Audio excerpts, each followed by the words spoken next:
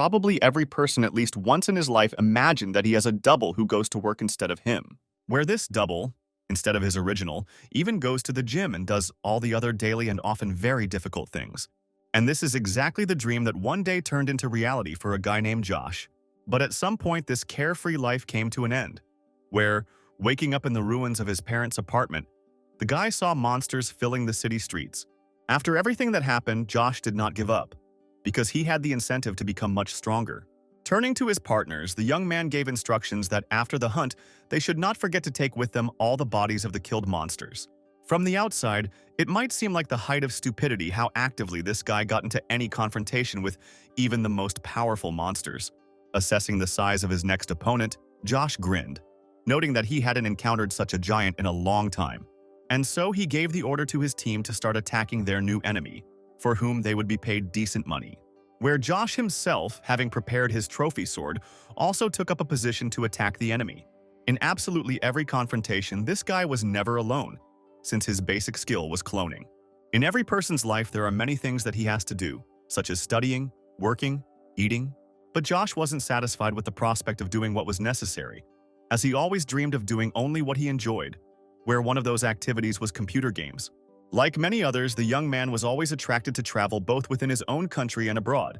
Another pleasant pastime was meeting with friends, which, as a rule, was always accompanied by drinking. Finally, Josh also dreamed of the most ordinary romance, in the form of an evening walk in the park in the company of a beautiful girl. The guy was not satisfied with the fact that a person can do only one thing that he likes, and therefore, he always dreamed of having two bodies. Near the center where the awakening of the basic skill was carried out, the number of people increased with each passing minute, where many have already begun to share with each other their impressions that they might get a better ability. Josh watched the whole thing without much interest, finding the whole thing extremely tedious and a waste of time. All he could think about was getting back home as quickly as possible to his usual activities like video games. And then the attention of everyone gathered was drawn to a man with a microphone who introduced himself as Blake Calderson, a Class A hunter, who was entrusted with leading the next awakening ceremony. The awakening program was once launched by the government and was aimed at giving people special skills. Having wished everyone present good luck, the man invited the first group to proceed to the portal through which they had to pass to begin the procedure. And so, one after another, the young people headed to the designated place where Josh was also in one of the lines. Without any enthusiasm, the guy noted that his turn was already approaching. Finally, he was already standing in front of the girl, who was joyfully greeting the next candidate for awakening abilities. Identity verification was carried out using special bracelets that every resident of the country had.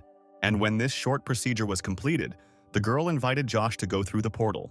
This was the boy's first experience of going through portals, and so when he approached, he froze for a moment, not daring to take the next step. His heart was beating faster than ever, but he had to act. And so the young man extended his hand into the blackness of the rift. At that very second, the system registered a new participant who did not even have time to realize how he found himself on the other side of the portal. Like many others who had passed through the portal, Josh looked around curiously. Observing the reactions of some of the other awakenings, the young man noticed that apparently he was not the only one who was not feeling very well. Here he saw how one of the girls, who also passed through the portal, was happy about receiving an incredibly strong skill for summoning a fire phoenix. At that very moment, men from all sides rushed up to the girl, introducing themselves as representatives of various hunting associations and vying with each other to hand her their business cards. And Josh, sitting on the floor, could only envy this luck with the awakening of such a strong skill. At some point, a young man approached the guy and asked how he was feeling. In response, the young man honestly stated that he was not feeling very well, which, according to his interlocutor, should soon pass. Next, Josh had to check what skill he had received, for which he opened the status window he received after logging into the system. The young man was very surprised by the interactive functionality of the system's tools, where a window appeared immediately as soon as he thought about viewing information about the acquired skill. The overall characteristics were so insignificant that the guy was even ashamed to look at them, and so he immediately switched to the acquired ability. And as soon as he saw that his skill was cloning, where at this stage of development the guy was able to create one clone, Josh immediately thought about how it could be used in everyday life. But his attention was again drawn to the young man standing next to him, to whom Josh explained that everything in his characteristics was very sad. After explaining that most awakened ones had stats below 1, The young man asked the newly awakened one what skill he had received. Deciding that there was absolutely nothing to hide, Josh immediately replied that his ability was to create a clone. But his interlocutor's reaction to this information was not particularly inspiring. And when Josh asked him what was going on, the young man explained that the man had once received the skill of cloning, where his clones were just an illusion and did not bring any benefit. This made the guy wonder if his clone would also be an illusion. Well, his interlocutor had already begun to console Josh, saying that it was better this way than to be left without abilities at all. Suddenly, the guy's attention was drawn to the noise behind him, where a whole crowd had gathered around another awakened person. The guy acquired incredible abilities, which he had already demonstrated to the committee, evaluating his potential. Finally upset, Josh asked his interlocutor about how he could leave this place, to which he explained that he first needed to register after waking up. A few minutes later, Josh was already in a device scanning his body. After leaving, he approached one of the company's employees to have a conversation. When he had entered all the data, he announced to the guy that all the registration data had been sent to the bracelet, which was the end of the awakening procedure. And now, Josh was already driving home, looking at his bracelet with interest and thinking that everything had gone much faster than he thought. As he approached the front door, the young man wondered what his new cloning ability might be. But as soon as he entered the room, all his attention was immediately drawn to what was happening on the screens. And so he sat and sorted through the artifacts and items he had obtained in the game, dividing them into useful ones and outright trash. When the gameplay tired the guy, he left his usual place and practically fell onto the bed. His thoughts revolved around the fact that he needed to pay for rent and education, which required finding some kind of job. And just as he was thinking that it would be really nice if someone did the work for him, at that very second the young man jumped up on the bed, remembering his ability. Deciding to test the skill, Josh stood up and positioned himself where there was some free space. And just as he thought about summoning his clone, at that very moment his body was surrounded by streams of mana, emitting a pleasant glow. Where this energy moved right in front of Josh, starting to form into some kind of dense clot. And then at some point the room was illuminated by an incredibly bright flash. And when the lighting returned to normal, the young man saw his exact copy right in front of him. Josh stared at himself in amazement for a while before finally deciding to ask him if he was really a clone. Without showing any emotion at all, Josh's copy confirmed that he was the clone he had summoned. Still not believing his eyes, the guy asked the clone if he could touch him, to which he agreed, calling his interlocutor Sir. Feeling a little awkward, Josh nevertheless touched the clone, immediately noticing that it was not an illusion. And then, finally, he noticed that his copy was standing completely naked, deciding that he needed to dress it up somehow. Soon the clone was dressed, and, answering the master's question, said that the latter simply had to give him orders.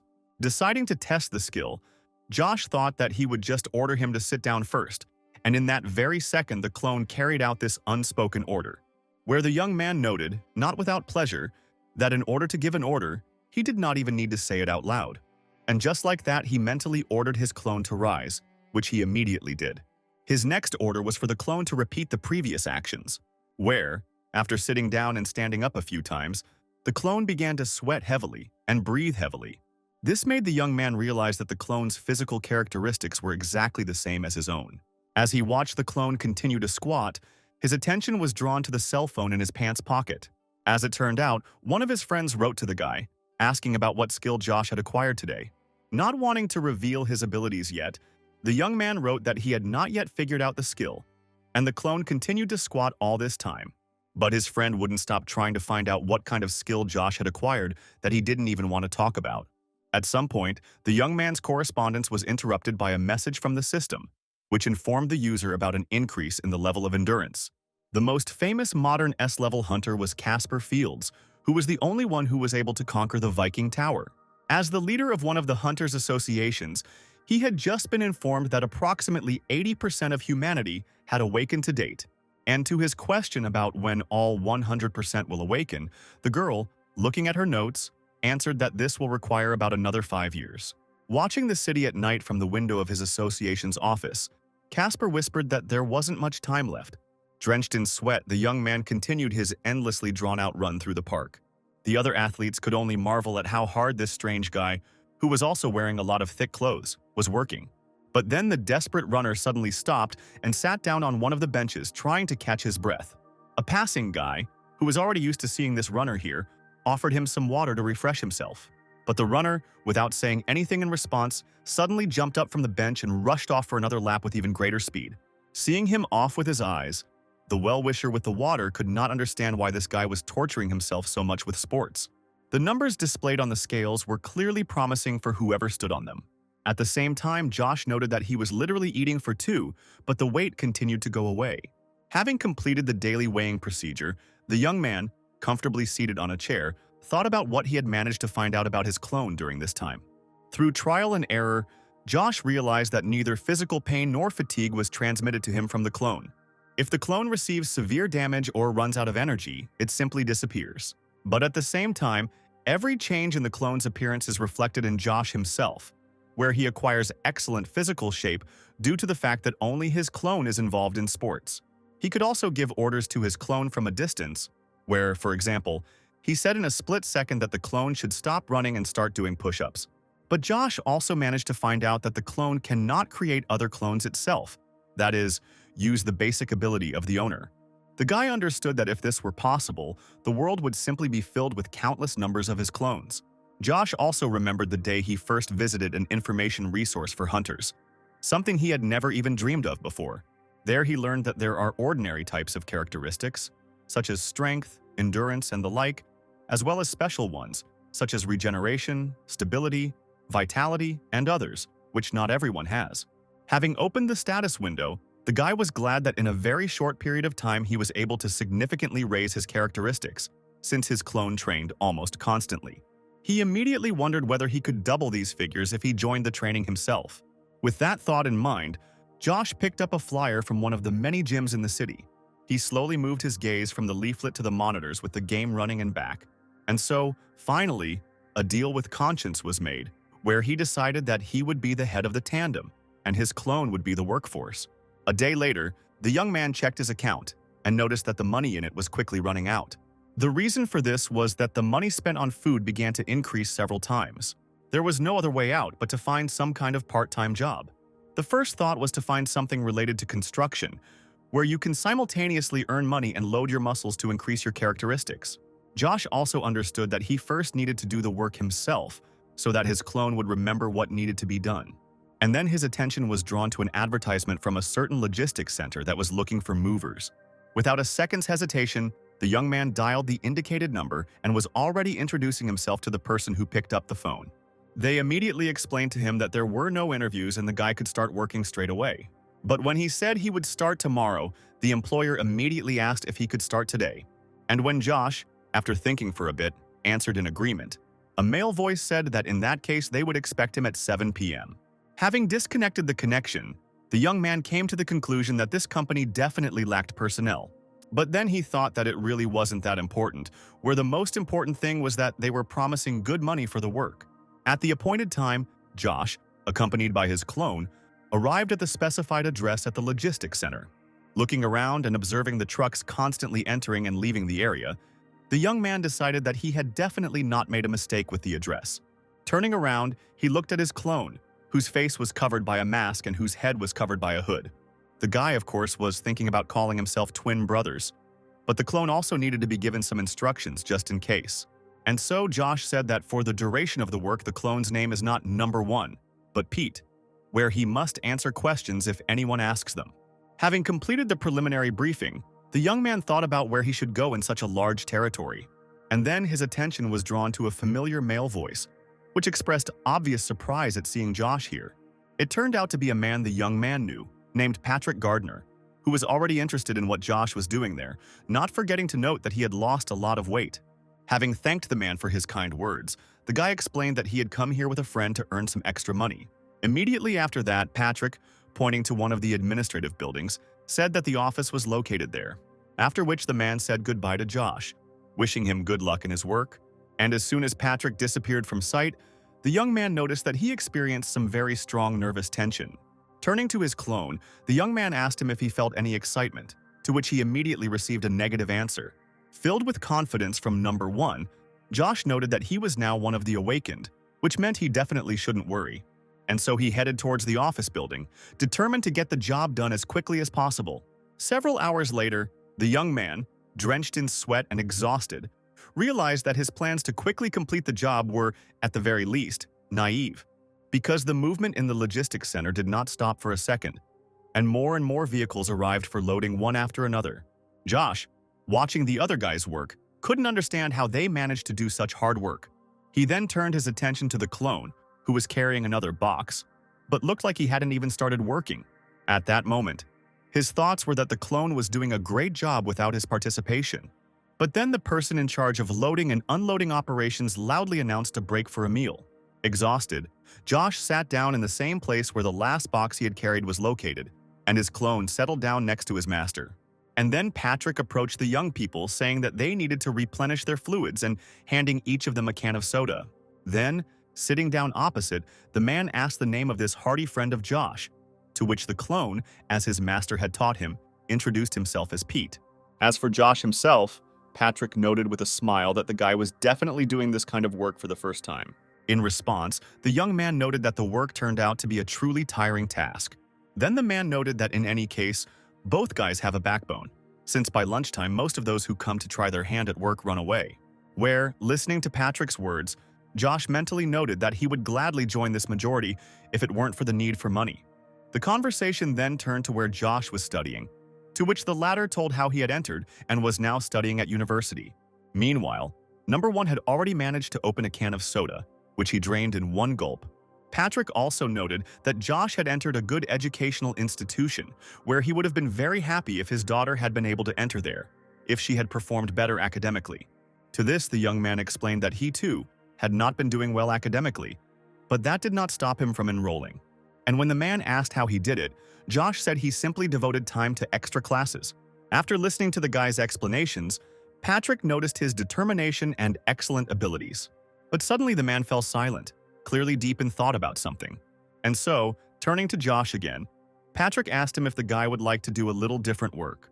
Without hiding his surprise, the young man asked his interlocutor to tell him what kind of work it was. And so, the man suggested to the guy that instead of carrying heavy things here, he become his daughter's tutor and prepare her for entering university. The young man was silent for a moment, considering this unexpected proposal. The decisive factor in his thoughts was the memory of how little money was left in his account.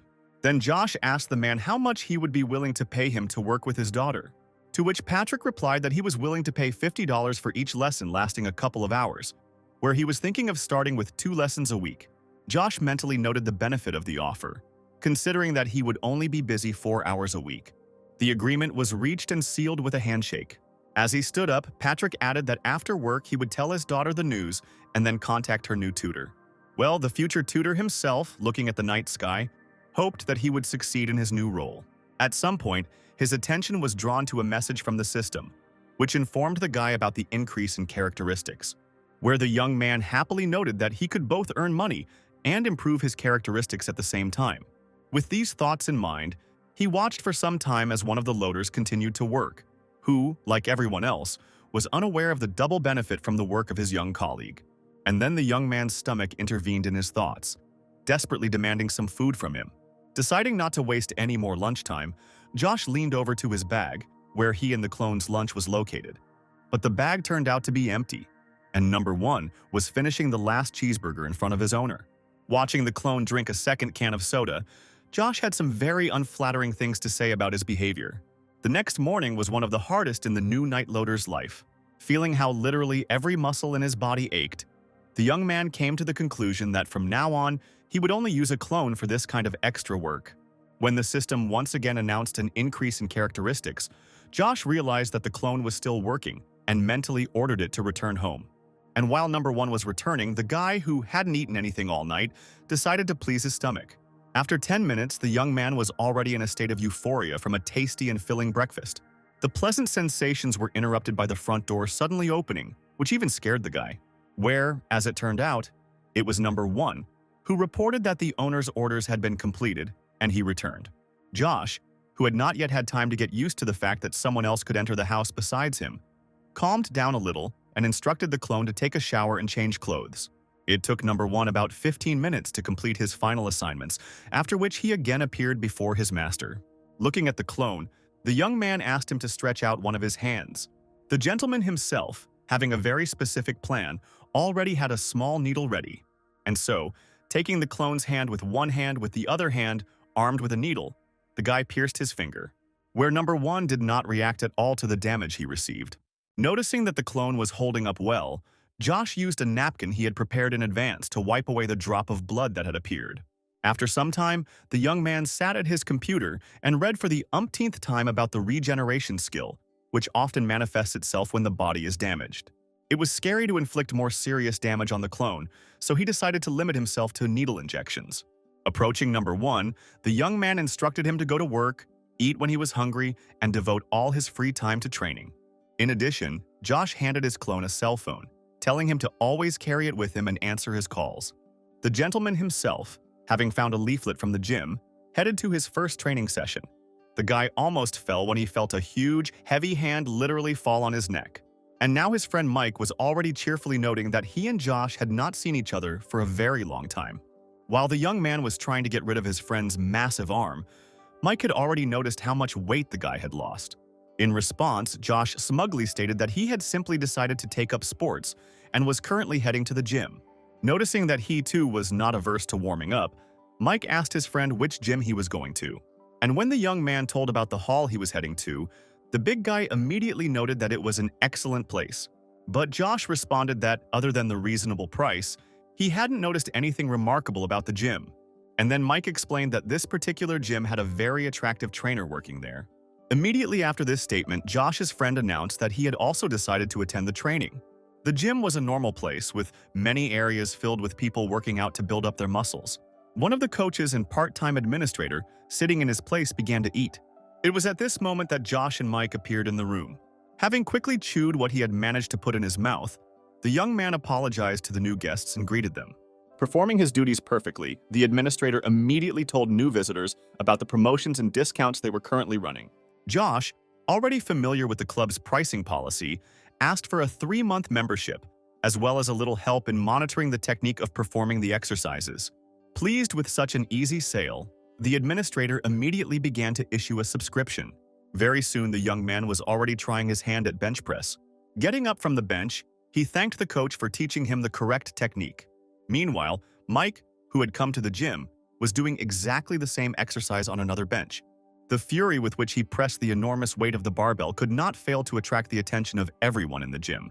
And so, leaving the projectile, the big guy assumed a sitting position, exhaling and showing off his huge arms.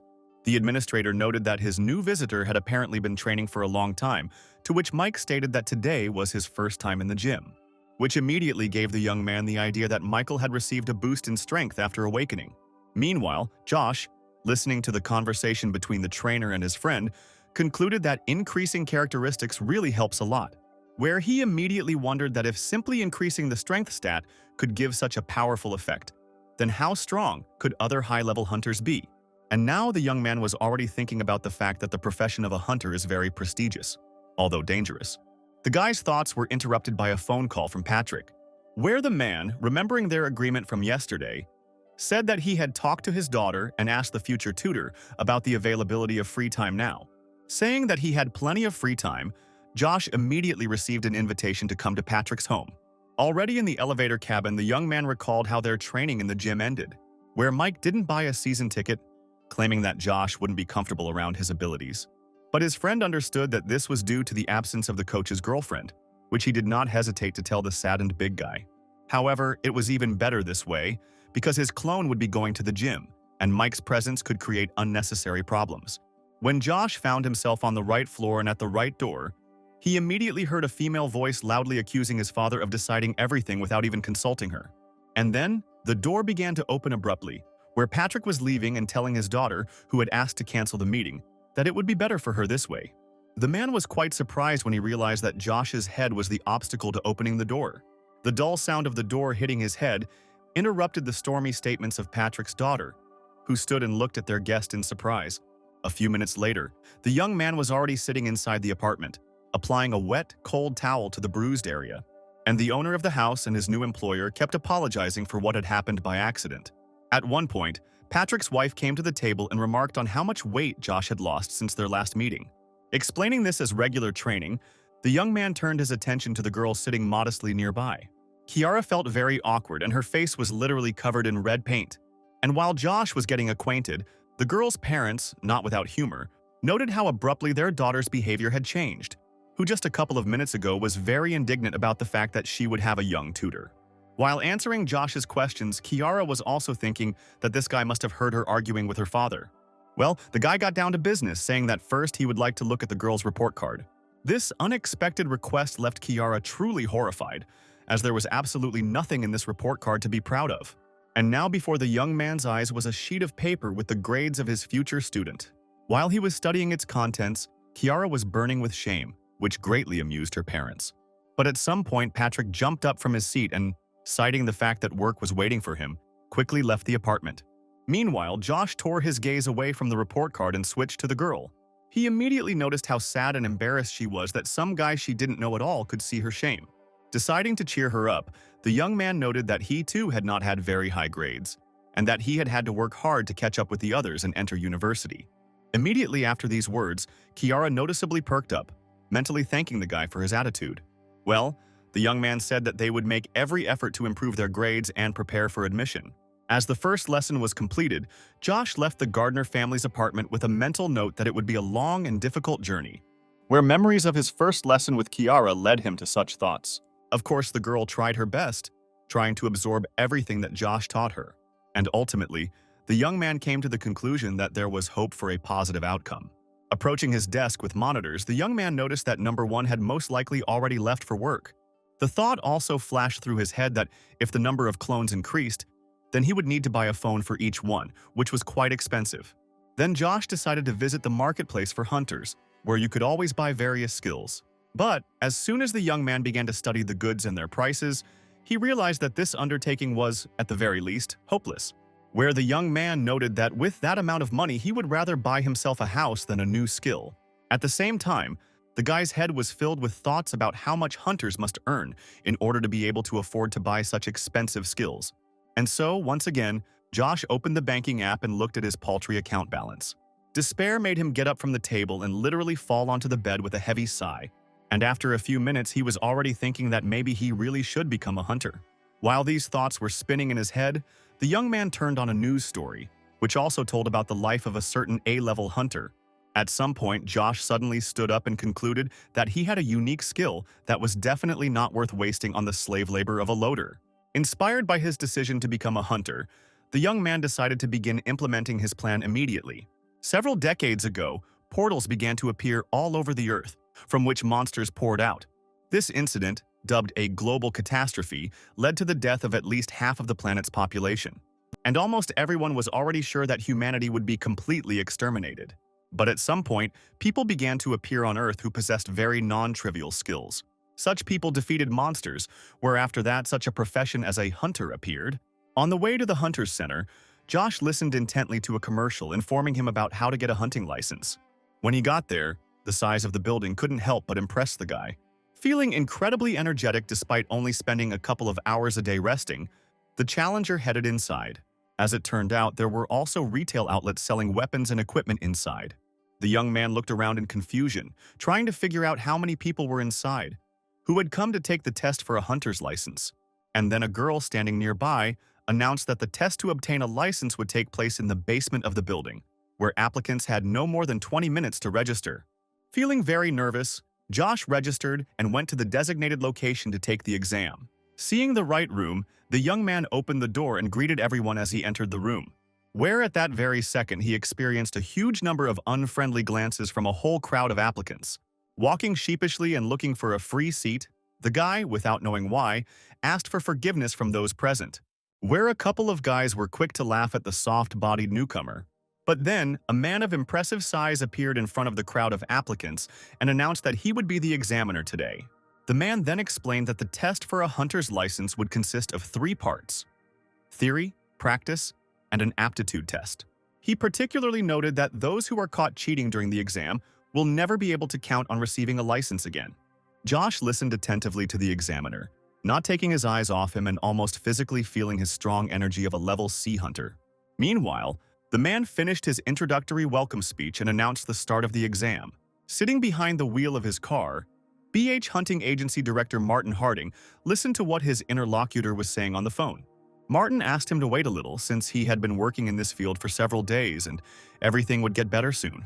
But the person on the other end of the line clearly did not share this optimistic mood, cursing and disconnecting the connection. Continuing to move, the man noted to himself that he had gotten off rather easily today. Only now, looking at the time, he remembered that the next exam for a hunter's license at the hunting center was ending very soon.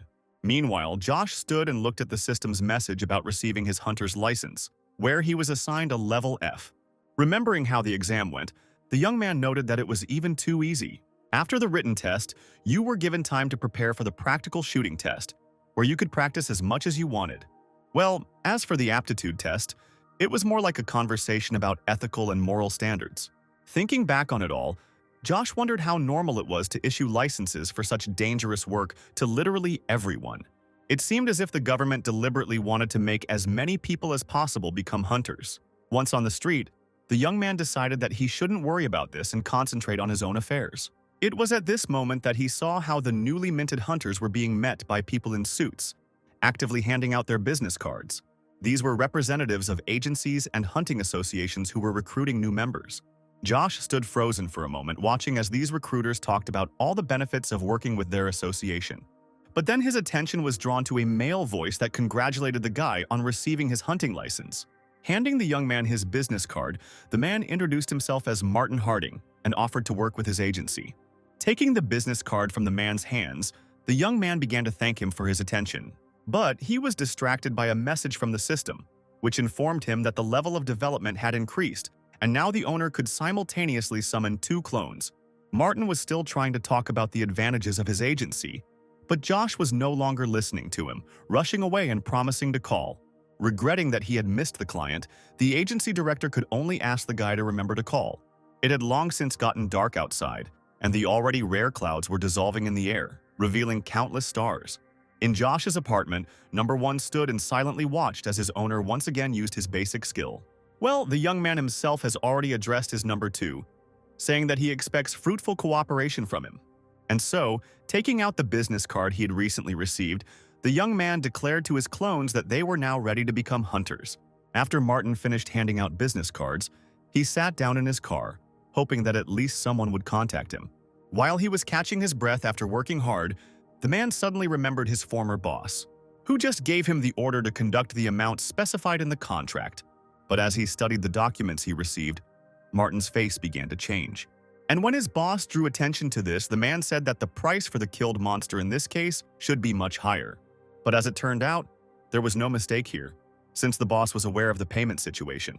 He told the stunned Martin that he had been working with them for a long time and should understand the whole situation perfectly well, where, having risen from his seat, the leader recommended that his subordinate simply not get involved in the internal affairs of the association. Listening to the words of this, as it turned out, not at all decent person, Martina began to be overcome with rage. And now, sitting in the passenger compartment of his car, he wondered whether he should have kept silent then, so as not to have to drag out this miserable existence now. These not very cheerful thoughts were interrupted by the ringtone of a mobile phone. After answering the call, Martin introduced himself to an invisible interlocutor who said that he would like to meet. Very soon, the head of the agency arrived at the cafe where he had arranged a meeting. Josh, sitting at the table, caught Martin's attention by waving his hand and saying that it was he who had called him. As he sat down at the table, the man apologized for being a little late, which didn't bother Josh much. Once the drinks were ordered, Martin got down to business by asking his interlocutor what basic skill he possessed, to which the young man, taking a sip of coffee, calmly stated that his skill was cloning. And as soon as Martin heard this word, his face immediately changed, since everyone had heard of such a skill of creating useless illusions. He looked at the guy who was sitting and drinking coffee, thinking that his skills would not help in any way in hunting. And so, finally, he took out papers from his briefcase, noting that the young man had excellent skills and offering to look over the contract. While Josh was reading, Martin began to tell him about the job, recommending slug hunting for a start, where it was completely safe and quite simple work. And when he told him that the guy wouldn't be able to stay in a place where slugs live for a long time due to specific conditions, Josh, photographing the contract, said that it wasn't a problem for him. Then Martin continued, telling about another safe area for hunting harehorns. The head of the agency also mentioned that there are areas with mutant rats, but it is difficult to guarantee safety there. As Josh finished studying the contract, He noted that he liked both hunting grounds and the attractive price for selling monster corpses and artifacts obtained. When the young man said he was ready to sign a contract, Martin asked him what hunting territory he would choose. Suddenly, someone came up to the table and, putting his personal seal on the contract, said that the man had misunderstood it, where he plans to hunt in each of the areas Martin just told him about. After exchanging pleasantries with the new candidate for the agency's hunter position, Martin asked about the young man's skills, to which the manager's interlocutor stated that his skill was cloning. Martin then asked the boy to demonstrate this skill in action. There were no problems with this, and the candidate for the position of hunter immediately activated his energy to use the skill. And then several exact copies of his interlocutor appeared in front of the man. Martin was deeply impressed by the demonstration of a skill that, when applied, opened up unimaginable possibilities. But at some point, all the clones created by the guy suddenly drew their swords, pointing them at the creator. Seeing such an unusual reaction from the clones, the man, to put it mildly, became worried, fearing what might happen next. And all his worst fears in one instant turned into reality, where the contender for the place of the hunter was pierced by several swords of his own clones. Realizing that he could be next, Martin urged the clones to remain calm, automatically shielding himself from a possible attack. But then the young man sitting in front of him, running his hand through the sword, declared that his clones were nothing more than an illusion, where the illusory clones he creates are incapable of causing any real harm, and their entire practical use is to distract attention so that he, a real person indistinguishable from them, can hit the target. After listening to all this and watching the clones disappear, Martin breathed a sigh of relief, saying that he had enough emotions for today. And now, sitting in a cafe and remembering all this, the man noticed that the previous cloning skill was definitely connected with illusions. However, the clone in front of him was able to pick up the contract sheets that he handed to him. Moreover, this guy calmly picked up the cup of coffee brought by the waiter and drank the drink, where he personally had never encountered such a skill, where a person was able to create a real clone and not an illusion. Still plagued by doubts, Martin suddenly declared that Josh and the guy sitting opposite him could very well just be twin brothers, where immediately after his words the young man burst into loud laughter. Turning to his clone, Josh noted that this was the first thing most would assume. But, turning his attention back to the head of the agency, the guy stated with absolute certainty that this was his clone, and he was real. He also added that he has another one, but now he works out in the gym. Martin was very surprised that the clones were able to do everything that a real person could do, including building muscle. And Josh added that if his clones become stronger, then his strength and other characteristics also increase. Listening to the guy, Martin was already beginning to understand that this guy, who was still at level F, had huge potential. His thoughts were interrupted by Josh, who had a very interesting question, where he was interested in whether there would be problems if the same person entered two different hunting grounds. His interlocutor confirmed that this could indeed be difficult, since strict control of visitors is carried out everywhere. These words greatly upset the guy, who had already become upset that he would not be able to extract double benefit. But Martin immediately added that he would talk to the Hunters Association, where, after demonstrating the skill, a solution should be found. Upon hearing about the demonstration, his interlocutor said that he needed time to restore his energy levels so that the demonstration could go smoothly. Then the head of the agency suggested meeting in a couple of days at the hunting center, after which Martin wanted to return to the question of signing the contract. But Josh interrupted him, noting that he had already put his stamp on it and had studied the details from the photo the clone had sent him. After these words, Martin suddenly rose very sharply from his seat, which even managed to frighten his interlocutor. But with the friendliest look, he extended his hand to him, saying that he would be very glad to cooperate with such a talented guy. Having responded with mutual politeness, the young man shook the hand of his interlocutor, and now a representative in the world of hunters. 2 days passed rather quickly, and Josh was already at the Hunters Center, looking around for the agency's leader. A familiar male voice came from somewhere behind the young man. Straightening his tie, Martin noted the punctuality of the guy, who arrived at the meeting even earlier than the appointed time. Josh noted that he had not known that the association was located in the hunting center, to which his interlocutor explained that most of its departments were located there. Martin invited the young man to follow him, and soon they were inside the building, where, as always, a storm of activity was in full swing. The young man with glasses asked Josh if he really wanted dual access to the hunting area, and when the guy explained that he had the skill of cloning, the association employee asked him to wait a little since the request was very unusual. And while the employee and his boss were looking for the dual access form, Josh was mentally noting that the situation was probably really rare. Soon the form was found, where upon its presentation to the young man, it was explained where he needed to go to demonstrate the skill. Both Josh and his companion were quite amazed at the amount of paperwork that had to be filled out. But they divided the duties, with Martin taking on the bureaucratic side and the young man having to demonstrate the skill. After leaving the agency manager, the young man arrived at the skill demonstration room, where he was met by a pretty girl. Without a second's hesitation, the guy gathered his fully restored energy and directed it to create a clone. And just a second later, his completely naked copy appeared in the room.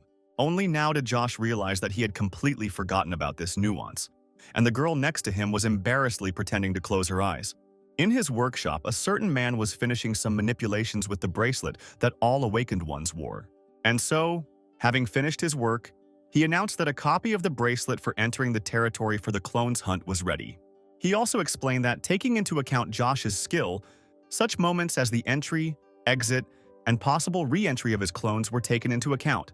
When the bracelet was handed over, the man noted that the young man had a very specific skill, something that had never been encountered before.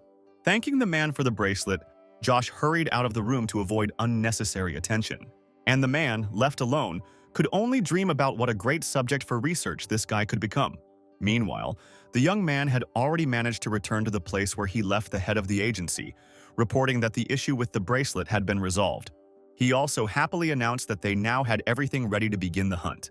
And when Martin asked him when he would like to start, Josh replied that he was completely free and ready to start right now. The next question was about the reason why the clone hides his face behind a mask, to which the guy explained that this is a measure aimed at preventing unnecessary attention. And while this simple dialogue was going on, the man was noticed from one of the upper floors. There stood the head of the Wolf Hunters Association, Norwood Atkinson, who was a little surprised to see Martin there. The head of the agency immediately heard this loud call in a voice that was long and very familiar to him, where, a second later, Norwood, jumping over the fence, landed noisily on the first floor. Josh stared intently at the man he immediately recognized as the leader of the wolves, who, straightening up, noted that he and Martin had not seen each other for a long time, where he did not know that he was still hanging around in the world of hunters. Meanwhile, the young man, looking up, was amazed at the strength of this man, for whom jumping from a height of several floors is a common thing. However, Martin himself was clearly not very happy to see his old acquaintance, where he greeted him through clenched teeth, addressing him as before as you. But such a polite form of address only made Norwood laugh. Having finished laughing, the man turned his attention to the guy standing next to Martin, asking who he was, to which the head of the agency explained that this was one of those who cooperated with his company. Norwood cast a contemptuous glance at this modest youth, where he immediately noted that this hunter most likely only has an F level, after which the man laughed again, saying that the one who worked at level B had dropped to level F, and now he was completely unable to restrain his emotions, declaring that he simply did not believe that Martin was supervising some level F, and in such ridiculous clothes. Such behavior of the former boss could not help but touch the man, where he had already clenched his teeth and prepared for a violent confrontation. However, the agency leader's impulse was stopped by Josh's hand, which landed on the man's shoulder. Norwood, seeing the way the boy stepped forward, assumed that he clearly had something to say. And the young man suddenly smiled and said that he was simply flattered that he was able to meet and talk with the head of the most famous association of hunters. After what was said, Norwood could not help but notice that the guy talking to him was very smart. And Josh immediately added that the Wolves Association is known for monopolizing hunting grounds, prohibiting hunting and stealing from hunters what they have honestly earned. The head of the association did not expect to hear such frankness, despite the fact that it was all true. Well, the young man continued to smile, saying that now he didn't know what to do at this meeting. As if stretching his neck after being in one position for a long time, Norwood noted that Josh was a brave young man. And suddenly, in an instant, he found himself behind him, noting that such a daredevil must have skills to match his character. But further conversation was interrupted by one of Norwood's assistants, who attracted his attention.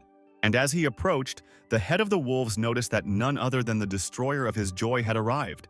Having told the guy that they were done for today, the man headed towards his assistant. At some point, Norwood turned around and asked the guy what his new acquaintance's name was, to which Josh replied that given his interlocutor's capabilities, he would definitely be able to find out his name on his own. Turning around again, the head of the Volkovs noted that he had met a funny guy, after which he said goodbye to Martin until next time. And now he was listening to lectures from his assistant, who called such behavior of the boss in the association building unacceptable. Well, Josh, his clone and Martin were soon already sitting in the latter's car. The first to break the silence inside the car was Martin, who thanked the guy for his intervention in the situation. To which the young man replied that in any case he could not simply stand and watch what was happening. The agency's head then asked if Josh knew about his previous relationship with the wolves, and the young man explained that he learned this information when he learned about the VN agency, where, during the study of information, he managed to find some rumors according to which Martin was expelled from the Wolves Association. Now the man understood why no one had worked with him for such a long time. But then a new question formed in his mind, where he did not understand how the guy, with such information, decided to work with him at all. To which Josh immediately openly stated that the deciding factor was the pay rate offered by the agency. But after a few seconds, the young man added that he had a feeling that he could trust Martin. This statement from a practically stranger caused the man great surprise. The young man made titanic efforts to rise again after squatting with a barbell. And everyone who saw his efforts never ceased to be amazed at how he could even endure such a training regimen. The same trainer who Mike had missed the last time, who appeared in the gym, noted to her colleague that such training was dangerous for the guy. To which her interlocutor said that he tried to talk about this with the client, but he did not answer. Meanwhile, the clone received a message where Josh ordered him to finish training, take a shower, and wait outside at the entrance to the gym. As usual, pouring the entire contents of the container into himself at once, the clone headed to the shower. And the coaches watching him were ready to thank all the gods that the danger to this guy's health had passed. The tunnel where the hunt took place was literally teeming with slugs. Using his simple tool, the hunter destroyed one of these not-so-pleasant creatures, after which, using special equipment, he placed the remaining substance into a container behind his back. Deciding that this was enough for now, the hunter turned around and walked towards the portal, through which he returned to his world. Taking the gas mask off his face, the young man breathed in normal air with relief. And now, Josh was already telling Martin about his feelings and impressions from this first hunt in his life. And his interlocutor noted that almost no one goes to this place for hunting, despite the fact that it is extremely safe. And the young man immediately understood the reason why he himself would not have been able to hold out for long in the conditions of the tunnel with slugs. He then looked at the container, which was only half full, noting that it was simply impossible to hold out all the time to fill it completely. Martin casually noted that if you buy good equipment, you can hold out much longer. To which Josh skeptically stated that with any equipment, he would not be able to last there longer than 2 hours. But the situation would change radically if his number 2 went hunting instead of him. And now the clone has already begun to change into the outfit of a hunter for the substance from slugs. Soon, Josh was already seeing off one of his clones, who went to earn money for his owner. And as soon as number 2 disappeared from view, the young man suggested that Martin drive to the field with the hair horns. Turning around, Josh wanted to tell number 1 to follow him, but he found him completely absent, where, at that very second, the guy remembered that he still hadn't picked up his first clone from the gym. All this time, number 1, following the master's instructions, stood at the entrance to the hall. And then, finally, he heard a familiar voice that ordered him to quickly get into the car. As Martin was delivering his hunter to the next territory, he asked the young man why he called the clones numbers, to which Josh explained that he would simply get confused if he started giving them names, and his interlocutor agreed with this argument, finding it reasonable to assign numbers to the clones. Then the young man started talking about how hare hunting is carried out, where he heard about the need to use firearms. And when Martin confirmed this, the guy said that in that case he would need to buy a couple of guns. To this, Martin replied that, in extreme cases, weapons could be rented directly on the hunting grounds. But over time, he still recommends acquiring your own equipment, since rented weapons can only be used on hunting grounds. Soon, Josh, lost in thought about how much the outfit might cost him, heard a series of loud bangs. And when he asked what that sound was, Martin explained that they had simply arrived at the location. This was a protected area for hunting hares. Life was in full swing everywhere, created not only by hunters but also by numerous military personnel. As soon as Josh left the car, he immediately noticed that this area was not even close to slug territory. And Martin remembered that it was in this territory that a monster breakthrough had occurred long ago. Hearing the words of the agency's director, the young man remembered that he had already heard or read about this somewhere. Usually monsters can't pass through the portal, but sometimes they somehow manage to do it, which people call a breakthrough. The young man was already heading towards the entrance, and Martin continued to talk about how most of the high-ranking monsters that had broken through to the ground were destroyed, and the remaining E and F level monsters were a real find for the hunters. But Josh was more surprised that no one complained about the unbearable noise this place created. Quite soon, Martin and his companion found themselves inside, where life was in full swing no less than outside. Pointing to the weapons department, the man explained to the boy that he could rent all the necessary equipment there.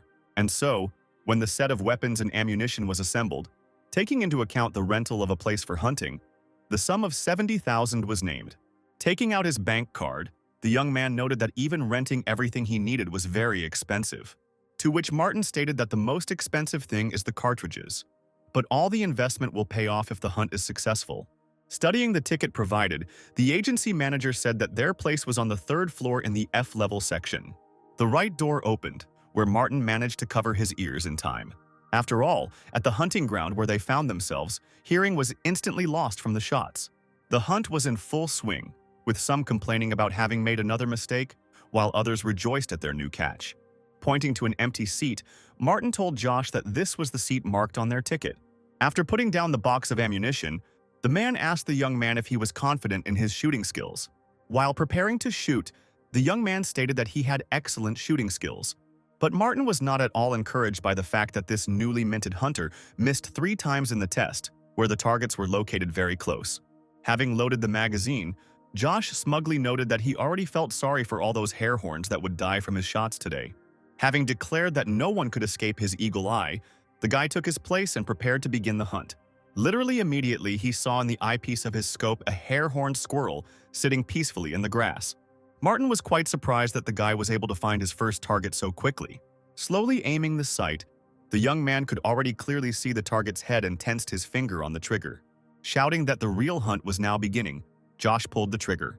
After some time, the guy sat and convulsively clutched his head with his hands, mentally concluding that he had not been able to hit a single target. Not far from him sat number 1. Bored. Watching his master grow more and more desperate, Josh remembered how he took aim, where the hair horn was exactly in the bullet's trajectory. But at the very last moment, this nimble little monster managed to dodge the shot. Martin, who was watching the extremely unsuccessful hunt, at some point said that it was too late, leaving the hunting grounds. Looking into the blackness of the forest, the young man noticed that he could not even cover the costs of renting weapons and ammunition. Deciding that he had had enough for today, Josh attracted the attention of his clone, where he instructed him to stay here and shoot at the hair horns, and in case of a hit, to get their bodies with a harpoon. If hit, the clone had to send a +1 message, and if it ran out of ammo, it just had to call.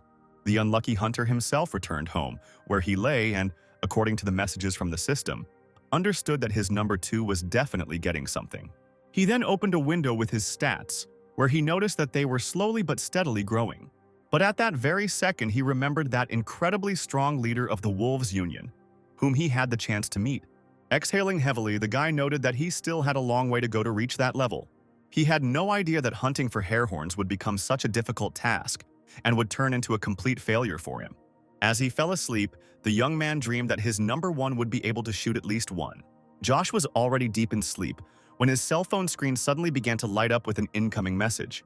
The next morning, Martin was in his office, looking mysteriously in the direction where the sun was rising.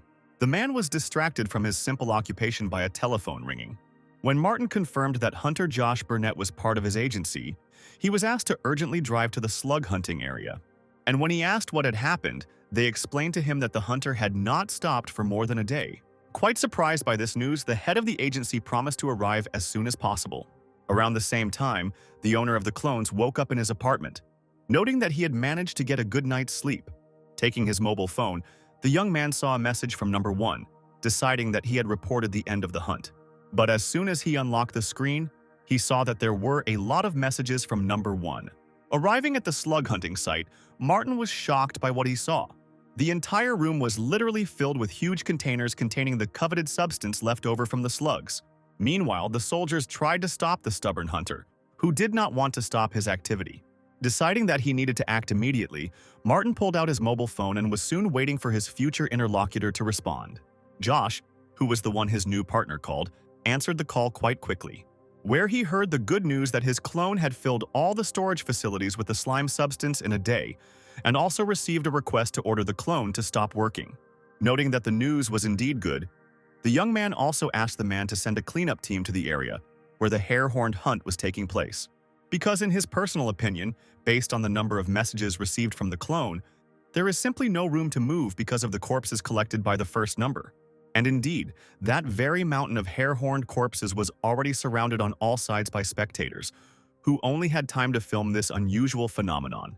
People couldn't believe that this young man had caught such a huge amount of prey all by himself. Representatives of various agencies and hunting associations also did not stand aside, where several men in expensive suits were already trying to hand Josh's clone their business cards. But number one, who had not been given orders to take business cards, did not react in any way to the people approaching him. One of the representatives of the Hunters Association decided that this hunter was testing his endurance in this way, freezing in place and deciding to wait. But then a colleague from another association called out to him, saying that nothing would come of this, where, against the background of their numerous other colleagues, the young man noticed that they had already tried to communicate with this guy in different ways, but he did not react to them at all. The last person who tried his luck at handing over a business card to a marksman was surprised by what representatives of the most prestigious associations told him. While he continued to clarify some circumstances, Josh appeared next to the shooter, who pulled his hood over himself so as not to attract unnecessary attention. Having placed a small box next to the clone, the young man instructed him to continue hunting for the hair horns. Where in this box were the ammunition that number one had run out of? Stepping aside, the guy thanked his clone for the excellent job he had done. Well, number one had already managed to load a clip, getting ready to continue the hunt, where everyone around, noticing his activity, were quite surprised that after such a hard night this hunter decided to continue his work. Calling each other to be quiet and taking out their mobile phones to film, people watched the continuation of a new, unprecedented hunt. Josh's thoughts were that he underestimated the capabilities of his clones, who receive 50% of his abilities. After all, if you think logically, then with half his abilities, these guys should be half as strong as him. The young man was so deep in his thoughts that the female voice calling him teacher literally made the guy jump on the spot. Looking into Josh's face, Kiara asked him what had made the boy so deep in thought. Without answering the question and apologizing for the delay, the young man handed the girl a notebook, noting that she had significantly improved her skills since their last meeting. And only after that did the young man say that he had recently visited the hunting area and was now thinking that everything had gone much better than he could have imagined. Kiara was very surprised when her teacher actually admitted that he was also a hunter, and the girl reproached him for not telling her about this earlier. The student immediately took out her mobile phone and asked the guy if he knew the new eagle-eyed internet star. Seeing the number one on the video, Josh tried his best to act surprised, asking who it was. To which Kiara, stopping the recording on a mountain of corpses, explained that this guy is a new record holder who has already killed more than 200 hair horns. Many people approached him asking various questions, offering to join associations, but he did not utter a word in response. But when asked what his name was, this hunter stated that he was simply Eagle Eye. The young man, listening to the girl's story and watching the events on video, was simply shocked. And Kiara, without looking up from her phone, suddenly announced that she also dreams of becoming a hunter. Taking advantage of the moment to change the subject, Josh asked if his interlocutor had woken up and received her license, to which she responded positively, saying that she was simply afraid to go alone into the territory to hunt. The girl also decided to take advantage of the situation and asked her teacher if he would take her hunting with him if she passed the exam well. The young man, who had not expected such a question, said in confusion that if he got excellent grades, he would be able to take her with him. This answer made the girl very happy, and her interlocutor added that he already knew of some completely safe areas for hunting. After listening to her teacher, Kiara, holding out her little finger to him, asked him to give her a real promise. Looking at the happy and cheerful girl, Josh connected his little finger with hers, after which his student added that having made a promise, he cannot refuse the offer or deceive. Having finished his lesson for the day, the young man left the room, where he met his student's mother in the kitchen. Kiara listened with interest as her mother asked questions about her daughter's progress, while Josh only had time to talk about how hard she was trying. Kiara's mom offered the guy to stay and have dinner with them, but Josh refused, citing his busy schedule. Feeling the most joyful emotions from the way her tutor spoke about her, and in anticipation of the next meeting, the girl threw herself onto the bed into the arms of her rather large teddy bear. Having created an energy ball and staring into it, the girl was already looking forward to how she and Josh would go hunting together. Remembering the boy's face, Kiara mentally noted that at first she had strongly opposed her father's idea of tutoring. But time has shown that Josh is a very kind and sweet guy, who also explains everything very clearly. The girl also couldn't help but notice that her teacher had a very attractive appearance. However, it was already late, and so the girl decided to study a little more before going to bed. Arriving at the hair-horned hunt site, Josh's only thought was whether the cleanup team had managed to remove all the bodies. Martin, who was on site, was pleasantly surprised when he saw his hunter. Walking a little further, Josh greeted the head of the agency, next to whom stood today's hero. Martin explained that he had come here personally to supervise the collection process. Of course, he had had to call out cleanup teams many times, but for the first time in his practice, he had to call out a huge number of people for collection, where the prey count has now been completed, and the total count is over 300 hair horns. Martin also added that he had already sent the guy information about his income, where Josh did not hear the incoming message because the sound was turned off. The guy was extremely surprised when he took out his phone and saw that he had almost $500,000 in his account. The young man approached his employer and asked why the amount was more than he expected, to which Martin responded that Josh's actual level was clearly above F, and so he revised his percentage slightly. The young man was pleasantly surprised by this attitude on the part of his agent and thanked him for his attention. Here the company's attention was drawn to a not very friendly male voice. Pointing his finger at the clone, one of the local hunters asked Martin if he was this guy's agent. Sensing the man's ill temper, the agency's director tensed up, but nevertheless confirmed the guy's affiliation with his office, asking the visitor who he was.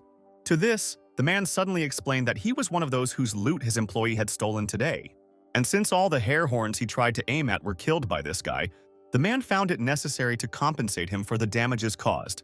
And while Martin quietly told Josh that they seemed to have ended up in a bad place, the latter was surprised that there were such strange characters among the hunters. After hearing all this, the young man became lost in thought for a while. But after a few seconds, he told his agent that he had an idea. Well, the impudent fellow, who was beginning to feel his superiority, suddenly softened his tone, saying that he also had a conscience, and therefore he was ready to agree to 10% of the profit.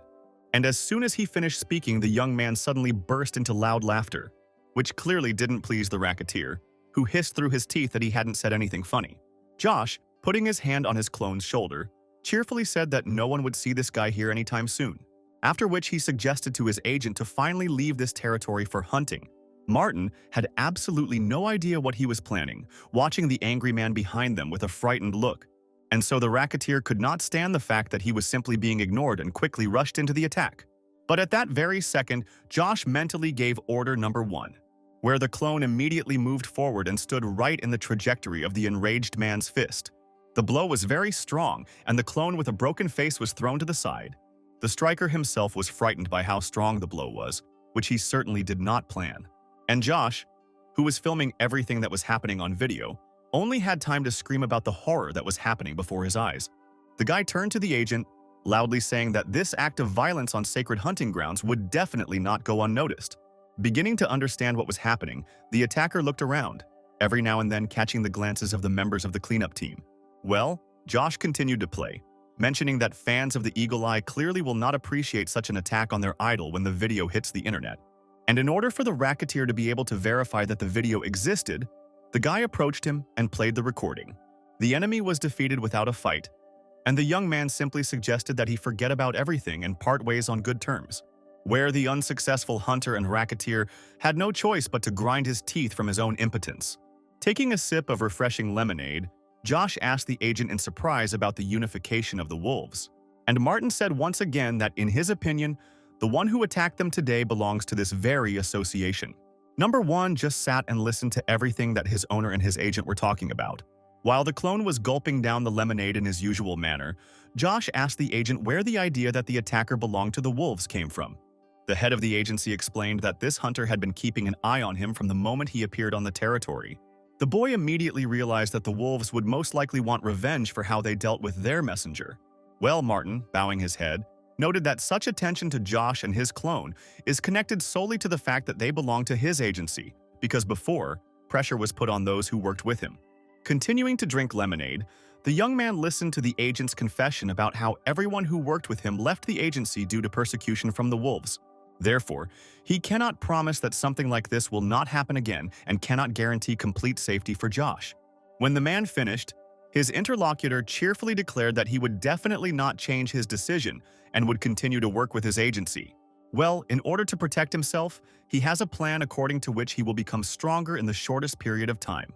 The young man spent the next 10 to 15 minutes informing his agent about how he planned to become stronger. When Josh finished sharing his plans, he asked his agent what he thought about it. Trying to wrap his head around everything the guy had just told him, Martin noted that he had never thought about anything like that. Immediately after this, he took out his notebook and, making a note, told the young man the time. Tomorrow afternoon. Where their meeting was to take place in a specialized store for hunters. Of course, trade in weapons, armor, and other items appeared with the advent of hunters. But very soon this trade grew into entire specialized huge supermarkets. It was in a supermarket like this that Josh finished dressing up in combat gear, where the salesman watching him noted that this armor guaranteed protection against E-level monsters. The young man noted that the protection was quite light and very comfortable. Having taken out a knife, the guy also added that in connection with his intention to master firearms, an ordinary knife would be more than enough as a bladed weapon.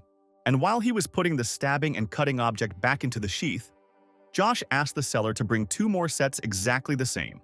Once the gear shopping was complete, the hunter and his agent continued their journey through the maze of the shopping center. When asked by Martin, the young man confirmed that he still wanted to acquire the unifying skill. Noticing a section selling skill balls, they went inside and began searching for the skill they needed. At some point, Josh happily announced that he had found the ball with the skill he was looking for. But as soon as the young man saw the price for the item with the skill, he literally grabbed his head. He had no choice but to turn to his agent and ask for an advance payment. Looking at his account, Martin said he could lend the guy some money. This was good news, since taking into account my own earnings, a sufficient amount had been collected. And looking at the treasured skill ball, Josh noted that if his plan succeeded, all investments would pay off handsomely. After some time, the young man was already in his apartment, where he was studying the instructions for using the skill ball with interest. There were 2 options for activating the item, where you could either pour your mana into the ball, or for those who do not know how to control mana, simply turn on the ball while maintaining its contact with the body. Right there, Josh discovered a small remote control to turn on the skill ball. The guy didn't yet know how to control his mana, and so he preferred to use the second method, stretching his hand towards the ball. And as soon as he touched the ball and pressed the activation button, the room was immediately filled with the brightest glow. The flash was short, after which Josh discovered that the orb was gone, and the system announced the addition of a new fusion skill. Not yet fully understanding what had happened, the young man was quite surprised that the ball seemed to dissolve into thin air. Picking himself up from the floor, the hunter with his new skill ordered both of his clones to come to him. Having already managed to don their new gear, numbers 1 and 2 immediately carried out the order. Looking at his subordinates, who were specially dressed in a way that made them easy to identify, Josh happily announced that it was time to begin. When they were sitting with Martin in a cafe, the young man asked him how he was finding the results of today's hunt. To which the agent, of course, stated that he had never seen such results before and that it was simply amazing. After which, Josh noted that the clones only had half of his true abilities, despite the fact that he himself was unable to shoot even one. Then the young man remembered how he had instructed the clone to expose himself to the attack of that racketeer, where after that he suggested that if he had ordered it, that guy's clone would certainly have been able to teach him a good lesson. After listening to his interlocutor, Martin concluded that despite their lower performance compared to the owner, clones can use their abilities better. The correctness of this guess was immediately confirmed by the owner of the clones, and in order to take advantage of this clear advantage, he will need to do something.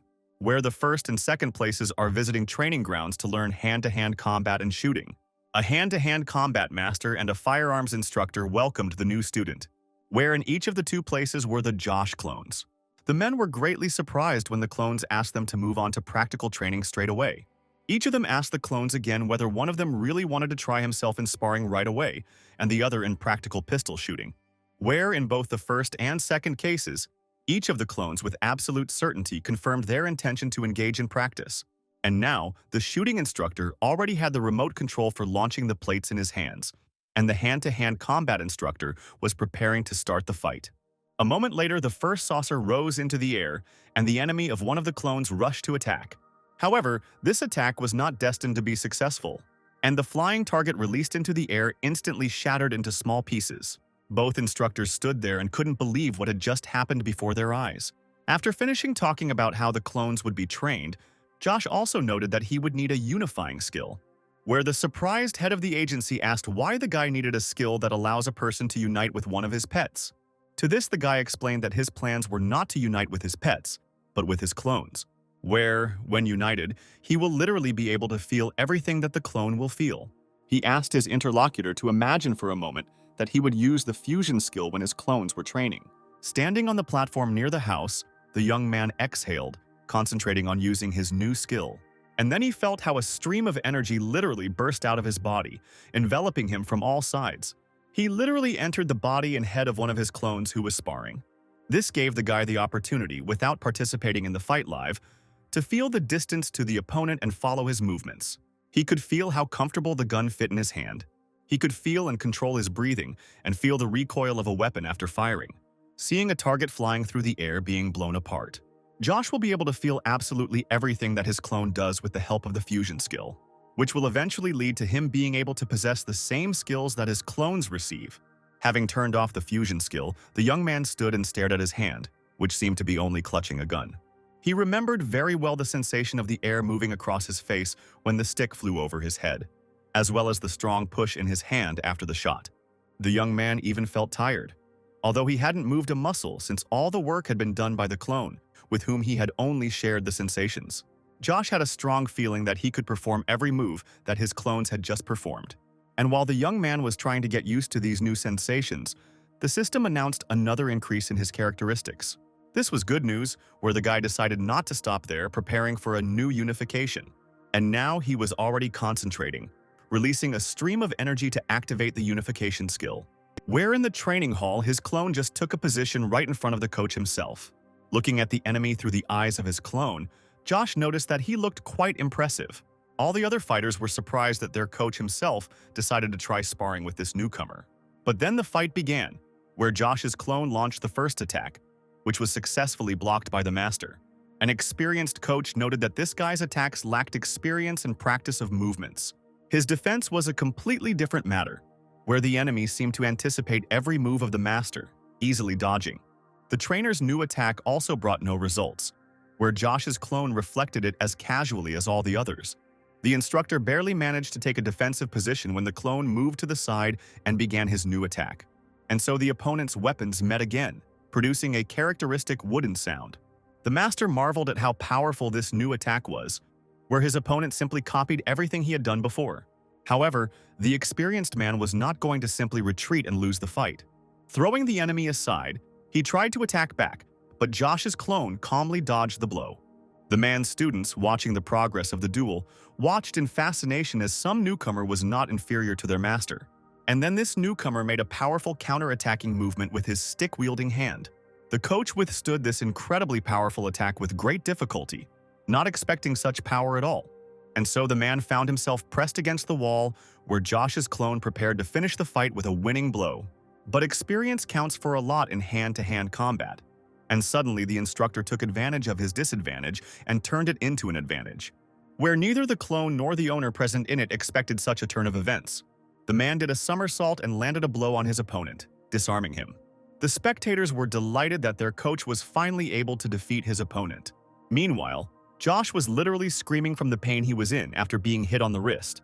The instructor standing opposite him noted that his opponent was quite good, after which he asked if he would like to try his hand again in the next round. Having recovered a little from the damage he received, Josh asked his clone how he felt and whether he could continue. Without answering, Number 1 suddenly soared into the air, repeating his own movement before the astonished eyes of the trainer, which could not leave anyone in the hall indifferent. Josh himself was very glad that his protege was okay and ready to continue the fight. Well, the clone, picking up his weapon from the floor and straightening up, told the trainer that he was ready to fight again. The man liked the guy's enthusiasm and immediately agreed to continue their fight. Josh decided to leave the first number and switch to his second clone. Watching another plate fly through the air, the man, preparing to reload his gun, proudly asked his girlfriend if she had seen his latest brilliant shot. Naturally, the girl was immensely impressed by her boyfriend's shooting abilities. No one even suspected that all the targets that ended up in the air were hit by number 2.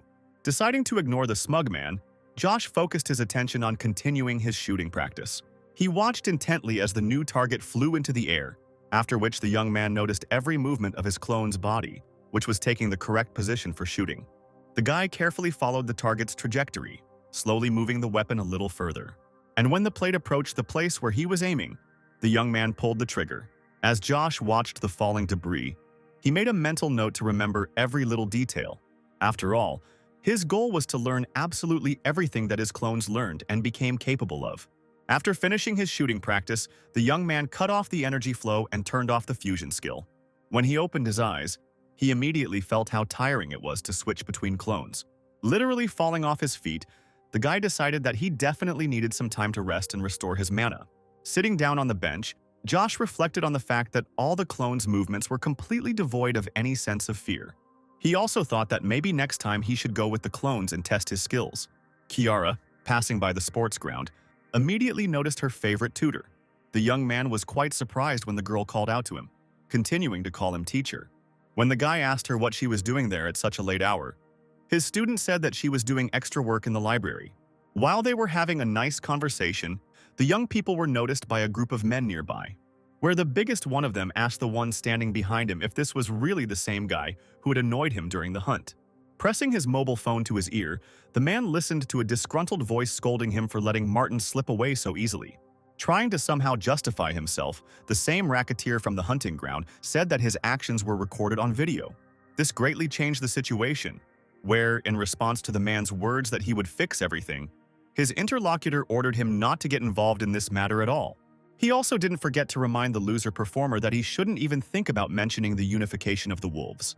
And when the conversation was over, the man, not hiding his rage, threw his phone against the wall with all his might. And when the communication device bounced off and fell on the grass, he, splashing out his anger, began to kick it.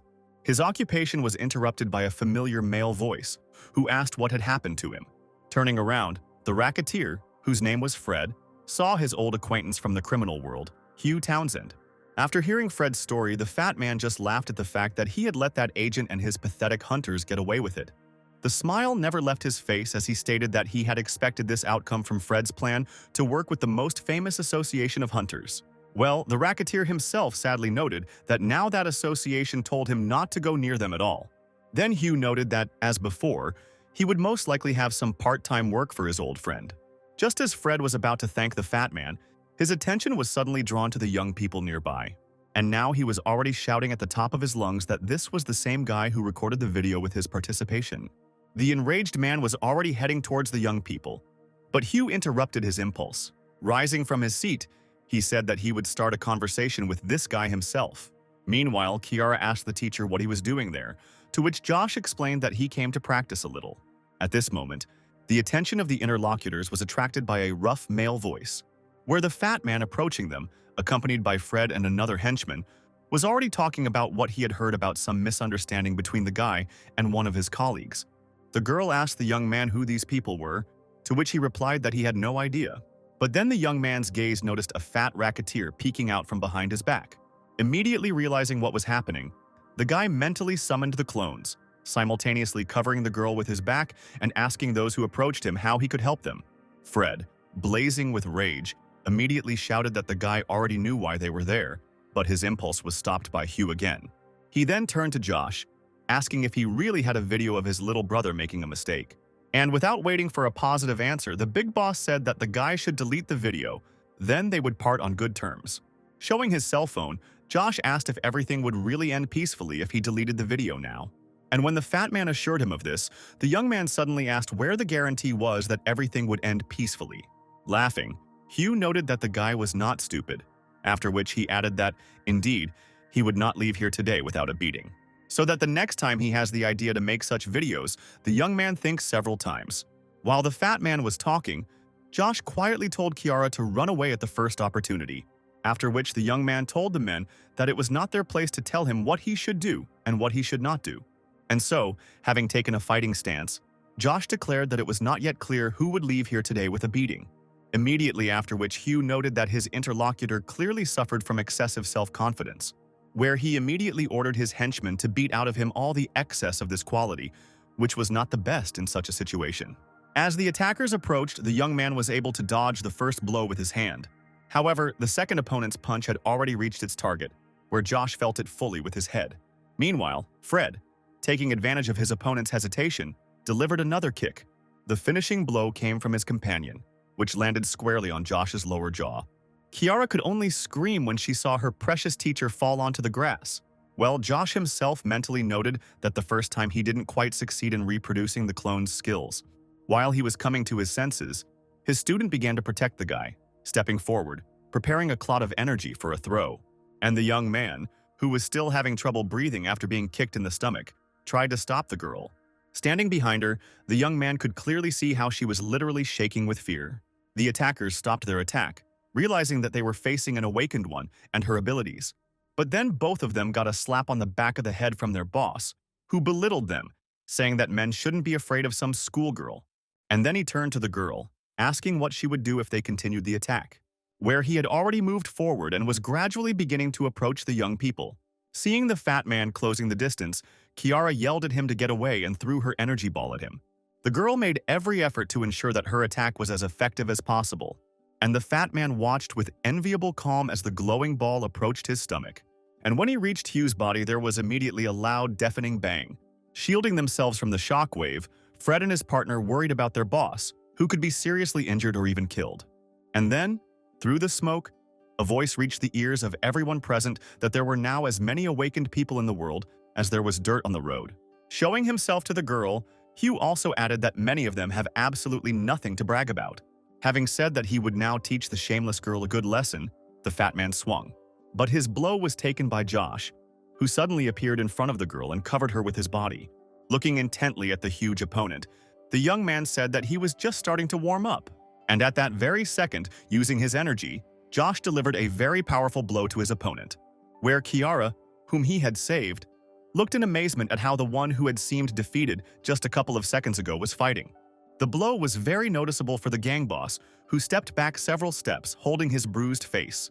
Well, Josh was already prepared to face his second opponent, Fred. Watching the man's movements, the young man came to understand that it was not enough to simply copy what his clones did, where first of all he must constantly monitor what his opponent is doing. After dodging all of Fred's attacks, the young man finally moved on to the skills he had learned from the clones. He dealt his opponent an incredible blow to the head with his hand. As Fred's body fell to the grass, the boy noticed a new attack, realizing that he would not be fast enough to avoid it or block it somehow.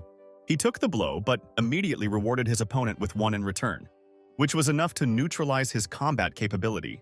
But then Hugh, who had come a little after receiving the blow, became a little more active and said that until the very end he doubted whether it was worth hitting someone who didn't know how to fight. Josh mentally noted that he still felt the pain from the fat man's blow. Of course, he was able to withstand that attack, but apparently this man has a skill related to increasing strength. There was only one way out. Don't let this thug hit his body. And now Hugh was already starting to gain speed in order to literally wipe the impudent boy into dust. But Josh deftly got out of the way of his movement, simultaneously delivering a good uppercut to his opponent's jaw, where the first blow was immediately followed by a second one, which landed on Hugh's right cheekbone. The fat man became increasingly angry, advancing on the guy and hurling curses at him. But the young man again dodged the attack and immediately counterattacked, thinking that the enemy needed to be knocked out as quickly as possible. Hugh's next attempt to get the guy was unsuccessful, but a new uppercut from Josh shook his opponent's jaw again. All this drove the guy's opponent to the extreme degree of rage. Clearly using his inhuman strength activation skill, the fat man once again rushed into the attack. Noticing that his opponent had taken a good swing, Josh knew that he couldn't get hit by this blow, and then he felt someone's hand grab his leg. It was one of his opponents, who was slowly beginning to come to his senses after the confrontation with the guy. Josh instantly realized that he definitely wouldn't be able to escape this blow.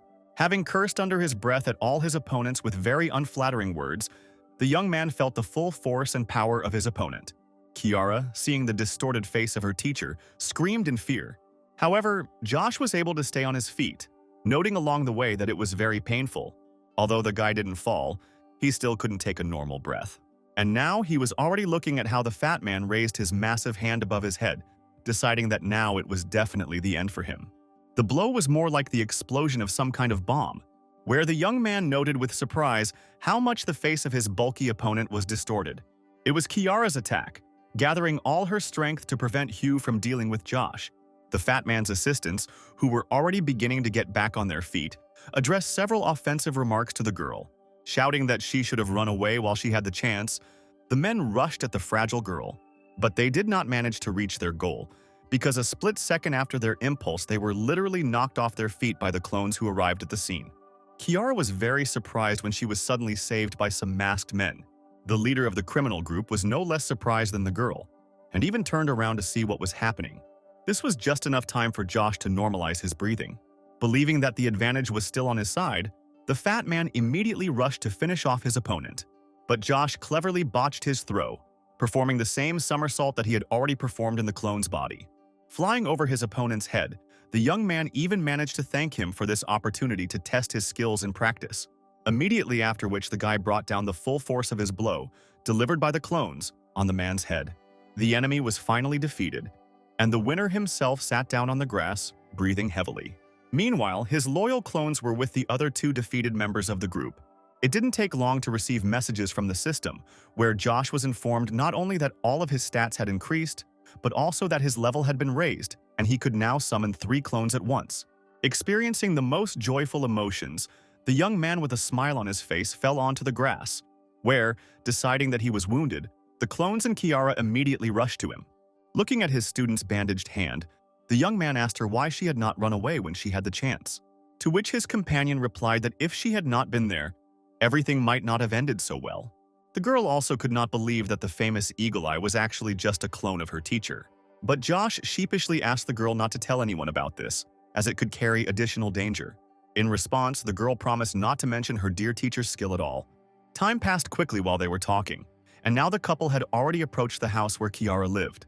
Continuing to show concern for his student, the guy asked if she would be able to write, to which his interlocutor noted that her left hand was injured and she writes with her right. However, she decided to take advantage of the situation and asked to reduce the number of tasks due to her injury. But in this part, Josh showed no mercy and did not reduce the amount of independent work. At some point, there was silence in the air, which was broken by the young man, who suddenly expressed words of gratitude to Kiara. It was not at all difficult for him to admit that he would not have been able to win if it had not been for the support and help of his companion. In response, the girl with her nose in the air remarked with feigned pride that without her, the teacher would have had a hard time. But turning the conversation to a more serious topic, she added that as a token of his gratitude, he could invite her out for a bite to eat sometime. And when the guy agreed to this proposal regarding the option of gratitude, Kiara noted that she remembered this promise. And so, finally, the young people, who had met so suddenly and experienced their first adventures together, said goodbye. Josh headed to his room, feeling the most pleasant sensations and thinking about feeding his savior the best dinner. At some point, he was distracted from his thoughts and remembered that his 2 clones were following him everywhere. And when he asked why they weren't returning to training, the clones unanimously stated that all the training centers were already closed. After these words, their owner disappeared into the nearby bushes, where he looked for suitable sticks. And when they were found, he handed them to the clones, saying that they could now train on their own in the park. A month later, the agent asked his hunter how the plan was being implemented, to which Josh explained that all of his stats had noticeably increased, and also told about the long-standing opportunity to summon a 3rd clone. This was very good news for Martin, as his hunter would now be able to develop even faster, and his interlocutor continued to say that the agent would be very surprised when he saw his characteristics. But the agency's manager was already amazed when Josh suddenly asked to reserve 3 F-level hunting areas for tomorrow. The young man thanked his agent when he said that he would get such territories at any cost. The only thing Martin clarified, taking out his ever-present notebook, was the time of the hunt the guy was planning. Having finished his conversation with the agent, the young man turned his attention to the clones standing nearby. He gave each of them separate instructions about what kind of training they should practice today. When Josh sent them to the park, he told them to be home before midnight, and when he noticed that the clones had combat weapons with them, he also ordered them to leave them at home. Sitting at home at his computer, the young man noted that his clones were doing an excellent job of training. But since he is the brains of their team, he shouldn't sit idle either. And now the young man was already watching training videos about known types of monsters and ways to fight them, where the most detailed information was provided even about what type of weapon is best to choose and what parts of the body to strike. Josh was distracted from this rather boring and tedious task by footsteps in the hallway. Pleased that the clones had not spent much energy, the owner sent them to take a shower and change clothes. While the clones carried out his instructions, the young man thought that he needed to check if they were able to absorb the knowledge he had received about monsters. Time passed quickly, and Josh was already reading the agent's message that he would soon arrive at his house. At the same second, the young man hurried his clones who, after a shower, began to replenish the calories they had spent. Walking outside, accompanied by clones, Josh greeted the agency's leader, where Martin, seeing these athletic guys in combat gear, immediately noticed how frightening they looked. When asked by his hunter, the agent responded with satisfaction that he was able to reserve 3 territories for hunting.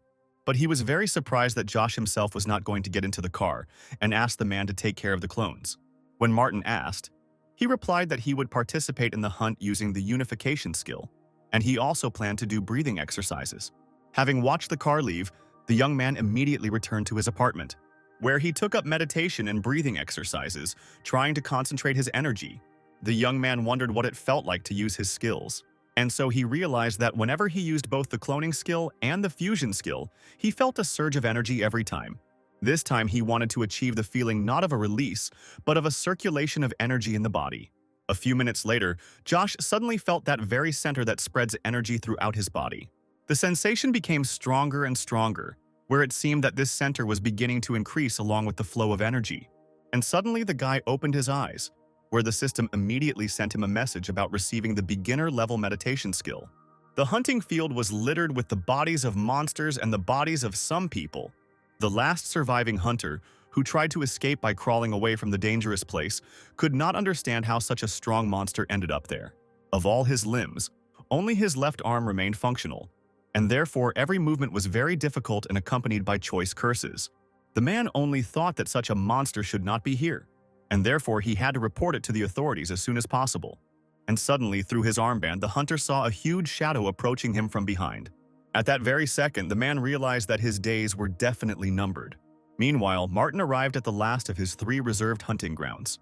As the third clone was leaving the car, the man warned him that fish-like monsters lived there. Number 3 thanked him when the agency's head wished him luck and urged caution. Since all 3 clones were delivered to the hunting grounds, he informed their master about it. And after that, he noticed that his new hunter had a truly incredible ability to hunt in 3 places at once, while still being at home. Watching the third clone go, Martin came to the conclusion that sooner or later the results of Josh's hunt could definitely make some noise. At the same time, the great hunter himself, sitting in his room, continued to develop his meditative skills, rejoicing in his successes. But at that very second, a voice on his phone said that he shouldn't give in to false feelings of joy. And now, the expression on the young man's face had already changed, where he realized that he had not been able to reach the required level in meditation. At some point, the young man saw a message from an agent informing him about the delivery of clones to the hunting grounds. Without a second's hesitation, the boy activated his unification skill to personally participate in the process. He was seized with wild horror, as the first thing he saw was the blade of a knife piercing a huge rat. But Josh quickly breathed a sigh of relief when he realized it was his number 1 hunting. The young man noted that his clone had no problems exterminating rats, which could indicate that his plan to study hunting methods had been successful. New enemies were approaching, and the young man prepared to understand whether the clone had learned the knowledge of their destruction from a distance. And suddenly, as if before his own eyes, he saw a familiar man who recommended uniting into groups to hunt rats. Then, taking his glasses off his bloody face, he added that if a solo raid was unavoidable, there were ways to effectively kill rats. He went on to explain that rats, as a rule, always run in a straight line, so the hunter needs to keep his distance and simply fire accurately. However, there are also situations when close combat with opponents becomes inevitable. And here you need to remember that rats' skulls are very strong, and therefore you need to aim at the place where the vertebrae begin. Like the most common rats, rats from the monster world reproduce very quickly, and if you prepare and train enough, you can get a constant source of experience and income.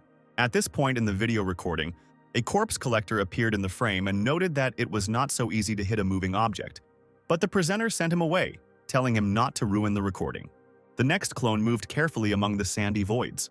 At some point, an incredibly large scorpion appeared from the sand right in front of him.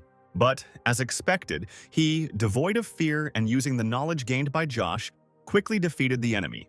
The third clone did not lag behind his brothers, and watching him with the help of the unifying skill, Josh seemed to cut another enemy into 2 parts. The other monsters were already preparing to attack, but they didn't stand a chance against such a formidable opponent. Well, the owner of the clones was determined to squeeze everything possible out of these hunting grounds today. Hunters moving around the area suddenly noticed that it was unusually quiet here today, and there was not a single monster. But after a few steps, the young people came across a whole mountain of corpses of huge rats, deciding that this was luck and they needed to quickly take them away. Meanwhile, having dealt with another group of monsters, Josh noted that the hunt was going quite well. However, he had a strange feeling that he had missed something very important in this whole undertaking. The young man considered his options for a couple of minutes, and finally his face suddenly changed dramatically. After all, he realized that he had completely forgotten to instruct his clones to collect all the corpses in one pile. At the same moment, he mentally contacted the rest of the clones, giving them the order not to continue the hunt until they collected all the monster corpses. And he himself, in the body of the third number, also began collecting what in fact they pay money for here. At some point, Josh noticed that there were more corpses a little to the side. But number 3, when asked by the owner, explained that he had not killed those monsters. But the young man was categorical, noting that the corpses were lying around unused, and therefore they could be appropriated. Looking at the tortured fish-like creature, the young man wondered who could have tortured these monsters so badly. At some point, number 3 picked up an object, asking the owner if he should take it too. Looking at it, Josh was stunned by the horrible sight of a severed human hand. Before he could say anything, he suddenly heard a rustling sound in the bushes behind him. Both number 3 and his owner immediately realized that there was someone else present besides them. With his weapon at the ready, number 3 began to slowly move forward. Suddenly, a severed head of a monster flew out of the darkness of the thicket and fell to the ground with a noise, causing number 3 to twitch. But this was nothing more than a diversionary tactic, carried out by a much smarter monster of a completely different level. Number 3 tried to turn around and point the weapon at the monster, but neither he nor Josh even had time to realize how his arm suddenly separated from his body. Sitting in his room, the young man experienced incredible pain, as if his own arm had flown off. The connection was broken, and now the guy was sitting on the floor, looking off to the side in confusion, trying to come to his senses. The first thing his body intuitively did was raise the arm that he felt like he had just lost. The hand was in place, but the feeling of pain and horror did not leave the guy sitting alone in his kitchen for a long time. After a while, his mind began to work, and the first thought that came into his head was the conclusion that the connection was broken by pain. And then his brain started working at full speed, where he immediately took out his mobile phone. When the agent answered, the guy immediately asked about the hunting territory that number 3 had been given. And when the man explained that this was the territory of the fish-like creatures, Josh asked that the first and second numbers be brought there immediately. He finished the conversation already putting on his shoes and saying that he himself would soon arrive at the place. Meanwhile, number 3 was left alone with his superior opponent. With the loss of blood, the clone gradually began to lose its strength, and the monster, among other things, was clutching some kind of weapon in one of its paws. After just a moment, it was all over for number 3. Having called a taxi for himself, Josh quickly found himself in the very place where the agent had recently left numbers 3. The guy immediately felt how the connection with one of his clones was suddenly broken. Opening the status window, the young man saw that he still had to wait more than 6 hours before the clone's energy level was restored. As he passed through the checkpoint, the guy expected that Martin and the remaining clones would already be there. And when he found himself inside the building, he was convinced that the head of the agency had carried out his instructions. Josh was incredibly happy to see numbers 1 and 2 in front of him, next to whom he felt more confident. And so, he finally explained to the agent that number 3 had been destroyed by some high-level monster. At the request of his interlocutor, the young man described as best he could the monster he had encountered, where Martin was extremely surprised that a humanoid fish monster could appear in this place. The man immediately noted that they needed to immediately warn the authorities so that the place would be closed to visitors. And all because this monster is a D-level monster, where even a group of E-class hunters will not be able to defeat it. The guy agreed with this statement, and Martin rushed to immediately report the problem. But Josh suddenly stopped him, saying that this would only need to be reported when his clones passed through the portal to the hunting grounds. The agent was very surprised by such a statement, but the young man asked him to trust him. Trust him the same way he trusts his clones to carry out this mission. A few minutes later, Josh, having assumed a meditation pose, had already begun to activate his unification skill, and his clones were already passing through the portal into the very world where one of their comrades died. The first thing the young man ordered them to do was to go to the place where number 3 had died. After moving through the thicket for a long time, one of the clones suddenly gave a stop signal, where just a few meters away from them, a humanoid fish monster was eating its dead brethren. This was a real stroke of luck, as it gave the opportunity to catch the monster off guard and attack first. Assessing his capabilities, Josh noted that his personal characteristics are equal to the level of E, but clones with 50% of his powers have only F. At the same time, the monster already has a sufficient amount of damage by now, where, taken together, all the circumstances made the task of destroying it entirely feasible. And so the special operation began, where the young man ordered the clone to aim exclusively at the monster's head. Having risen to their feet and left their secluded place, numbers 1 and 2 began to fire heavily at the monster. But they realized that everything had gone wrong when they saw the bullets ricocheting off the monster's impenetrable body. Naturally, the monster noticed new opponents, and Josh tried to figure out what to do next, since the firearm was useless. And the enraged monster had already left its meal and, letting out a piercing cry, prepared to attack its enemies. Despite its enormous size and height, the humanoid fish monster quite easily soared high into the air, aiming straight at Josh's clones. Numbers 1 and 2 managed to react and fail the monster's attack by jumping in different directions, where at that very second, without giving the huge upright fish time to come to its senses, one of the clones made a counterattack and stabbed it with a knife. Josh, who was in his body, was quite surprised that even the piercing cutting object left only a scratch on the monster's body. But then he noticed how the monster continued its attacking movements. The clone barely managed to dodge the sweeping blow of the huge enemy's armed paw, where the weapon the fish used went through the tree trunk like a knife through butter. With only a rustle of leaves, the massive trunk of the cut tree fell onto the bowl and noisily fell to the ground. Without waiting for the monster to turn around, the clones immediately rushed to attack. But the upright fish still managed to expose its huge paw to the enemy's knife attacks, where Josh once again noted that no attacks on this monster work at all. Well, their enemy had already managed to turn around and prepared to adequately respond to the clone's attack, where his powerful blow easily threw one of Josh's charges back several meters. And while the guy watched as his clone literally crashed into a tree, he suddenly remembered that when he shot, only the first bullet ricocheted, but the second, which hit the same place, did little damage. Without wasting a second, the young man decided to check his observation by firing again at the same place. The monster immediately felt the pain of the bullet entering his strong body. Well, Josh was already glad that his observation skills had helped, and now there was a chance to defeat this monster. A second later, both clones were already following his instructions and were firing densely and continuously at those parts of the monster's body that were already damaged. The monster tried to cover itself, but every second hit on an uninjured part of the body left new damage. But suddenly something completely unimaginable happened, where the sword, sprinkled with the blood of the fish, suddenly began to glow and emit strange energy. And then the humanoid fish attacked one of the clones with all its might. Having felt all this power, Josh could not understand why his opponent suddenly became stronger, but he couldn't help but notice how the fish's sword glowed, with blood flowing down it, which could help with the increase in strength. However, this measure indicated that his opponent was seriously wounded and it became difficult for him to resist. It also could not be ruled out that this strengthening was a temporary phenomenon, and now the clone had already launched a new attack. But the fish monster was ready for this, and having taken another hit, he immediately struck back with his sword. And once again, the guy experienced incredible pain, as if in his own body. But this time, the connection did not break, where he immediately pulled out a knife and addressed the enemy, that in any case the monster would lose more blood. The monster experienced the full force of the young man's rage as he continued to strike him one blow after another. The monster was forced to extract the blade of its weapon from the enemy's body in an attempt to break the distance. But the clone and his master were not going to give up, where they immediately began to move forward, following the retreating enemy. But then the fish-like monster suddenly met the enemy with a hard blow from its lower limb. The already wounded clone no longer had time to dodge the next blow, which was aimed straight at his head. But his faithful partner came to his aid and blocked this deadly attack.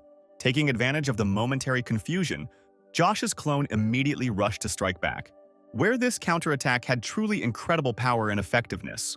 For a moment, the monster straightened up and froze, making some inarticulate sounds.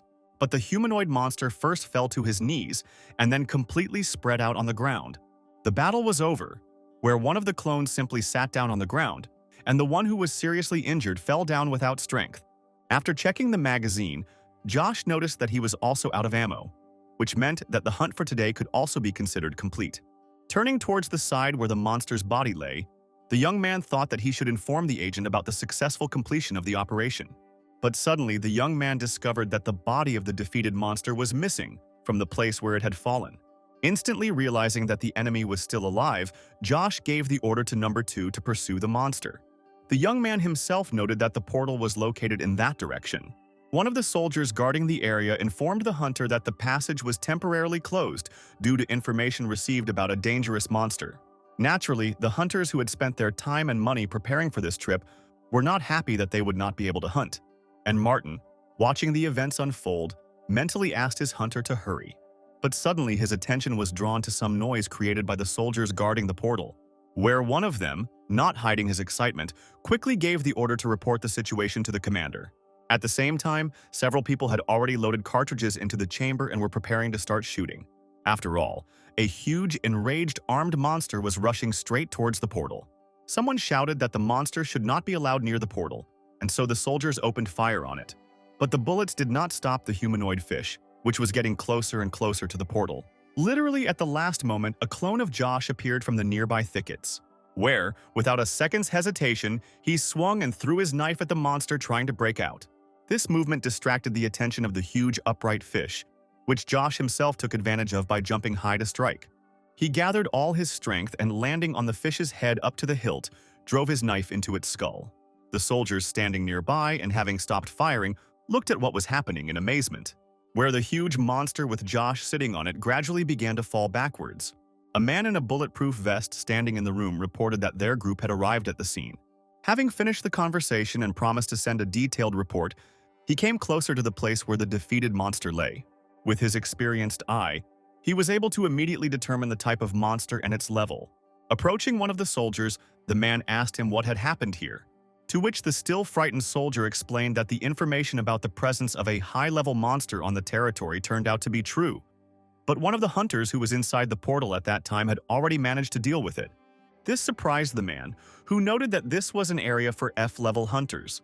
He was even more surprised when he learned that the victory over the monster was not achieved by a D-rank hunter who happened to be there by chance, or even by a group of F-rank hunters. Then, his interlocutor pointed to the very hunter behind him who was able to deal with the monster. Watching Josh, the Hunter Association representative couldn't believe that a level F hunter could single-handedly defeat a level D monster. While examining the monster's body, the man immediately noticed that all the attacks had been made several times on the same parts of the body, which was probably due to the hunter's lack of a special weapon. But here too questions arose about how accurate one had to be to hit a moving monster in the same place. And so he headed towards the portal, saying that he would personally check to see if there were any more such monsters left there. As he approached the passage to another world, the association representative pondered what he should tell his superiors, where he even considered lying and saying that he was the one who destroyed the monster. Meanwhile, Josh reaped the fruits of his victory, wiping the monster's blood from his face and reading the system's messages about the discovery of new skills, where, apparently, his badly wounded clone was able to survive only because the regeneration level was pumped up. Here, Martin, who was standing nearby, asked the hunter how his clones were feeling, to which the guy explained that he could summon them again. But if they gradually recover themselves, then the regeneration skill will improve even more. After that, the agent told the young man that after today, he would definitely be able to hunt E-level monsters without any difficulty.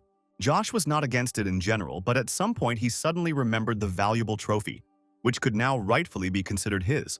And now he began to actively make his way through the crowd of onlookers who surrounded the body of the humanoid fish. And when he bent down to pick up the sword, talking about how the weapon had absorbed the monster's blood, Martin quickly stopped the guy, saying that it would be better to have the clone handle it. The subsequent information that the weapon might be cursed did not please the young man very much, who realized that he might not be able to use it. But the argument that such items could be sold very profitably immediately corrected the situation and the guy's mood. He eventually agreed that the sword should be lifted by a clone, and Martin was already talking about generous compensation for the D-rank monster. Then he remembered that another object that had been in his pocket had fallen out of the monster's head. And so, having taken out and shown a certain stone to the agent, the guy asked him how much such an artifact might cost. Martin's reaction immediately made it clear that this was not a normal item that was never found in low-level hunting areas. It was a special gem that could be found in the bodies of high-level monsters. While Josh was trying to understand how rare and expensive this item was, the man was thinking about whether to tell him the truth about the stone or to remain silent. And so, finally having made up his mind, Martin said that this stone raises characteristics but is not applicable to humans.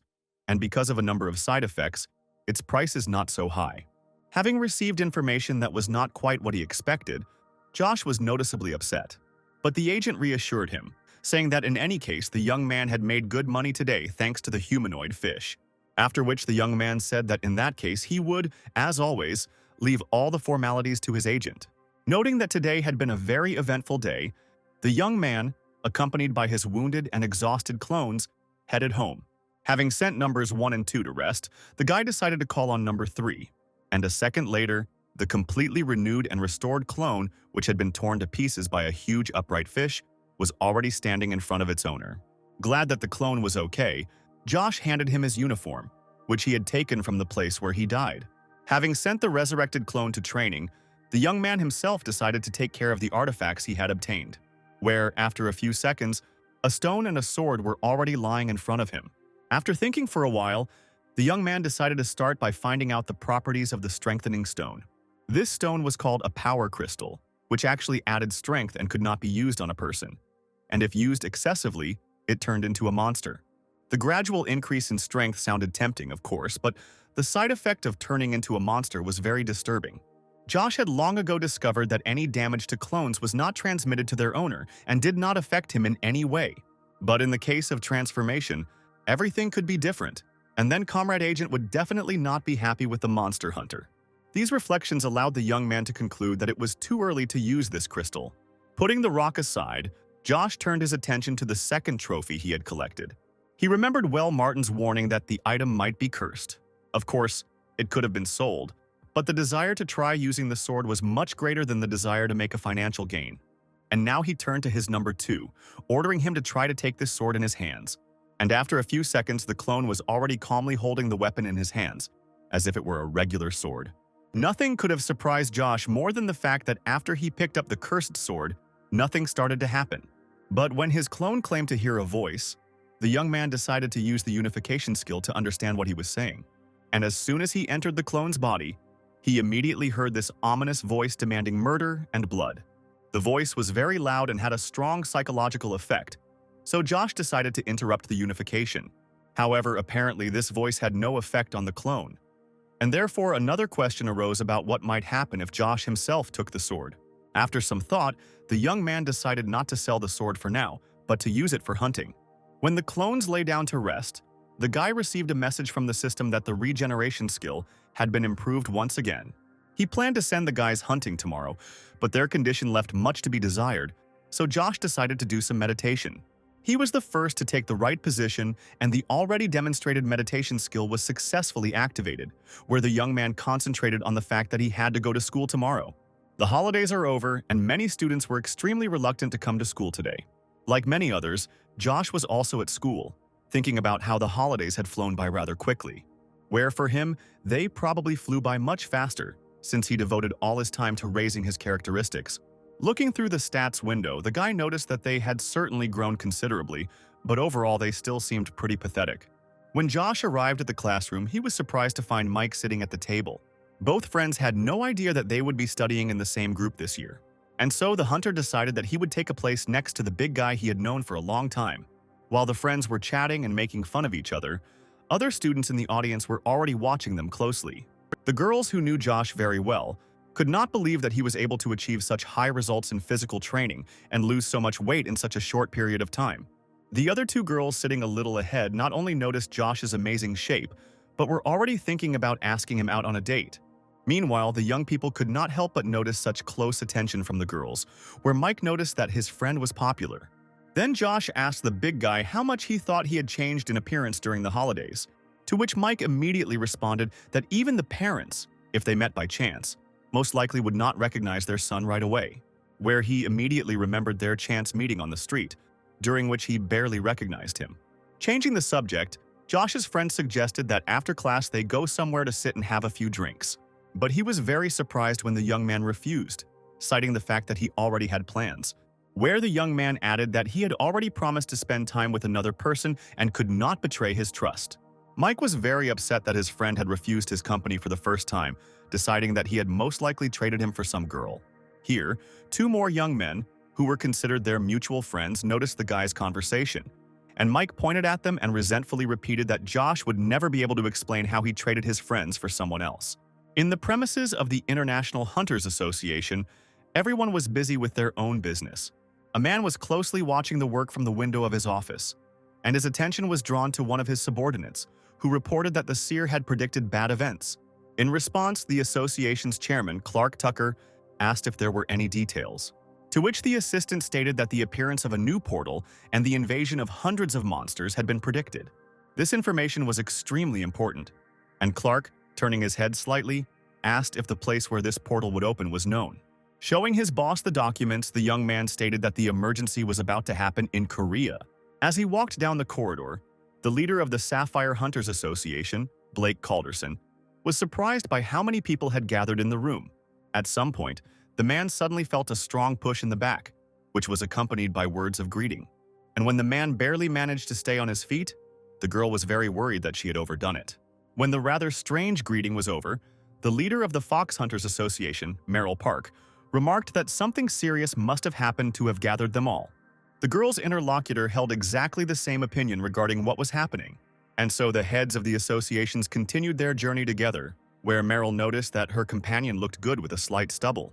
When they got to the right place, they saw that quite a large number of people had already gathered in the office. Among those present was the head of the Wolves Association, Norwood Atkinson, who immediately drew attention to the new arrivals. Merrill, like her companion Blake, did not particularly enjoy the company of this smug man, where Norwood continued to try to provoke the man by claiming that he had only said hello to him and wanted to hear him say hello in return. But Blake had no intention of engaging in any dialogue with the head of the Wolves, saying that if he was done showing off, he would simply take his place. But the man stubbornly continued to declare that he had already heard about how a team from the Sapphire Association was sent to the Viking Tower. However, for some reason, there has been no news about this expedition for some time now, and therefore the head of the Volkovs is very interested in what is happening there. But suddenly the head of the Snow Leopard Hunters Association, Harvard Foker, intervened in the conversation and, addressing Norwood, told him to stop his attacks. But he still wouldn't calm down, noting that the lack of news could only mean that the results of the sortie were not the best. This was a sore subject for Blake, and Merrill had already noticed that he was starting to lose his temper. At that very moment, the head of the Korean Hunters Association, Duke Kang, entered the room. The old man immediately noticed that there was some tension in the air and asked what was going on here. Norwood didn't respond to this, and Blake, having calmed down a little, simply took his place. All the others who were present at this general meeting also preferred to remain silent. Then Duke Khan took his place and, having said the words of greeting, also thanked everyone for responding and gathering here. And when the old man said that Korea had recently received a warning from the International Hunters Association, Norwood immediately noted that the seer had been involved. And the head of the association continued, telling that a portal would be opened, and in connection with the fact that a breakthrough, including of level A monsters, was expected, the help of the associations was simply vital. When asked by one of those present, Duke Khan explained that they had no information about the specific location of the portal's opening, only that it would appear on the territory of their country. In response, the head of the Snow Leopards became very indignant, almost shouting that they would not be able to ensure security throughout the entire country. And the old man explained that this is the reason they have gathered here today to solve this problem. But then the head of the association was bombarded with questions about whether their hunters would be paid for this participation, where they would be forced to put aside their own interests. Of course, the association didn't plan to pay any money to the hunters, so Duke Khan hesitated a little. But then Blake entered the conversation and asked to speak in order to voice his proposal.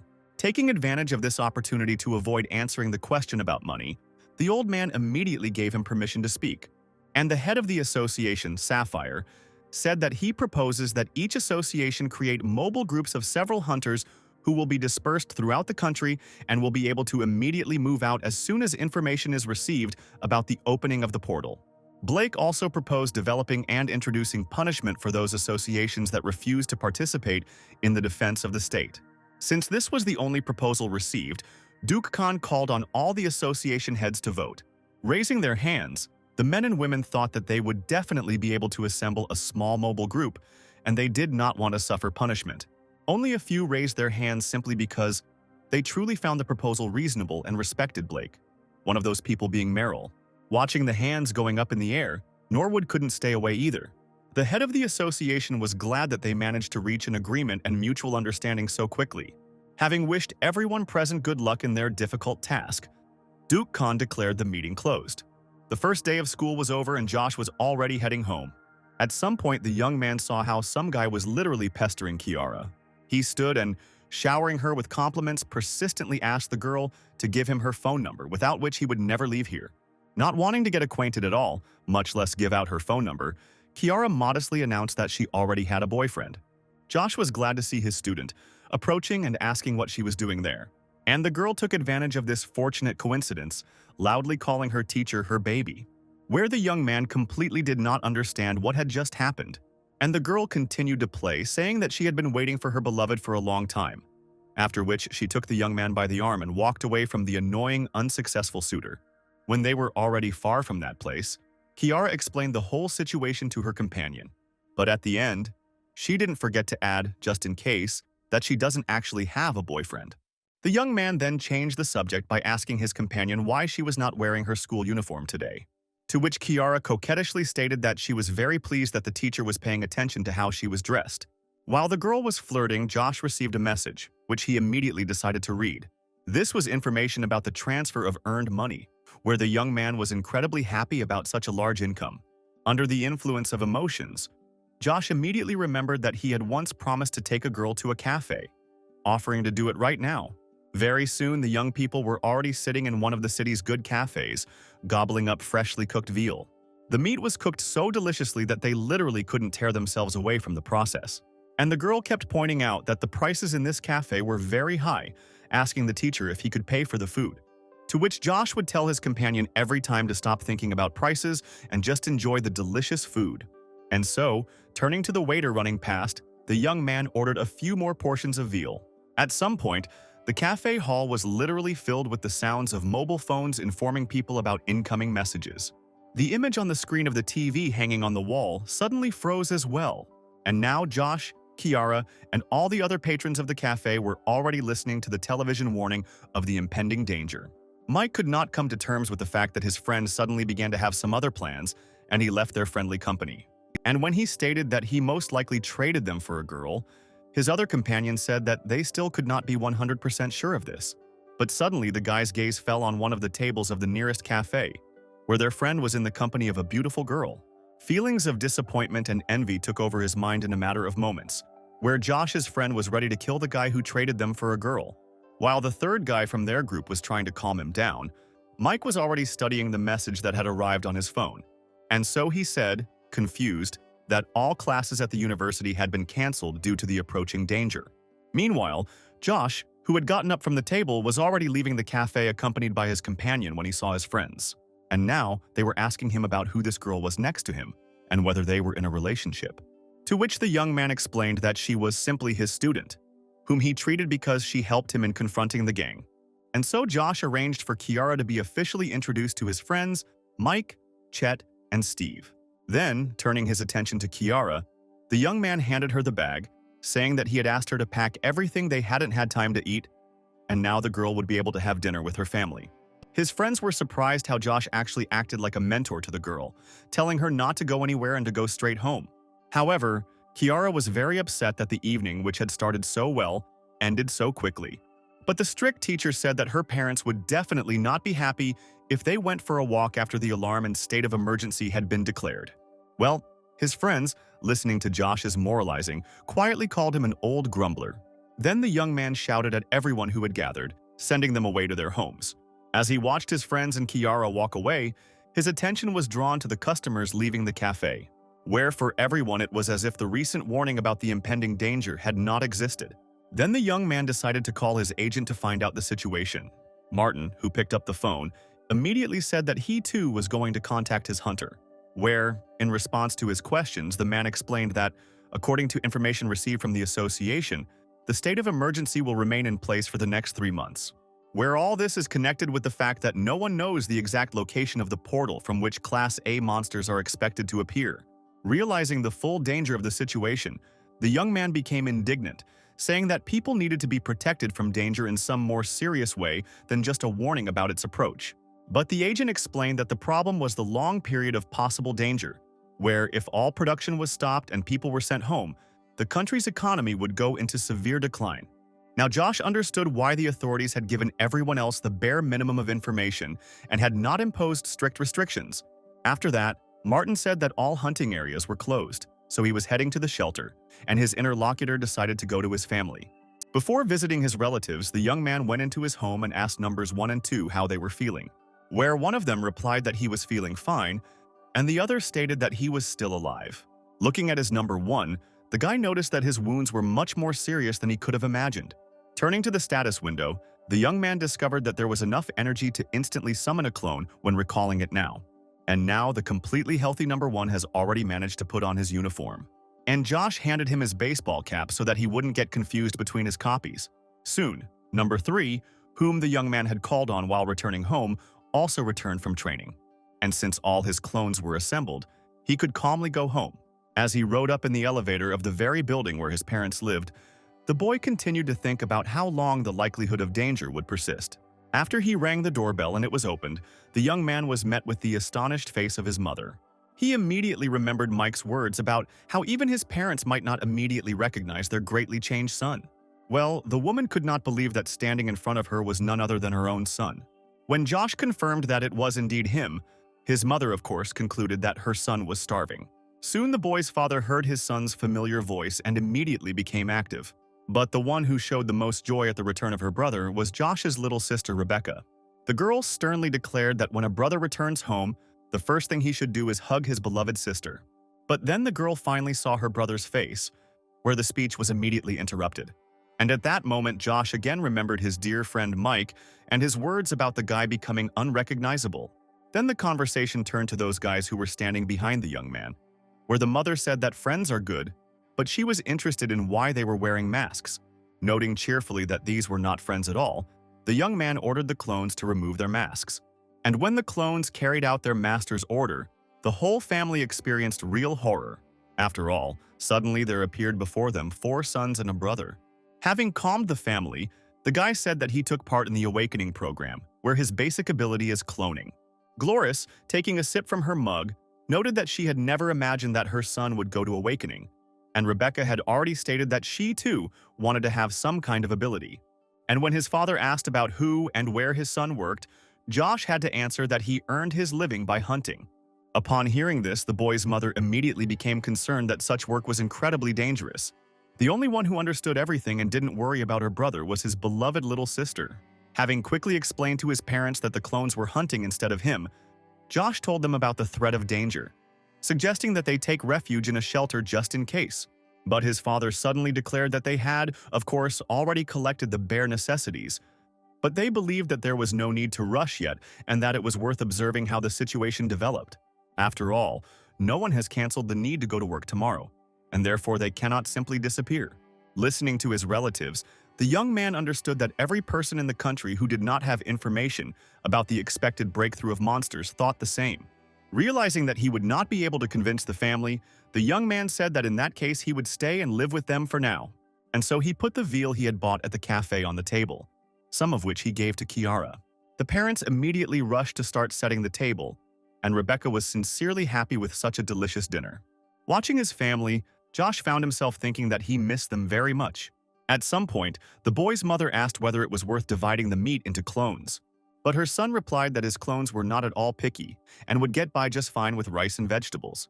Very soon, the table for the family was set and beckoned not only with the delicious aroma of the dishes, but also with their appearance. Well, as always, the clone had to make do with the most ordinary rice. After reading the prayers, the family began their evening meal. Rebecca was wondering if her brother would gain weight again if he and his clones ate so much. This statement made both the parents and the person to whom it was addressed laugh, and everyone agreed that they hadn't gotten together and had so much fun with the whole family for a long time.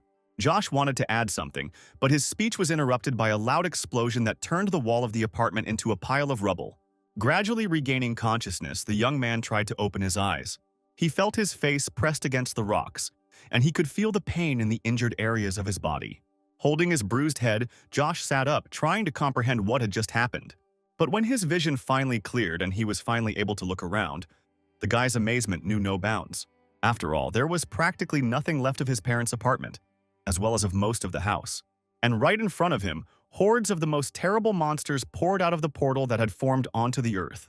A huge upright lizard, reminiscent of an ancient dinosaur, opened its mouth, in which a fireball immediately began to form. And as soon as the charge of this fiery energy reached its peak, the monster fired a volley. Now the young man understood what exactly had just destroyed his family's home. These thoughts made the guy remember that somewhere here under the rubble were his relatives. Turning around, the young man immediately saw his mother and sister lying unconscious on the floor. Picking up the uniform of one of his clones from the floor, the young man immediately realized that he had covered his mother and sister. Then some movement on the right caught the young man's attention. Turning around, Josh saw the remaining numbers 2 and 3 crawling out from under the rubble of the apartment. The young man immediately noticed that number 3 was once again unlucky, as he was once again left without an arm. The trend was clearly not in his favor, where number 1 had disappeared and number 3 was practically not a fighter. His sad thoughts were interrupted by his family, who were beginning to come to their senses little by little. His mother was trying to figure out what had happened and asking the others if they were hurt, and Josh was already talking about how they needed to get out of there as soon as possible. Donovan, now fully recovered, was shocked when he saw what had happened to their apartment. And Josh, who had already risen to his feet, clutching number 1's pistol in his hand, declared that this was not the most important problem right now. After all, somewhere nearby a portal has opened, through which the most terrible monsters are already breaking through to the earth. Such destruction reigned everywhere, where the surviving people were taken and destroyed by various monsters. Josh's father managed to find a prepared backpack with food among the ruins of the apartment. And the young man himself, turning to his sister, told her to put on all the equipment. Having finished with the armor, the girl noticed that the protection that remained from number 1 was a little too big for her. Rebecca was also concerned about the condition of one of her brother's clones, but the latter assured her that the third was fine, except for his hand. But suddenly, the conversation was interrupted by something bulky that fell on the ruins of the apartment. As it turned out, it was one of the monsters that came out of the portal and just crashed into the rocks. Looking at the bleeding monster, the guy could not understand why this monster fell from the sky. Meanwhile, another monster flew from the sky and crashed into the rocks at full speed. Rushing to finish off the monster, Josh noted that the people were lucky that the portal opened in the air, and therefore small monsters that cannot fly will crash or at least be seriously injured. Well, the guy's family tried to leave the destroyed apartment, but the door wouldn't budge. Approaching his father, who was unsuccessfully trying to break the lock with a bat, the young man asked the man to let him do it. Taking the improvised weapon in his hands, the young man activated one of his new skills, acquired after the battle with the gang, which increased the force of his blow many times over. One movement was enough for the castle to shatter into small pieces, after which Josh delivered an equally powerful kick to the warped and therefore jammed door. The family was shocked by such unusual abilities of the guy, who was already leaving the apartment and inviting his relatives to follow him. However, the situation on the street was no better, where one could not even count on getting around in any kind of car. When asked by his son, Donovan explained that the nearest shelter was approximately 2 kilometers from their home. But then, right before the eyes of the family, some of the monsters for whom falling from a height was not critical began to move, where, given this, Josh was beginning to find covering the 2 kilometers to the shelter quite a difficult task. The sister suggested a solution, remembering that there were some tunnels under their house that could well lead them to the shelter. Without a second's delay, the young man sent his entire family into these tunnels, and just as he was about to follow them, he suddenly heard a voice nearby asking for help. Turning around, the guy saw a man covered with stones to whom one of the monsters was already starting to approach. Seeing the danger, the man who found himself in such a difficult situation began to scream in horror, calling for someone to help. Understanding his son's anguish, Donovan said it was best to think rationally in a situation where they currently had no means of rescuing bystanders. Realizing that number 3 was seriously injured and that with number 2 alone there might be no salvation, Josh tried to make a decision while listening to the cry for help. Moreover, even if he fights himself, he is not a clone that can be resurrected with energy restoration. The boy's heart was ready to jump out of his chest, and his father continued to call his son to follow them and save himself. Looking once again at the face of the man who was about to be devoured by the monster, the young man closed his eyes. And so he told his family to lock the doors tightly behind them when they reached the tunnel and the shelter. Rebecca was very upset when he ordered number 2 to follow him and number 3 to guard his family.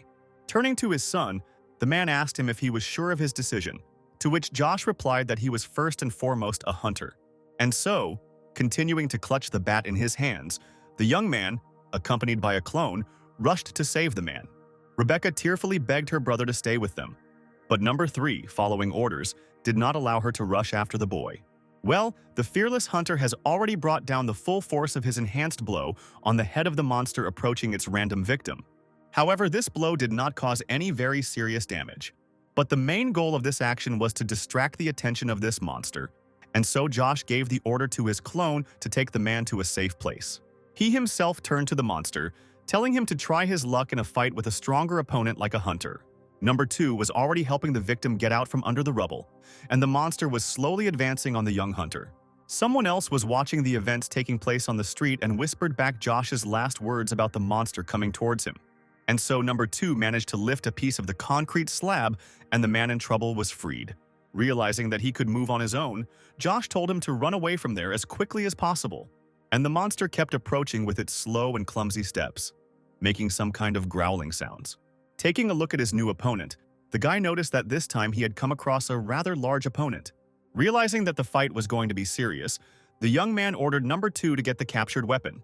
The hunter himself, looking at the crystal of power, decided that in this situation it was not the time to be selective and that he needed to use everything he had in reserve. Throwing the stone to his clone, the young man ordered him to absorb the crystal, and so the clone, following the instructions, had already bitten off the first piece, where he immediately began to feel its effect. And Josh watched with some interest the obvious transformation of his charge. When the process was completed, the guy was no longer faced with a man, but with another monster. Realizing that the clone had been altered, his master asked if he still obeyed him, to which he received a positive answer. After which the young man noted that the effect of the stone was transmitted to him only in terms of increased strength, but without changing his appearance, which could not but please. Now this team was at least somewhat ready to confront this huge monster. Once close enough, the monster lowered his club to the ground and with a sharp movement sent a whole pile of stones towards his opponents. Josh, of course, defended himself, but he was unable to escape all the improvised projectiles. Meanwhile, the monster decided to take advantage of the guy's confusion and extended his huge hand towards him. But one movement of the sword in the hand of the second number stopped this attempt, leaving the monster without a right hand. Josh couldn't help but notice that this trophy sword had truly unique properties. The monster, enraged by pain, tried to attack the clone, but Tall deftly dodged the blow. As Josh picked up speed, he noticed that this opponent was much slower than the upright fish he had defeated. And so, with light and quick movements, the young man, using the enemy's body, quickly approached his head. But when he began to strike, the monster suddenly covered its head with a hand that appeared out of nowhere. The guy was shocked when he saw how the hand cut off by his clone grew back on his opponent literally before his eyes. This moment of confusion was enough for the monster to counterattack the young man. Getting up from the ground, Josh noticed that his opponent had a pretty strong regenerative ability. The monster's skin itself was not thick and was cut quite easily. But since the skin was restored almost instantly, it was impossible to cause damage to such an enemy. After some thought, Josh ordered the second number to knock the monster down. The clone immediately began to carry out the order and has already cut the monster's thigh, where he, due to the injury he received, was unable to stay on his feet and fell to one knee. Josh himself was already standing, readying his pistol, from which he fired straight into the pupils of the monster, which, although briefly, blinded him. And while his opponent was holding his wounded face, number 2 had already cut his other leg.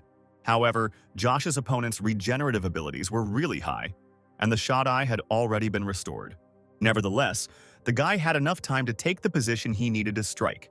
Looking at the monster, Josh said that now he would feel the full power of its skill. And then, whistling through the air, the young man's bat literally crushed his opponent's face, where the first blow was immediately followed by a second, throwing the giant back several meters. The enemy was lying on the ground, and the young man was already reading a message from the system about the increase in his usual characteristics. Suddenly, the guy felt how much his right arm hurt, where his body was clearly not prepared for such a forceful blow. Overall, his opponent's strength was comparable to that of a humanoid fish, only this monster had such strength without the cursed sword. The monster didn't rise, and Josh told his partner that it was time for them to return to the family, where everyone was probably going through a terrible time. Only now, after searching himself, the guy realized that he had managed to lose his mobile phone somewhere. But he had provided all his clones with telephones, and so he asked the second one to lend him his number.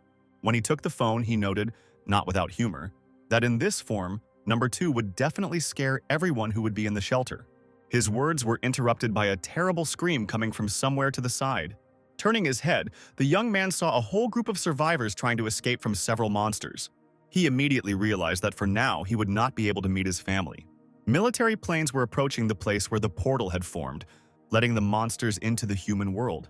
The same huge monster that destroyed Josh's parents' apartment and almost killed his entire family continued to wreak havoc.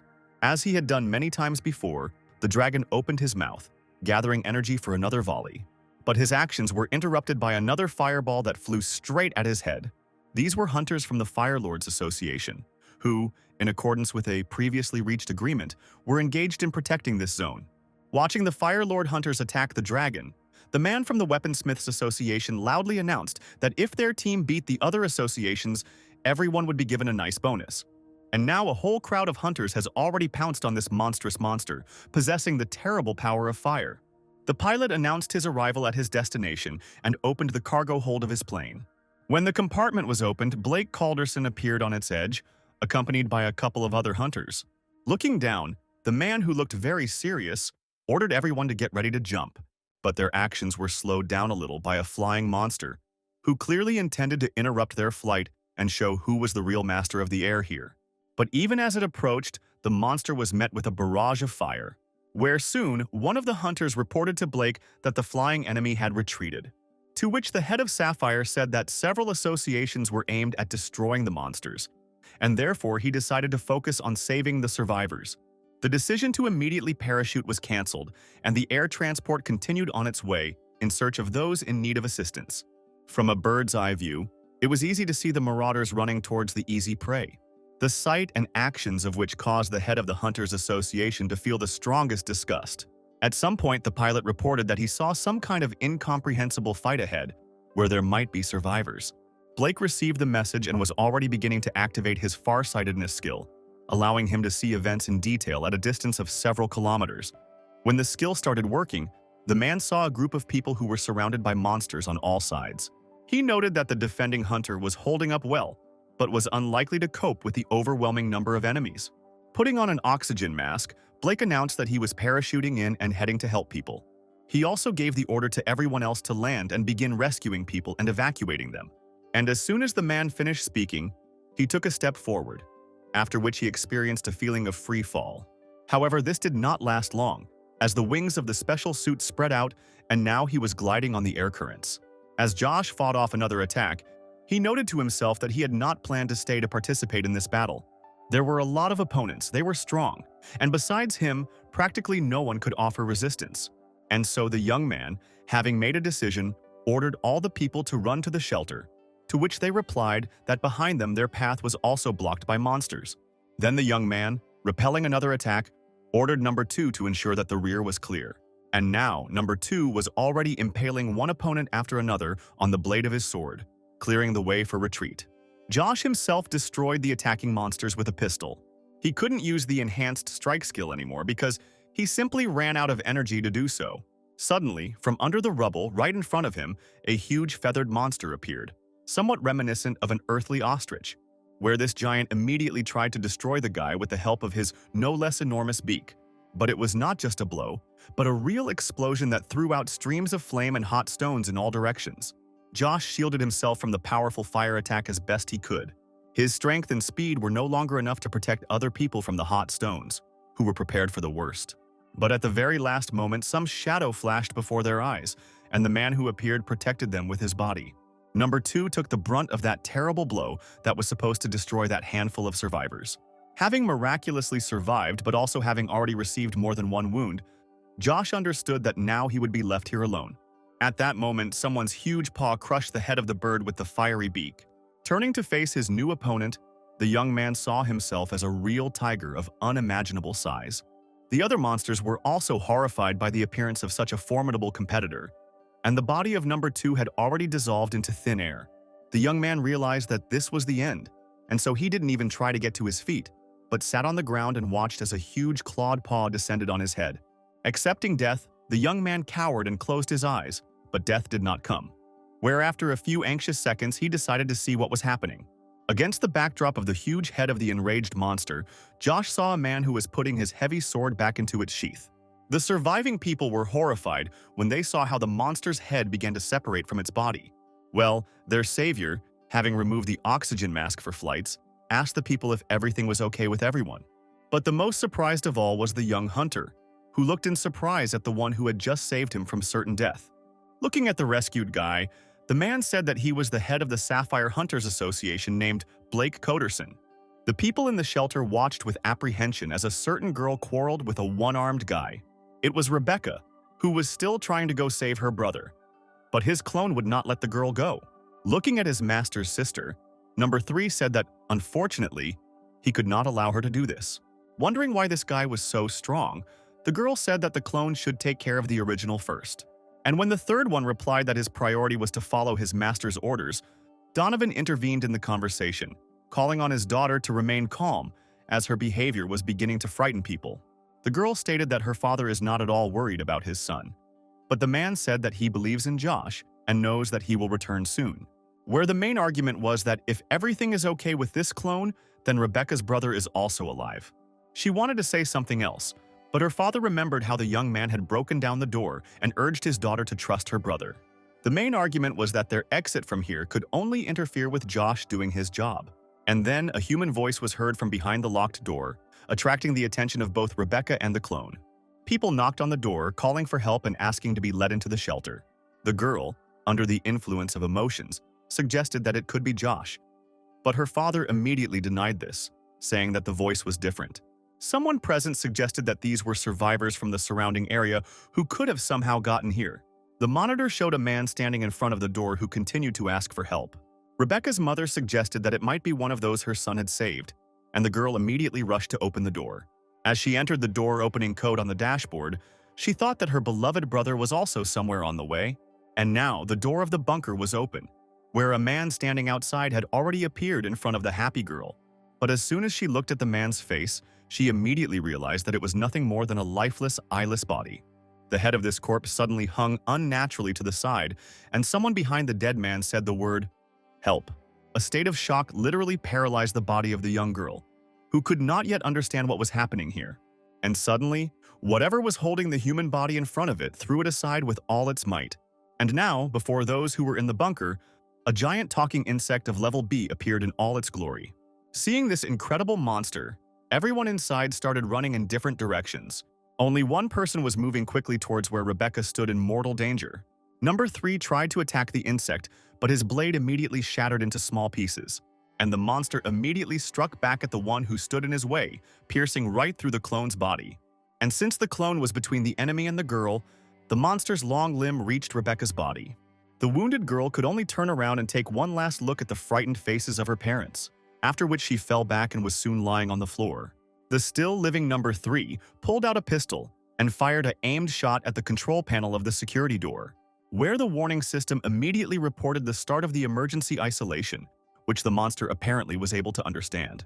After the shot, number 3 concentrated all the remaining energy in his legs and pushed the monster further away from the entrance to the bunker, where, within a second, the emergency lock was activated and the shelter was isolated again. Blake stood next to the rescued boy and apologized for arriving so late. Josh remembered that it was this man, who turned out to be incredibly strong, who was conducting the Awakening program in which he received his cloning ability. The boy squeezed the outstretched hand, introducing himself and thanking Blake for saving him. In response, the man said that he clearly saw how the young man managed to save all these people. He was amazed that the young man had gone all the way and was ready to accept death, rather than run away and leave everyone to their fate. And when Josh said that no one would probably have acted differently, Blake sadly stated, looking at the happy people, that in such situations the feeling of fear for oneself prevails among the majority. Listening to his new acquaintance, the young man was already beginning to blush from such abundant praise. Well, his interlocutor's face suddenly changed, and it seemed as if his thoughts had flown away somewhere very far away. The thing was, he kept going over and over in his head what he had seen as he approached the scene, where someone stood up to protect people from the consequences of an attack by one of the monsters, after which this strange guy literally disappeared into thin air, leaving behind only his clothes. But the man was distracted from this event by a huge tiger that appeared in front of Josh. Now the man had time to think about who the person was who saved all these lives and dissolved into thin air in the form of energy. Deciding that this guy might have some answers, Blake asked if he was a hunter, to which Josh replied positively. After which, the head of the Hunters Association asked permission to inquire about what skill his new acquaintance possessed. Looking into the man's clear eyes, the young man thought that Blake had saved his life, and therefore there was no point in hiding anything. And so he began to answer the question posed by his interlocutor. Suddenly, his face changed dramatically as he felt a complete loss of connection with his third number. Without thinking about the consequences for himself, the guy picked up the cursed sword left over from the second death from the ground, and having apologized to the man, shouting on the go that his family was in mortal danger, the young man started to run. Blake shouted in vain after him that it was very dangerous to go alone. Using the radio built into his oxygen mask, the man ordered his coordinates to be tracked and survivors to be taken away from here. Rushing rapidly towards the shelter, the young man constantly heard a voice in his head, asking him to shed a lot of blood, to start killing and maiming. Feeling some changes in himself, Josh shouted for the voice from the underworld to shut up and activated his speed skill. Another fireball flew straight into the head of the huge monster that had already destroyed half the city. But this did not bring any tangible positive results. Then, the leader of the attacking group of hunters ordered to disperse in order to keep as many fighters in the ranks as possible. A member of another hunting group, belonging to a different association, tried to damage the dragon's limbs using his skills. But he immediately noticed that there were no traces of his blow, since the enemy's skin was too thick. And so the leaders of the groups of different associations agreed that the situation had clearly become tense, and therefore it was necessary to stop competing and act together. But suddenly someone's voice behind them attracted the attention of the men, who were just beginning to discuss joint tactics. As it turned out, it was Norwood Atkinson, who, when asked what he was doing there, stated that he had heard rumors that a huge pile of money was waiting for him here. And now he was already beginning to gather energy and activate his abilities in order to confront the invincible monster. The leaders of the attacking groups of hunters watched, fascinated, and even with a hint of fear in their eyes, as the leader of the most famous association of hunters began to show himself. Real fire whirlwinds were already beginning to descend towards the ground when Norwood said that the absolute power did not need to work with anyone on a team. Losing touch with the world, Rebecca could only whisper that she was in great pain while Donovan tried to stop the blood seeping from the wound. Gloris, unwinding the bandage with tears in her eyes, asked her daughter to hold on a little longer since they were definitely going to be rescued soon. And suddenly, something cut through the bunker door, after which everyone who was hiding there immediately froze. And just a moment later, the monster tore open the thick door, which was supposed to withstand the explosion of an atomic bomb, and, continuing to speak in a human voice, burst inside. The survivors froze in place from the horror that gripped their bodies, and Rebecca, lying on the floor, whispered for them all to run. But the parents were not going to leave their daughter to die all alone and give her body to be eaten by this insect. They were all about to die when Josh's sword suddenly whistled through the air, coming between the monster and the family. And so the monster looked at the one who suddenly decided to prevent him from finishing his dirty deed, and the guy, full of determination, looked at his opponent. Turning his head, Donovan was very frightened by the appearance of his son, where the veins on the young man's face became increasingly swollen, making him look less and less like a human being. Those in the bunker besides Josh's family experienced a new horror, deciding that the monsters were fighting for the right to eat them. At some point, the savior, taking advantage of a short pause, turned his head and looked where his family was. There he saw his beloved little sister, whose eyes were already closed. For a while, the boy just stood there and looked at his sister, who showed no signs of life. But then anger and fury filled his body, fueled by the effect of the cursed sword on his body and mind. He charged forward, attacking a monster that was far superior to him in strength and ability, and the monster attacked him back.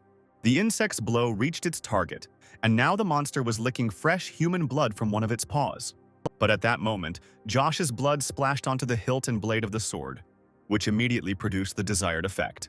Feeling new strength entering his body, the young man rushed towards his opponent. But the monster also had excellent reflexes, instantly preparing its clawed paw to pierce the man's head. But the guy's attack and the beetle's counterattack were not destined to end, as Josh's movement was interrupted by a powerful throw from some girl, and the monster's path was already blocked by the head of the Hunters Association, Sapphire. Having flown a few meters, the girl landed on the concrete floor of the shelter with the guy lying right on top of her, and happily noted that they made it in time. Well, Blake had already begun to deal with the huge insect that had just almost ruined 2 lives. His comrade, having laid the guy on the floor, noted with concern that he had very serious wounds. From what was happening to the guy, She immediately realized that he had exposed his body to an artifact that his body was not yet ready to use. Urging him to be patient, the savior activated her ability to transmit energy, where a magical pattern immediately appeared next to her hand. Having collected a sufficient amount of mana using a magical pattern, the girl directed it into Josh's body with a powerful movement of her hands. At that very moment, his fingers loosened, the cursed sword fell from his hand, and its spell began to dissipate. When Bale asked, she explained that the young man's condition left much to be desired. She continued to carry out some resuscitation measures when the young man suddenly tried to say something. And then the head of the association, standing nearby, heard the guy talking about his wounded little sister, where the man's face changed in an instant. With his life within his grasp, Josh begged his rescuers to help Rebecca first. Meanwhile, the monster that Blake had thrown back became active again and prepared to try to attack again. The man who stood in his way, already gathering mana in his hand and his weapon, told Josh that neither he nor his sister would die today. The last thing the boy saw was his savior heading towards the monster that almost killed Josh. Sitting in his spacious office, Dong Kong thought about everything that had just recently been said in this office. The head of the association moved along the corridor, accompanied by one of his assistants, who continued to report to him on the situation in the city and the measures being taken. Suddenly, Norwood appeared in the men's path, addressing Duncan informally and saying that he would like to speak with him. The old man's Hulk, accompanying him, tried to tell the uninvited guest to watch his language, but the boss stopped this impulse, asking the head of the wolves what had happened. Norwood, looking at the big man, told him to leave them, since the conversation did not concern his feeble mind. When the assistant to the head of the association left, he explained to the guest's question that he was going to organize the evacuation of people. Norwood then noted that the country's 3-month shutdown, as well as panic among the population, would lead the country to complete collapse in the future. The old man listened with great concentration to his interlocutor's arguments that, after this, their economy might not recover and chaos would take over the country, where the association will be blamed for everything, and Dong Kong's own head may fly off his shoulders within a month after all production closes. Norwood also noted that nothing good would happen to him in that case, and the old man suddenly asked what the man was proposing. And then the head of Volkov suggested not to talk about the fact that a breakthrough was expected, and even more so to keep silent about the fact that the monsters would be level A, where if you simply declare an emergency without giving details, people will blame themselves for not evacuating in time. The old man became very angry, shouting at his interlocutor that in this case thousands would die. But the man shouted back that the more people died, the more they would need hunters. Then he carefully approached the old man and added that he had misunderstood him, since this was not a proposal on his part, but a demand. Left completely alone in the office, the old man had no choice but to try to make a very difficult decision. The young man continued training, doing push-ups from the floor more than a dozen times. Josh was lying on top of him, eating chips and demanding that the clone work harder, as his strength growth had noticeably slowed down lately. The guy thought to himself that his cloning skill was the best, since the clones worked for him, trained, increased his characteristics, and this would continue throughout his life. Suddenly, a message came on the phone from Martin, who reported that he had already arrived at the place. After a short period of time, the head of the agency joyfully greeted his hunter. Josh said that number 1 would be working the jackrabbit hunting area today, and when the agent asked where number 2 was now, the young man replied that he was training. Here the man had a question about the reason why Josh himself does not train, because in that case progress would go much faster. Josh generally agreed with the agent. Laziness was taking its toll, and so he replied that from his position it was better to entrust all the work to the clones. The young man also added that he never really wanted to become a hunter, where he was only interested in the financial side. And when his interlocutor pointed out his high potential, where he could become the best of hunters, Josh replied that all he needed to do was just improve his life a little. And suddenly, he felt some sharp object cutting through his left collarbone, which was accompanied by terrible pain. And the agent standing next to him, who had turned into some kind of undead, said that it was precisely because of such beliefs that the guy ended his life. Literally a second later, his entire family stood in front of the guy, who, judging by their appearance, had been dead for a long time. His parents said that by becoming a hunter, the boy did not protect them, abandoned his family, and left. Standing not far from her parents, Rebecca, black blood beginning to ooze from her chest, begged her brother to save her. This was the last thing Josh saw in his nightmare, where he suddenly woke up and jumped up in bed, not yet fully realizing that it was just a dream. The guy looked around warily, where he found himself in a hospital room. And a familiar male voice immediately said that there was no need to worry, because it was just a dream. Blake, who was also standing nearby, advised the young man not to make any sudden movements for now. Only now did Josh feel how much pain his left collarbone ached from where it had been cut in the fight with the insect. The head of the Hunters Association continued to speak, saying that the wound was deep and the doctors did not give the best prognosis, but the guy was lucky to pull through. Still reeling from the nightmare, the young man thanked the man for saving him twice. To which Blake replied that he would like to talk to the guy about a lot of things, but now it was definitely not his turn to do it. And at that very moment, the door of the room opened and the young man's parents entered. Josh was very happy to see his parents alive and well, and not as the living dead as in that nightmare. While they were inquiring about their boy's health, Blake quietly left the room.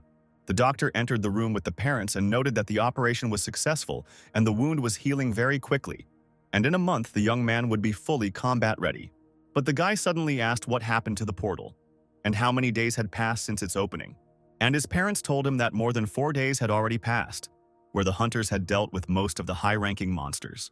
The young man strained his memory, trying to recall the events that took place before he finally lost consciousness. And then it dawned on the guy, where he immediately asked everyone present about what happened to his beloved little sister.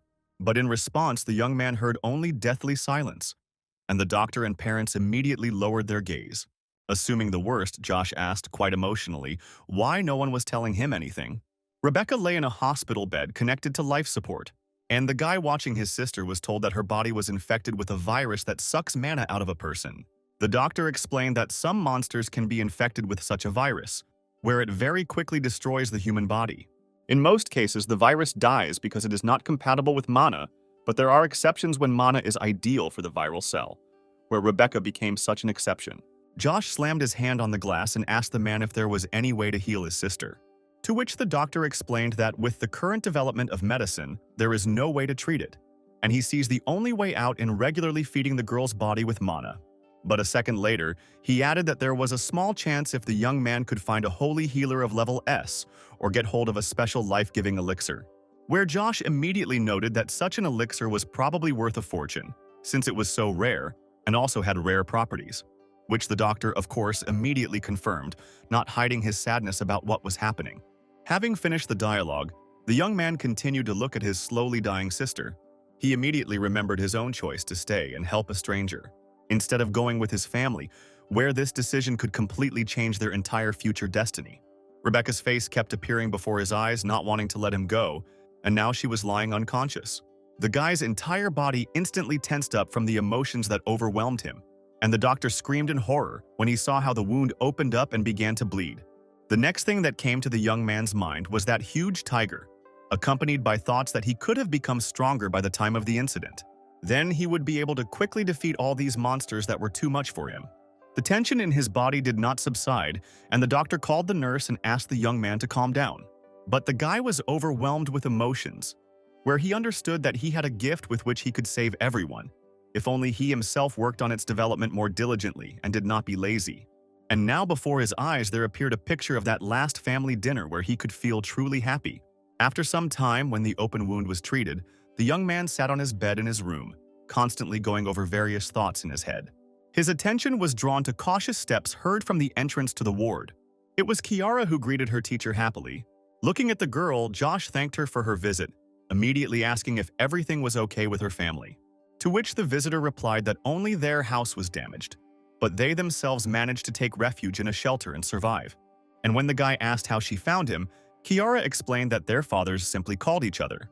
Opening one of the small bottles of juice, the young man once again thanked the girl for her attention, and she wished the teacher a speedy recovery, noting that they still had a lot of work to do together. But suddenly after these words, the guy's face changed dramatically, and he asked the girl to listen to him carefully.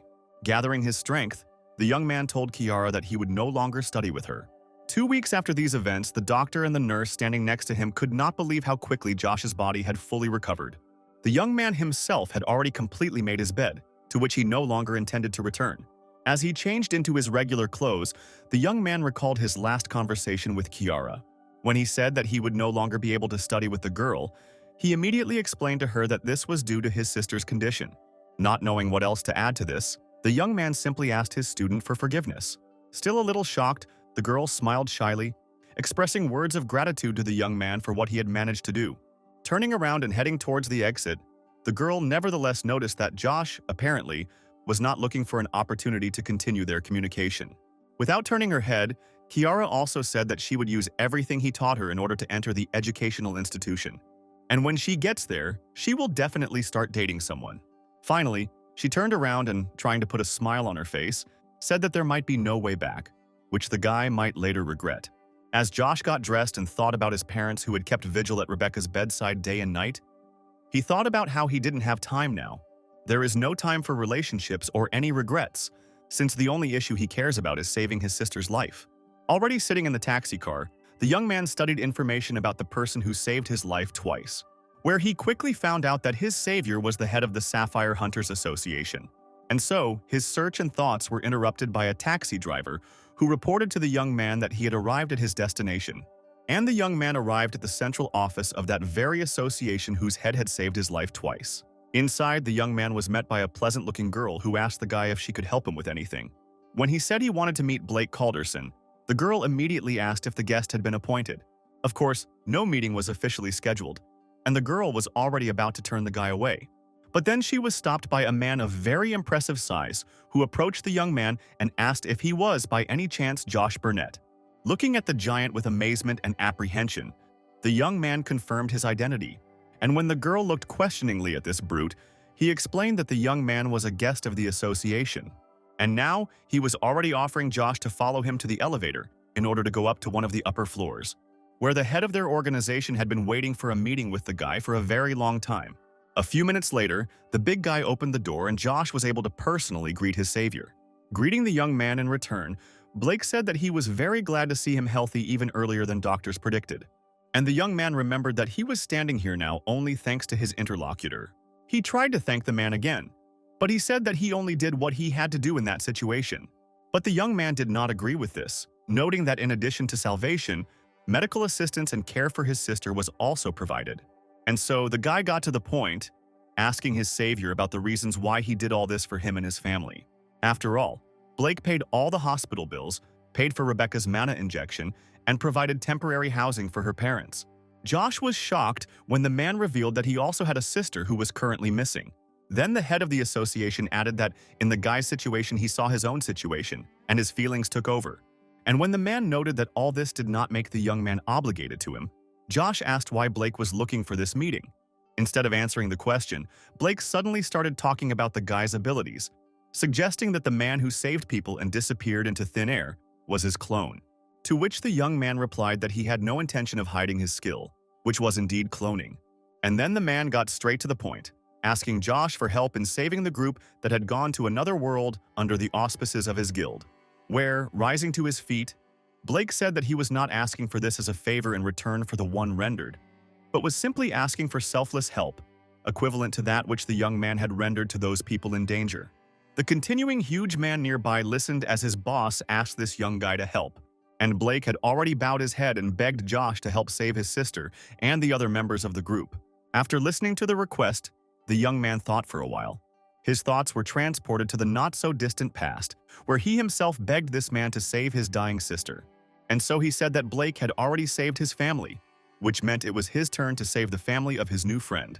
He told the already delighted man that he would do everything he could to help. Josh only asked what he needed to do to make a real difference. He received the answer to his question when he was standing in some hall in a training suit and with a wooden sword in his hands. Blake explained to the young man that this was his union's training ground, where he could use any of his skills to their full potential without fear of damaging anything. However, the young man did not understand why they were doing this training instead of saving the team. To this, the man said that thanks to his sister's skill, they still had about 8 months in reserve, and therefore it was better to prepare for the trip. And when the boy's savior mentioned the complexity of the world where his sister is, Josh realized that he was simply not ready for this task yet. Blake confirmed this guess, while also noting that there is a way to prepare as efficiently and quickly as possible. And so, the man said that people demonstrate their most incredible abilities on the threshold of death. In other words, the idea was to create a highly stressful situation for the body, which would lead to a sharp increase in strength. This is exactly what the young man lacks today, where he wins only because he predicts his opponent well. Watching as his savior's entire body was enveloped in mana, Josh tried to stop his impulse, but having said that this was the only way, the head of the Hunters Association rushed at his guest. Martin reread several messages from Josh, who informed him of his presence in the hospital, over and over again, wondering if the guy would be able to continue working with him. At some point, the man's attention was drawn to a long, familiar voice that greeted the agent. Turning around, Martin was amazed at what his best hunter looked like. The man didn't even immediately recognize the young man, screaming shrilly in fear. Well, Josh himself, who had been beaten up quite well, told Martin once again that it really was him. After which the young man added that many events had happened, where he now needed to have a serious talk with the agent. And so, over the next 15 to 20 minutes, the young man told about everything that had happened since he and Martin had last spoken on the phone. The man was shocked to learn that his hunter's sister had been infected with a mana-draining virus. When asked by his interlocutor, the young man replied that he was fine, where he was explained that the characteristics of mana differ for everyone, even for family members. Josh then told the story of how he accepted a mission from the Sapphire Group, whose leader saved his life twice. He also told his interlocutor that his regular number had been lost along with his phone, asking the man to change the number in his address book. Martin asked if there was a copy of all the contacts that were left on the lost phone saved somewhere, to which the young man coldly stated that he no longer needed these contacts. The head of the hunting agency was surprised by the guy's attitude and asked him what to do with his friends. And Josh himself, first of all, thought about his beautiful student. With a heavy heart, he stated that now he could not afford to be distracted by anything at all. Martin then turned his attention to the young man's injuries, which were obviously sustained very recently. The agent literally jumped on the spot when the guy said that this was part of his preparation for the mission from Sapphire. And now Martin was already talking about filing an official complaint. But Josh stopped his impulse, explaining that he himself had given his consent to this. The young man then noted that the younger sister of the leader of the association was locked in another world, where he, like no one else, could understand Blake's despair. Summoning one of his clones, the young man said that today, during the first training session, only he was beaten. And so, handing the clone a bag of clothes, Jake added that next time he would go against Blake with clones. Realizing that this guy could not be convinced, Martin, exhaling heavily, said that he would at least order more healing potions. At the next training session, Josh showed up accompanied by one of his clones. But his opponent had long ago noticed that today, his guest had not come alone, but with support. Shouting that today would be completely different, Josh and his partner rushed at the enemy. The head of the Hunters Association, Sapphire, gave both of them a hard time. But the young man did not retreat, and came to the next training session with two of his clones. But this time, too, the team failed to defeat the opponent. However, the guy's resources did not end there, where once again he appeared accompanied by all his charges. And once again, it was a shameful defeat, where the third one even had to be carried in the arms. Losing one fight after another, Josh decided to visit his agent to ask him for a little help. Sitting down opposite, the young man said that Blake was too strong for him. Of course, due to the fact that the clones are excellent at copying movements, he learns a lot. But the characteristics of the head of Sapphire are too great. While the clones were using the prepared potions, Josh was thinking about how to somehow reduce this gap in characteristics. And now he was showing the agent an image of what it would be nice to get in order to even the odds. Martin, of course, said he would get it, and his doubts about the safety of the undertaking were immediately dispelled by Josh himself. Once again, the young man came to the gym for training where, as usual, Blake was already waiting for him. The man had just begun to greet his sparring partner when he suddenly literally lost the power of speech. After all, this time the guy was accompanied by mutated clones, where their owner himself declared that today, everything would definitely be different. Showing the box to the young man, the head of the agency happily announced that he had received what he had ordered. As he placed the purchase on the floor, Josh noted that he always trusted his agent. And so, showing the contents to the young man, the agent expressed his hopes that this would be enough. A stunned Blake asked the young man what he had done with his clones, to which the guy replied that he simply fed them some power crystals. While feeding another stone, Josh noticed that summoned creatures could absorb them, and the increase in stats would also apply to him. For the head of Sapphire, such an ability of clones was something completely incredible. Well, his opponent had already prepared his damn sword and pistol, saying that today he would give it his all. Blake liked this attitude and said that the guy could use any weapon he wanted. He called on the team to try to kill him, where they didn't have to be persuaded for long. Using his wooden stick, the man easily repelled the first attack of the mutated clone, but they used dispersal tactics. and now another mutant clone was trying to attack the target from behind. Having barely managed to defend himself from this attack, Blake noticed that the stats of his opponents had definitely improved. On the one hand, it seemed like this was the effect of the eaten crystals, but on the other hand, it could easily be attributed to a physical mutation. But he quite easily sent one of the attackers to the other side of the hall, after which, with his experienced eye, the man noticed that the increase in strength led to a decrease in the accuracy of attacks, which was considered a big advantage. But then Josh himself attacked him, saying that he had not turned into a monster, and therefore his speed skills were in perfect order. After a little feint, the young man finally found himself in a favorable position, where the barrel of his pistol was pointed straight at the enemy's head.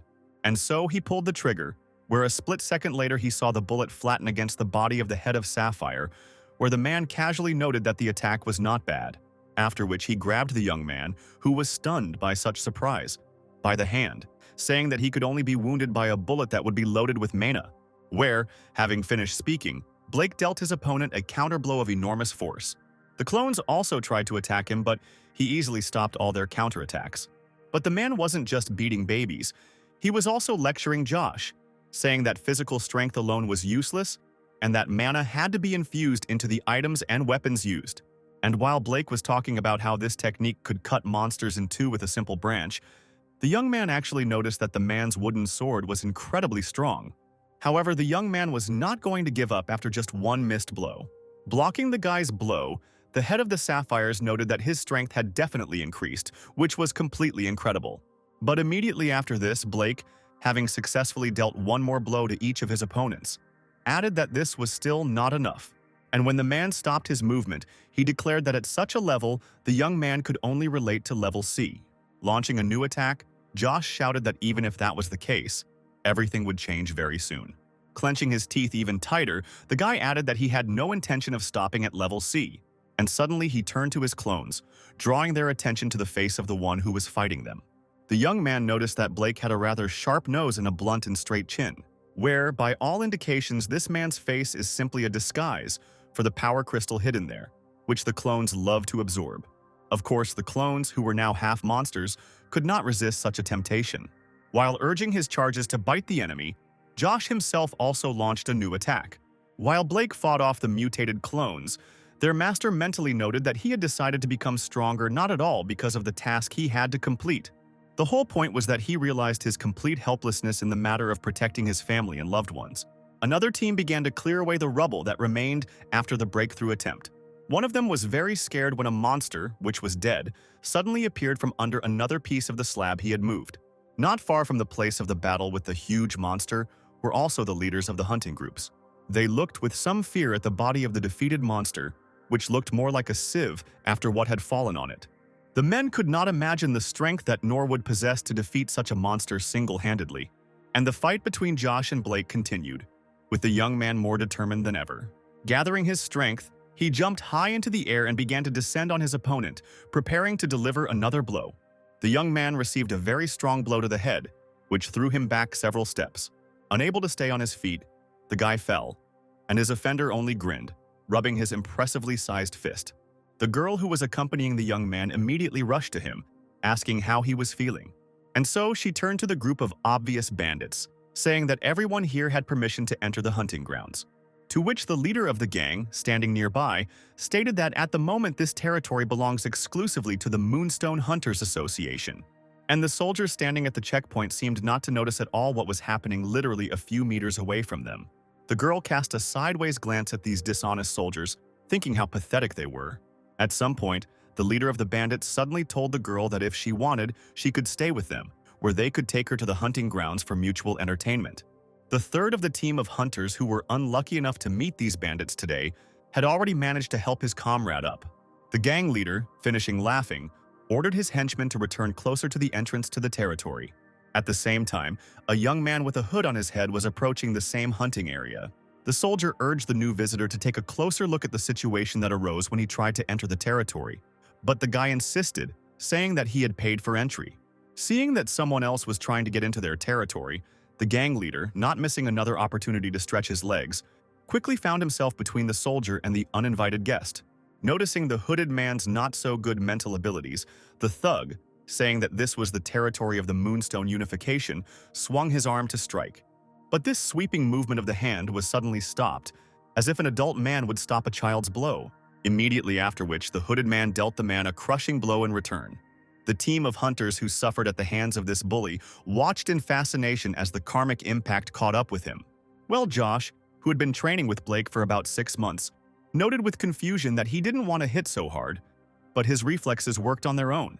However, having put this thought aside, the young man began to think that he had heard somewhere about the Moonstone. Looking at his defeated opponent, the young man noticed that something clearly didn't add up here. And so he, having said that the Moonstone unification had nothing to do with his entry into the hunting territory, dealt his opponent another blow. All the other representatives of this same association, of course, were extremely unhappy that he, the leader, was lying on the ground, beaten. Clutching a variety of weapons in their hands, they instantly surrounded the intruder, where one of them said that they all have level D, and therefore the guy alone cannot handle them. But no one said that Josh would be alone, where immediately after the bandits' words, people in masks began to appear on the street from all sides.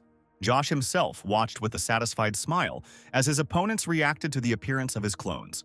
And when they were all standing next to each other, the young man asked the bandit to repeat his last words about a solo confrontation.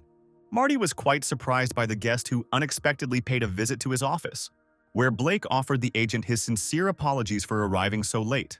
It was not a question of the time of day, and so the agent said that he should have come to Blake first, but the latter objected, saying that the one who asks should go. And Martin was already handing the guest a piece of information, noting that it was confidential and that making copies was also prohibited. But the man didn't need this, where he asked the agent in surprise whether the guy's characteristics had really increased so much in such a short period of time. And his interlocutor fully confirmed this, saying that now one can think that these were two completely different people. And when the agent asked if this level of development was enough to implement the plan, Blake immediately replied that without a doubt. Turning again to statistics, the man was overwhelmed with feelings of joy, where he understood that now it was possible to begin a rescue operation, and also that this young man could reach unprecedented heights. At the same time, near the entrance to the hunting grounds, the members of the Moonstone Association were only able to receive from one clone or another. Even the victims who witnessed the restoration of justice noted that it must have been very painful. One of the soldiers was also shocked by what was happening and suddenly began to demand that this blatant beating stop. Turning to the military representative, Josh asked him what he thought he should stop. And when the warrior spoke about the beating, the guy immediately reminded him of his inaction when these guys were beating up a group of hunters. And so he told the soldier to just stand there and guard the entrance, which is what he had been doing before. Well, he gave his clones the order to break all the bandits' cell phones so that they couldn't contact others. After seeing everything that was happening here, the injured group of hunters decided to head somewhere else. Inside the hunting area, a man was picking up another power crystal from the ground, but after holding it in his hand for a while, he threw it to the side with force, shouting that he couldn't do it anymore. It was Fred. In his other hand, he already had a whole bag of power crystals, where he absolutely did not want to do this work. And then his attention was drawn to the noise coming from the entrance, where he decided that those who sent him here had arrived. Without even looking at the person who approached, the man began to beg for a little more time. But when he heard a painfully familiar voice, he opened not only his eyes but also his mouth in surprise. After all, he was greeted with a smile on his face by the same guy who had already once given him and his entire team a good beating. Suddenly, some characters in masks began to appear from behind the young man, and the guy asked them if everyone had been neutralized. But then Fred caught his attention, asking how he got here, given that there were Moonstone fighters at the entrance. But without answering the question, Josh asked a counter question, where he was interested in what such a weak hunter was doing in the world of Category D. Looking at how Fred was dressed, the young man noticed that, judging by his appearance, he was clearly not hunting here. Where the next logical conclusion was that the Moonstone unification simply locked it here to mine resources. Taking out his cell phone, Josh said he didn't feel sorry for Fred, but he was very interested in what was going on here. After which, he showed the man all those who had locked him there, noting that he no longer had to be afraid of them. Fred didn't believe that the young man was able to deal with the D-level hunters, and Josh demanded to start the story. And so the man began, showing a crystal of power and explaining that such only remain after the destruction of monsters of level D and above, which the guy did not know. Fred then added that these crystals remain in the monsters' bodies for quite a long time after their death. Moreover, not only hunters kill monsters, but these monsters also constantly fight with each other. And now, Josh was already imagining a rough scheme by which monsters destroy themselves, leaving behind precious crystals of power. Well, his interlocutor continued, saying that a lot of crystals are accumulating, but level D hunters have no desire to collect them. That's why they catch and drive lower-level hunters here so that they can go and collect crystals for them. But not everyone here is under duress. Some simply had debts to the association or something similar, where they work it off. Moreover, even if someone dies while collecting crystals, it will not surprise anyone, since in the worlds hunters die regularly. All this instantly reminded the young man of a computer game, where it was necessary to obtain resources in exactly the same way. Josh found himself thinking that he never imagined that he would see something like this in reality. His interlocutor was quite surprised when he suddenly heard that he could be free, and the guy repeated that he was not detaining his old friend, noting that the exit was no longer guarded by the thugs from Moonstone. Fred couldn't hold back his tears, noticing that this, essentially longtime enemy of his, actually turns out to be a great guy. And so he headed towards the exit when suddenly his movement was interrupted by Josh's hand, grabbing the bag of crystals, where the young man said that Fred would have to leave all this stuff here. And now, the young man was already rejoicing at such a fortunate coincidence, and the departing man was cursing the guy. A moment later, Josh threw bag number 1, ordering him to absorb all of these crystals. And while the clone was carrying out his will, the young man himself was already thinking that collecting crystals left over from battles between monsters was a very profitable occupation. A man, already very out of breath, was running through the long tunnels of this same world. Looking back to assess the distance to the danger, the man clearly saw the monster that was chasing him. It turned out to be a level C monster, whose presence in the territory of level D monsters was a big surprise for the escaping girl. Emily Watson, who worked there on behalf of the Union, cursed her employers. The girl managed to dodge the attack of the monster, who was literally breathing down her neck with great difficulty. But the stones that flew out after the blow did their job, and the monster's prey, having stumbled, lay sprawled on the ground. Realizing that this was the end she never expected to meet in such a wretched place, Emily covered herself with her hands from the approaching death. Suddenly, a male voice asked the girl to move and forcefully pulled her back, thereby saving her from mortal danger. When Emily asked, Josh said that he was her savior, who would very much like to receive all the crystals that she collected for the Moonstone as a token of gratitude. While she was talking about how she had thrown out the bag of stones a long time ago, the monster began to advance towards the young people. Then the guy asked who she worked for, since he had briefly heard her mention the wolves. But the girl clearly had no time for that, where she was trying to draw the attention of her savior to the approaching danger. But Josh calmly continued the conversation, where a second later one of his mutated clones fell upon the monster. Emily couldn't believe her eyes as she watched another monster appear before her eyes. Well, the young man, who was beginning to lose patience with the fact that this girl was not paying any attention to him, called out to her. And while she was trying to figure out who this guy was, the young man repeated his question about the unification of the wolves. But instead of answering the question, his interlocutor suddenly jumped up from her seat, trying to escape. But Josh deftly caught her by the clothes, where Emily, looking at the monsters that appeared behind the guy, asked him how he could be so calm in such a situation. And then she saw several more masked people appear from somewhere and attack all the other monsters. Without understanding what was happening at all, the girl tried to figure out who her savior was, a summoner of creatures, or if all this was just his command. Well, Josh himself told his new friend that it was quite safe here, and therefore she didn't need to run away. At that very moment, the monster was able to defeat the mutated clone, forcefully knocking him to the ground. His master was quite surprised by the outcome of the duel, and Emily immediately noted with displeasure that there could be no talk of any safety. The young man asked the defeated clone how he could have lost after eating such a huge amount of power crystals. The monster had already turned its attention to Josh and Emily, where the latter decided that she needed to run. But the guy told her to just wait a little to the side. Heading towards the approaching monster, the young man noted with annoyance that he had just wasted a whole bunch of crystals.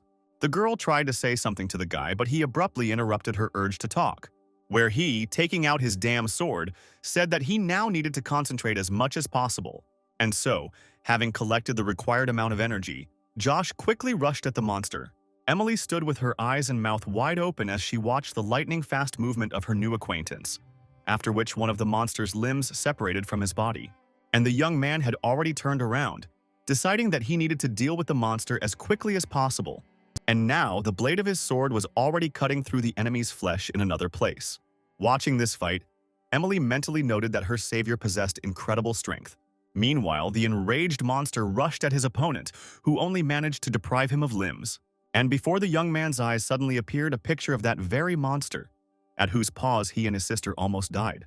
Feeling the sword's curse begin to take over his mind, Josh mentally told himself to calm down. Emily immediately noticed some confusion in the guy, warning him of the impending danger. But then his loyal clones came to the aid of their master, and they attacked the monster in a crowd.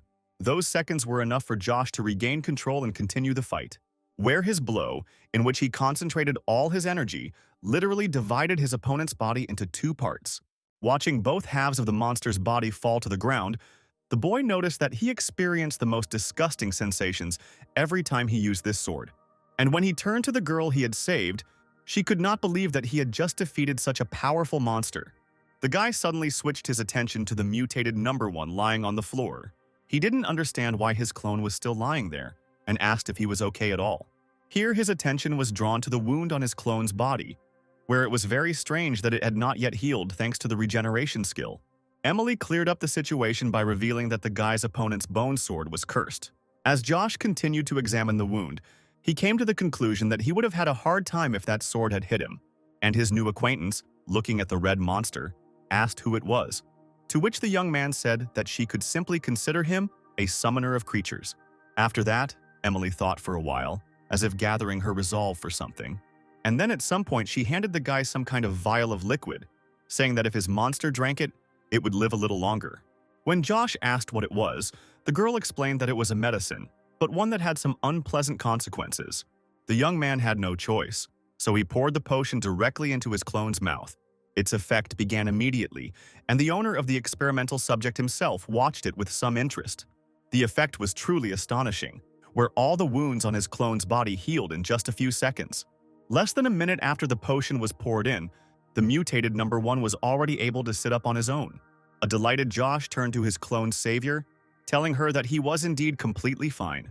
But Emily suddenly said that the effect is temporary, where the side effect of this potion will sooner or later still kill this monster. And since this monster would soon die anyway, she thought that it would be better this way. Josh then ordered his clone to immediately go on the hunt and give it his all before death came. Well, the girl, noticing that with her potion she actually told about her skill of creating them, asked her savior to tell about his skill, where the guy has some strange pets in the form of red monsters, an incomprehensible support group, and he himself has incredible strength, where she has not heard of such a B-level hunter in their city. Emily was shocked when Josh said that she couldn't have heard of him because his official level was E. This only gave rise to new questions in the girl, where she became interested in what he was doing here, and even more so, how he, with his status, managed to hunt here. But Josh did not answer the questions posed, saying that he also had a few questions for the girl, where the first of them was a question about the reason why she communicates with him as if they had become close friends. In the Fox Association's storage facility, the movers carried in one box after another, gradually filling up the entire space around. Watching the process, the head of this association wondered whether this volume would be sufficient. When asked by her senior manager, Emma Hampton, Meryl explained that all of this was done at the request of the head of the Sapphires. Opening one of the boxes, the girl, looking at the contents, wondered why this man needed such an incredible amount of stones. To which the head of the Fox explained that this was needed by a certain Josh Burnett, who very actively uses power crystals. Only after what her interlocutor said did it dawn on the girl that her new acquaintance might turn out to be a bad person. But deciding not to show her fear, Emily stated that Josh was chatting with her the same way he would chat with an old friend. The young man really liked the girl's fearlessness and assertiveness, but then he put on a serious face and said that he was really only interested in the reason Emily mentioned the Wolf Union when she was running away from the monster. And when the girl noted that hunters should know the situation between the associations, Josh explained that he had received his license only recently. And then Emily explained that Moonstone is essentially a part of the wolves and does all their dirty work for them, including collecting power crystals here. Then the young man asked who had caught his interlocutor and sent her to this world, the wolves or the Moonstone. At that very moment, her thoughts were transported to the distant past, where she, as a very little girl, entered a room where a hanged man was hanging from the ceiling. Emily's mood changed dramatically, and she stated quite rudely that the guy didn't need to know that at all. Only now did the girl begin to mentally scold herself for the fact that she had completely lost her vigilance when she told this guy about her skill. Not understanding the reason for the sudden change in his new acquaintance's mood, Josh said that he had already received all the information he needed, after which he turned around and walked away. Emily, surprised by this behavior, asked the rescuer if he had finished hunting, to which he, without even turning around, replied that he had just started, and the girl could leave calmly, since no one else was blocking the entrance. Having mentally thanked this strange young man, the no less strange girl turned around and headed in the opposite direction to his movement. And suddenly she heard Josh's voice again, who noted that her skill was indeed very good. Handing her a business card, the young man explained to the girl's arguments that she only creates poisons that he didn't really care. After which he added that if she needed a job or protection from the Wolves Union, she could always contact him, where his agent and he were ardent opponents of the Wolves. After instructing number 5 to escort the girl to the exit of this world, Josh finally left, saying that it was really time for him to go. The monsters attacking the guy were defeated by him without much effort. As Josh put his cursed sword back into its sheath, he mused that his new acquaintance's skill could actually be useful to his clones. His thoughts were interrupted by the flying body of the monster, which hit the ground with a crash. As it turned out, it was his mutated number 1 frolicking. But at some point, his pet monster suddenly began to cough up blood, and after a few seconds fell to the ground. This was the side effect of the drug that Josh had hoped to avoid until the very end, relying on his regenerative abilities. And so the body of the huge red monster dissolved into the air, leaving behind only clothes. But the young man's energy was enough to immediately carry out a repeated summoning of the clone. And so he handed him his own clothes, telling him to get dressed quickly. And when number 1 was ready, Josh ordered him to continue hunting, where he would now hunt in his normal human form. Meanwhile, a dark figure was watching all the young man's actions from the darkness. These were representatives of the Moonstone Hunters Association, who had the misfortune of running into Josh at the entrance, and who now did not understand at all how the monster had disappeared, and then a simple man had appeared. By discussing what they had seen, the men realized that this was some kind of skill of this guy, where in addition to this monster turned human, he had several more of the same. After finishing their discussion, the leader of this bandit group walked up to the wall, reminding his partner of the real reason they were restricting access to this area for hunting. Having said that it was necessary to immediately check whether everything was in order there, the man began to open the secret passage, where, on the other side, a real secret laboratory was hidden. Finding himself in this room for the first time, the leader's partner asked why such a place was being built on the territory for hunting. To which he, closing the passage, explained that with such an arrangement, crystals could be delivered directly here, without spending money on their transportation. And when his not-so-smart gang partner suggested that they were used to make drugs, his interlocutor said that they were not drugs, but a concentrate of enhancement crystals, where one small stone will give an effect 100 times greater than the effect of a regular power crystal, but at the same time, the one who swallows the concentrate turns into an uncontrollable monster. Throwing the crystal back into the bag, the man said that the power crystals themselves were not expensive, and all because they cannot be used on people. But recently there have appeared those who have adapted their properties to humans, and now they are buying up any volumes of power crystals. In conclusion, the gang leader said that he never thought that a fortune could be made from such trash. After making sure that the lab was in perfect order and the goods were in place, the man began to open the passage again, saying that they would need to come back for the goods tomorrow. And when his not very smart companion asked why they didn't pick up the goods now, the man replied that they didn't even have pants with them, let alone bags. Sometime after the Moonstone members left, the hidden passage to the lab reopened, where Emily, who was unsealing the secret room, recalled how difficult it was for her to get rid of the annoying clone, who did not want to leave, since the owner ordered him to take the girl to the exit. Looking around the room, the girl noticed that the members of the Moonstone had very successfully and unknowingly given her the location of their hiding place. Opening one of the cabinets, Emily found those same precious crystals of power, which had already been processed into concentrate.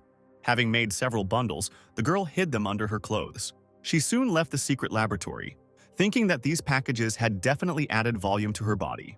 Meanwhile, a real evacuation was beginning on the hunting grounds, with Josh's clones pointing people in the direction of the exit. For Emily, it was a great opportunity to blend into the crowd and slip out of this world unnoticed. But she was unable to leave the dangerous territory completely unnoticed, since the observant clone immediately noticed the one he was supposed to escort to the exit. But he didn't even think of stopping the girl, where he simply noted for himself that now, the mission assigned by the owner was completed to the end. When Emily found herself outside, she couldn't believe that she had survived, gotten out, and was now safe. Cursing both the Moonstone unification and the Wolves unification, she quickly left this territory. Josh, meanwhile, was inside the area, noticing that all the people driven here by the Moonstone members were safe. Well, for his clones, the young man was able to collect a solid amount of power crystals, where one of them was already ready to start absorbing them. But Josh said that they would postpone this until the next day of the hunt. Suddenly, the guy's attention was drawn to a message he received on his cell phone, where Martin wrote that tomorrow, the guy was expected at Sapphire's office, where they were going to tell him the details of the upcoming mission. Returning to the hunting grounds, the Moonstone members did not know what to do now that they did not find the treasured crystals in their cache. The leader of the group was beside himself with rage, since the deal was scheduled for the following day. Returning to the checkpoint, the enraged man grabbed one of the soldiers, reminding him that he was being paid and asking who he dared to let in. To which the breathless warrior replied that they could not deny entry to those who had bought a pass. But since yesterday, there had been no one here except the one who had beaten them at the entrance. The soldier also added that there were other people whom the men themselves drove inside for their own purposes. Such explanations somewhat dampened the ardor of the man, who let go of his potential victim. His thoughts now were only about the fact that these same guys stole the crystals, which he had no chance of getting back. Emily walked alone through the dark streets of the city, thinking that the Moonstone members had shoved her and the others into a place where the sea-level monsters lived, where if it weren't for that random person she met, she definitely wouldn't be walking around the city anymore today. She was also pleased that she had managed to get hold of crystals, where for now, they should have simply been hidden, where selling them right now could lead to her trail.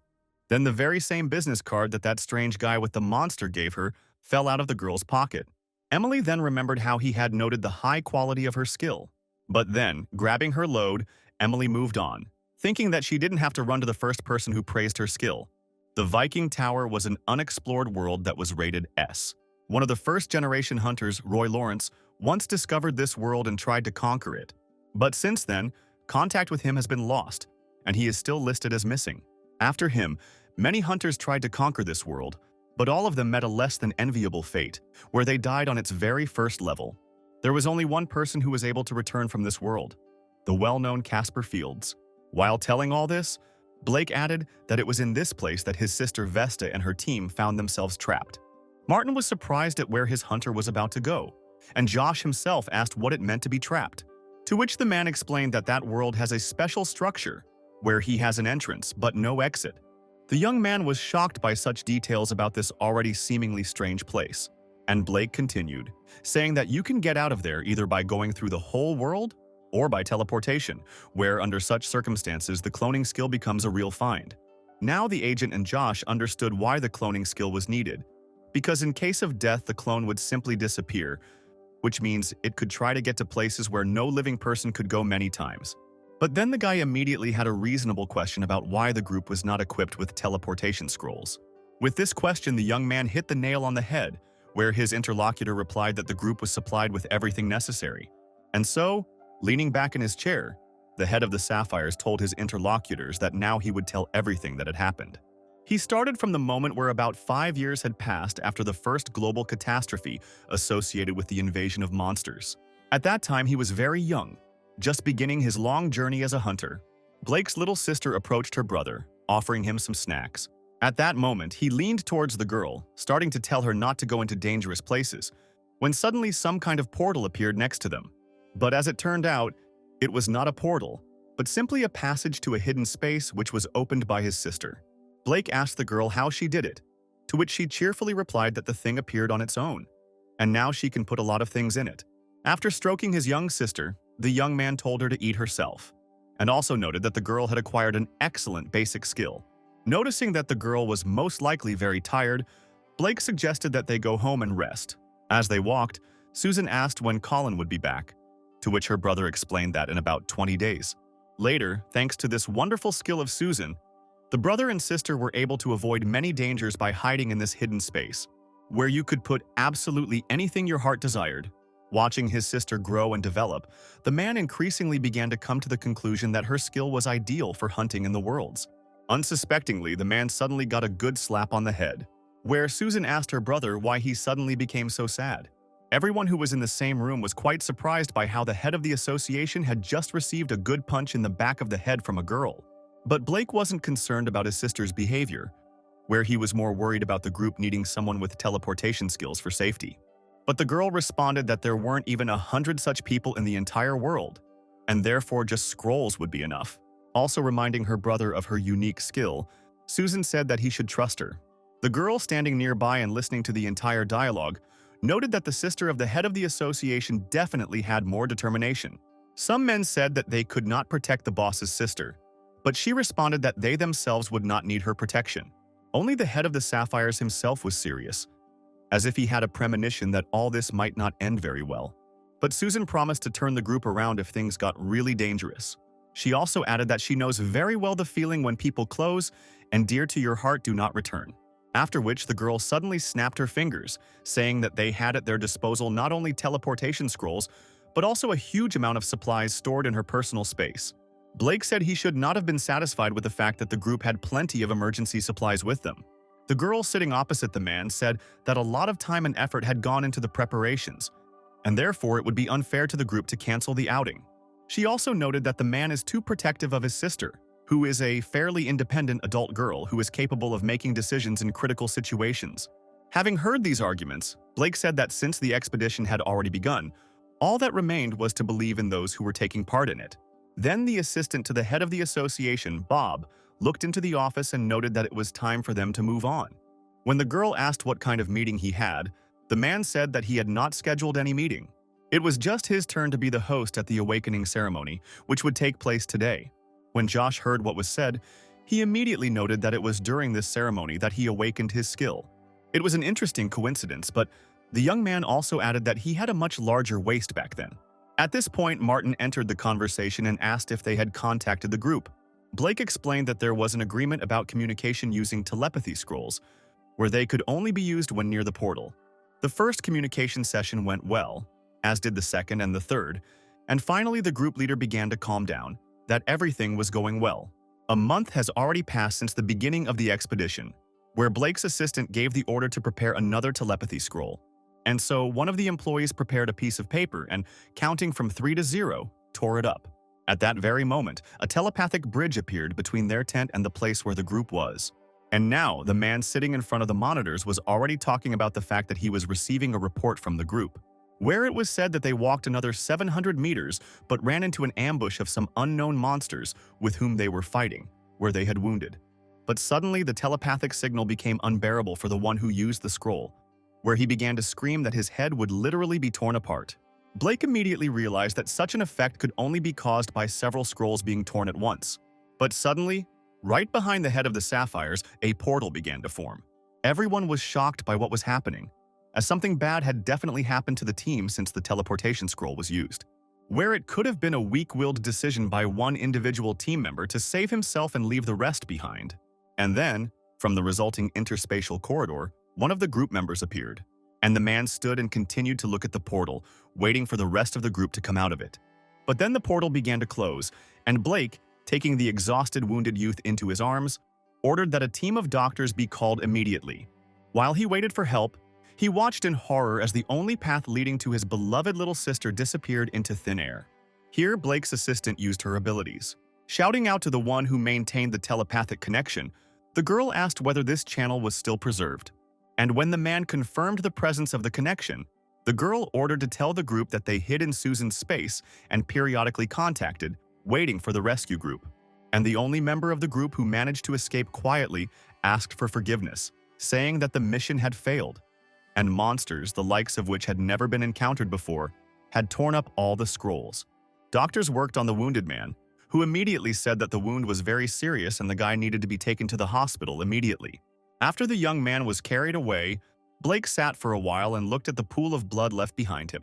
But then, the one responsible for the telepathic connection caught his attention, saying that there was a message for the man. He said that now he would simply repeat everything that was told to him.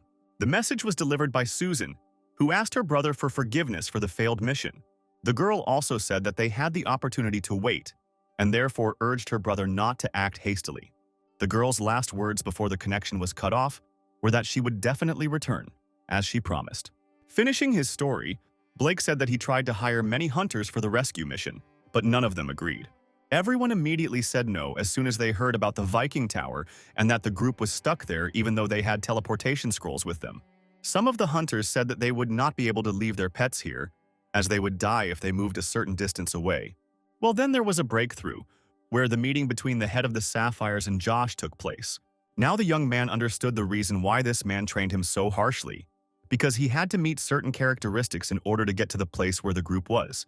And Blake said that the preparations were complete, and now the rescue mission could begin. A waiter passing by one of the offices was very frightened by the muffled sounds of blows and the choice curses heard there. And there, the very same leader of the gang that occupied one of the hunting territories received another powerful blow to the face, where the boss, taking out his anger on his subordinate, showered him with the most unpleasant statements and said that he did not ask anything supernatural from them. All the others, who had also managed to get it from the boss, stood and listened to his words about how they were not capable of anything. Moonstone Chief Elmer Maddox couldn't believe that someone could just steal all the power crystals. Sitting down and crossing his legs, the angry man demanded to know who dared to rob his laboratory, to which the subordinate who approached said that most of them were wearing masks, but the one who was without one had a low level. The boss couldn't believe that an entire group of D-level hunters could be beaten by someone who was only an E-level. In anger, Odd jumped up and dealt the speaker a powerful kick, shouting that they were not the only ones processing power crystals into concentrate. Continuing to beat the guy, the man shouted that if they did not organize the delivery, then someone else would do it, and then they would not be able to become regular suppliers. Having finished kicking his subordinate, Elmer ordered that he find this guy at all costs and take the goods. And so the henchmen, crippled by the boss, set off as quickly as they could to carry out the order. Elmer himself returned to his place, convinced that all these hunters would be beaten again, since it had already happened once. Trying to figure out where he could still manage to get hold of some power crystals in order to make sure the deal would take place, the man literally grabbed his head with his hands. But then, looking at the guy sitting in the shadows, the head of the Moonstone told Peter that, apparently, it would be impossible to do without his intervention. Where the clearly cheerful young man immediately said that he would definitely find out everything using his usual methods. Back at the agency office, Josh noted that Blake was probably not lying, but he certainly hadn't told everything. And when Martin asked, the young man explained that the man did not mention the reasons why they suddenly decided to try to pass the Viking Tower. Where, of course, he knows little about the hunting industry, but everyone knows that the Viking Tower was explored many years ago. After all, Casper Fields then reported to everyone that this world had been explored by him. Where he reported that that world was empty, there were no treasures or artifacts in it, and only monsters lived there, and he recommended that no one visit that world if they valued their lives. It was after this that all the best hunters lost interest in that world, but Blake did not explain why he became interested. When the agent asked if he needed to know more details about this matter, the young man answered negatively, saying that his goal now was to save the group, not to explore the world. Martin started to say that they could return to this issue at any time, when he suddenly saw a man sitting nearby. It was a very young girl who had managed to fall asleep while she was languishing in anticipation. When the agent asked if the young man knew her, Josh explained that he had recently met Emily on a hunting ground, providing her with the agency's business card. Approaching the sleeping girl, Martin quietly asked her if everything was okay. Opening her eyes and clearly not expecting to see a man's face so close in front of her, the girl stepped back. She seemed not to quite understand where she was and what was going on here. Catching Emily's astonished glance, Josh and Martin looked at her with equally surprised eyes. And then, to ease the tension a little, the head of the agency suggested that everyone go to a nearby cafe and start by having a good snack. Emily worked her spoon quite quickly, moving everything on her plate into her stomach. Josh was very surprised at how hungry the girl was, and Martin urged her to take her time. At some point, Emily tried to say something to the guy, but only inarticulate sounds came out of her full mouth. Having advised her to first chew and swallow her food, the young man also suggested that she had decided to accept his job offer. And when Emily sheepishly confirmed the guy's guess, the agent asked about her skill. And she explained that her basic skills are appraising items and creating various potions. To which Josh laughed and added that after taking such potions, the only thing left to do is immediately go and book a place in the cemetery, which really pissed off the girl, who very aggressively declared that she had several potions that didn't kill. Well, the scruffy-haired guy added that despite the final lethal outcome, the potions give an excellent effect, which he would like to use in his activities. After which Josh, answering the agent's question, asked almost in a whisper, said that he wanted to use the potions on the clones. And now, he He has already instructed the man to get everything necessary for the chemical laboratory, in which he is ready to participate financially. Then, having wished Emily and Martin a bon appetit, the young man said that it was time for him to go about his business. The girl asked the guy where he was going this time, to which he immediately replied that he was planning to visit another world, where the young man immediately explained that this time his goal was not to hunt monsters. And suddenly his interlocutor took out of her pocket and threw to her savior a couple of vials with potions, one of which was needed to increase strength, the other for mana. And when asked about side effects, Emily explained that the strength potion dissolves a person's muscles, and the mana potion explodes the body. Having received all the necessary information about the potions, Josh thanked his new friend. Approaching the crowd of his clones, the young man ordered them to follow him. The manager of the Hunters Association, Lisa, reported that she had almost reached the warehouse and would soon be ready to transport all the crystals to the location indicated by the members of the Sapphire Association. The girl promised to contact the head of her association as soon as she finished carrying out the assignment. Moving further, she suddenly saw the lifeless body of the guard of their base, where the power crystals were kept. Where immediately after this, Emma noticed that their base had been broken into. This was evidenced by the huge hole in the wall where the storage facility was located. Trying to understand who had the audacity to attack their union, the girl had already activated one of her skills. Scanning the space inside, she quickly found the targets. Shouting that she could clearly see where the intruders were hiding, Emma rushed inside. But suddenly, something invisible interrupted her further progress, grabbing the girl by the neck. She was absolutely sure that she could only detect the targets inside. And when the manager tried to inquire about the man who dared to attack their union, she immediately received a powerful blow to the back of the head, where Peter, appearing out of nowhere, cheerfully noted her stupidity and actually expecting to get an answer to her question. Watching as Emma fell to the ground unconscious, the young man apologized, saying that they needed these power crystals much more than their unification. And now, Peter has already entered the warehouse, supervising the process of collecting the loot. And when the last stone was taken out, the gang from the Moonstones, covering their tracks, set fire to the empty room. Watching the fire blaze up, Peter noted that the first issue with the stones for the deal had been resolved, and it remained to find out who had stolen their supplies. An aircraft belonging to the Sapphire Association was already flying over Icelandic territory, and upon reaching the required square, the pilots landed. Watching the hatch open, Josh noted that this was the first time in his life that he was abroad. Accompanied by his clones, the young man headed towards the portal that transported him to the Viking Tower. The men who greeted the guy told the guy that Mr. Calderson was expecting him and allowed him in.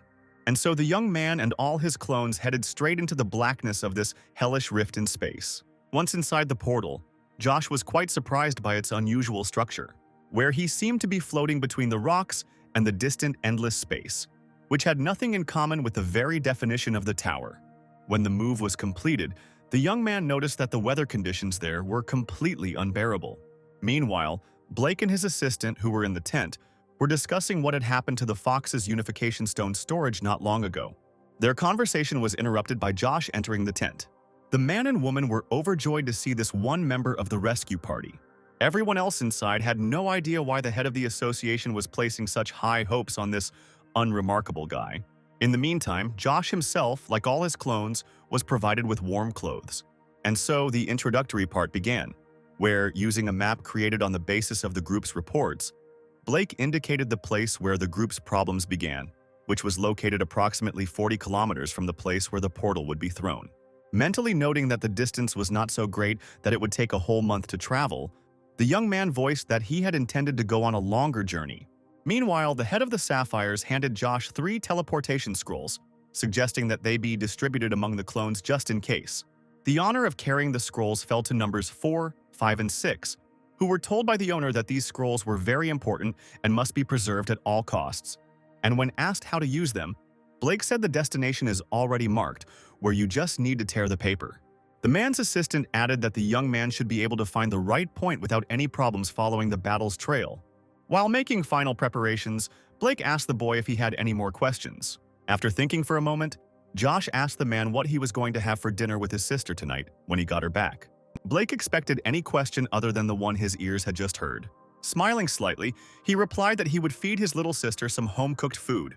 In addition to the teleportation scrolls, Josh also gave his clones the cursed sword and potions he received from Emily. And so his clones reported their readiness and immediately received permission to move out. Pretty soon they all found themselves at a portal that had a different structure from the other portals. Josh himself settled himself more comfortably on one of the chairs, saying that it was time for him to hit the road. Concentrating and gathering energy, the young man activated the unification skill. Blake watched the young man use his skill, mentally concluding that now everything was in this guy's hands. Even as he was leaving the portal, the young man noticed that the unifying skill was working just perfectly. As soon as the clone he was connected to appeared on the other side, the young man immediately felt the squally wind that pierced the bones walking through that world. The entire world in which his clones found themselves was a huge snowy space. And so Josh, being in the body of a clone, announced to the others that they had arrived at a place called the Viking Tower. At some point, feeling something strange, the young man forced the clone to clench and unclench his fingers several times. And the system informed the owner that, at this level of development, he not only shares the feelings of the one with whom he is united, but can also control his body. Thus, it was as if Josh himself was in this world in another body. And now, he was giving orders to the others to move forward to search for the group. The guy also noticed that instead of a portal, there was an ice block behind him, which excluded the possibility of returning from this world. Having obtained a written report on the monsters that the group had encountered along the way, the young man decided to find out who they would have to deal with first. But before he could finish reading about how these would be ice bats, the enemy had already shown itself. And now the clones were destroying one after another these flying creatures, which had been assigned level E. A distinctive feature of the local monsters was that each subspecies had a kind of leader, who, as a rule, was one level higher than all the others. Deciding that level D was no problem for him, Josh in the clone body began to extract his weapon, where the rest of the clones, who had already managed to deal with the smaller opponents, immediately came to his aid. The fight was over fairly quickly, and the victors continued on their way in search for the group in trouble. Another ice bat was cut into 2 pieces, where Josh noted that although all this is a small thing, it is very annoying and slows down progress. After asking one of the clones how far they had already traveled, the leader of the rescue group received the number 13 in response. Noticing that it was about 1/3 of the way, the young man remembered that somewhere around here a new kind of monster should appear, and the appearance of such was not long in coming, where, looking at the club-wielding Yeti, Josh noted that it was worth remembering about it. In preparation for a new confrontation, the young man activated the skill of a charged bullet that carried mana, and so he ordered the clones to disperse, where 3 would come from behind and 3 would push through the front. And a crowd of snow monsters with clubs in their hands was already rushing towards the uninvited guests in their world.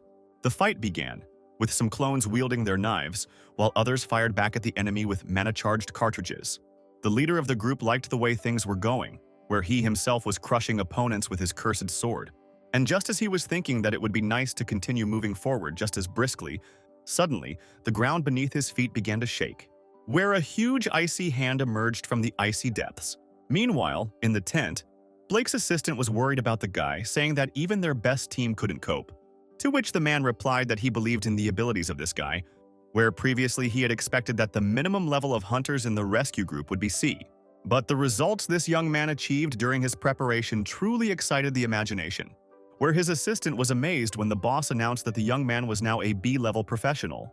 At the same time, all of his clones also became much stronger, where although their abilities are less than those of the original, but altogether they also pull at level B. So Josh alone is superior to their entire top team in terms of skill.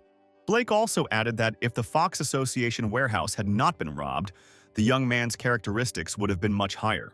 After which the assistant of the head of the association said that in this case, not a single monster on the first level of this world would be able to stop Josh's advancement. To this, Blake said that he had warned the young man about the Frost Giant, an encounter with which he could probably avoid. But passing unnoticed really turned out to be much more difficult, and Josh was already literally face to face with that very giant. Looking at his incredibly huge opponent, the guy noticed that he was seriously in trouble. Deciding to play it safe, the young man sprinkled the cursed sword with blood, calling upon the darkest forces to help him. And so he, with all his might, dealt the enemy the most powerful blow he was capable of in the clone's body. What shocked him was that there wasn't a single scratch left on the ice giant after that. With great difficulty, Josh was able to dodge the enemy's counterattack, which could have cost him the loss of 1 clone. And while he was defending himself, the guy was thinking that he would not be able to inflict any damage on this opponent. And then he saw how other snow monsters suddenly began to attack this giant. But for him, these small creatures also did not pose any danger. Where the ice giant easily dealt with one after another, right before the eyes of a stunned Josh and his clones. Realizing that now it would be their turn, and in order to keep at least someone alive, the young man ordered the clones to disperse. The giant's blow was of enormous force, and the clones only had time to scatter in all directions. Remembering Blake's instructions, the young man tried to find the very place on the ice giant where his core was located. Finding it turned out to be not so difficult, but a new question arose about how to get to it and destroy it. After all, neither the cursed sword nor the mana-charged cartridges had any effect on this monster. As Josh watched the giant prepare to launch another attack, he tried to come up with a new plan. The giant's attack was incredibly powerful, and the leader of the rescue group ordered the clones to leave the affected area. He himself took the icy blow on himself, feeling that he would be able to withstand it without any damage. But one of his clones hesitated and did not notice how a giant ice fist suddenly descended on him. Watching as one of his clones was destroyed, the young man cursed, thinking that the monster could have destroyed someone who didn't have a teleportation scroll. And as soon as he remembered about this scroll, he immediately rushed with all his might towards the monster. And the ice giant was already preparing to swallow his next prey, not knowing that ultimately only clothes would remain in his stomach. Josh used this moment to get as close as possible to the corpse of number 5. The young man extended his hand towards the body of number 5, and a second later it disappeared into the giant's mouth. The rest of the clones stood to the side and watched what their leader was doing, where Josh, in the clone's body, pushed off the giant's body with force and fell onto the icy surface. He rose to his feet, and behind him there was already mortal danger looming. But turning to his opponent and sitting down on the ice, the young man smiled and asked him if the monster liked what he had just swallowed. And so, having shown half of the teleportation scroll, he asked the monster if it understood what it was. But even if the ice giant understood, he certainly didn't have time to figure anything out, much less do anything. Where just a second later, a teleportation portal opened right inside him. Josh's plan as he rushed towards number 5's corpse was that if he couldn't destroy the core, he would simply move it. And now his plan worked, where his huge ice opponent screamed furiously from the fact that a passage through space opened right in his body. And when the portal was closed due to expiration, the core that gave the monster life force was no longer with it. Completely immobilized and deprived of all strength, the giant turned into ordinary flax, which fell and crumbled into pieces. Josh thought that the people who were currently in the tent were most likely very scared when the giant's core appeared there. And then the young man saw several messages from the system about the increase in his characteristics, where the most pleasant thing was that now the guy had access to the summoning of the 7th clone. At this stage, he decided not to call on number 7 and to make do with the mission with those who remained with him. Leaving the shards of the ice giant behind, the rescue party, now down to 5, continued on. Casper Fields, known to the world as an S-level hunter, was finishing his morning shower. When he was already in the room, he was informed that the list of people who had requested a meeting with him this month was ready. The young man asked to display on the screen all the data about those who requested an audience. After reviewing the list, Casper noted that there was no one from the Korean associations. As he buttoned his shirt, he found it very strange, as everything had gone wrong somehow, and this time something had changed. Having finished dressing, Casper gave the order to refuse everyone's request to meet with him and to begin opening the academy. Sitting opposite the big guy, Fred greedily gobbled up the Chinese noodles. Looking at him, Hugh noted that he now understood why he had been unable to get through to his friend for so long. Recalling the recent past, the man noted that the Wolf Alliance handed him over to Moonstone because he failed to complete the task in the territory of hunting for harehorns.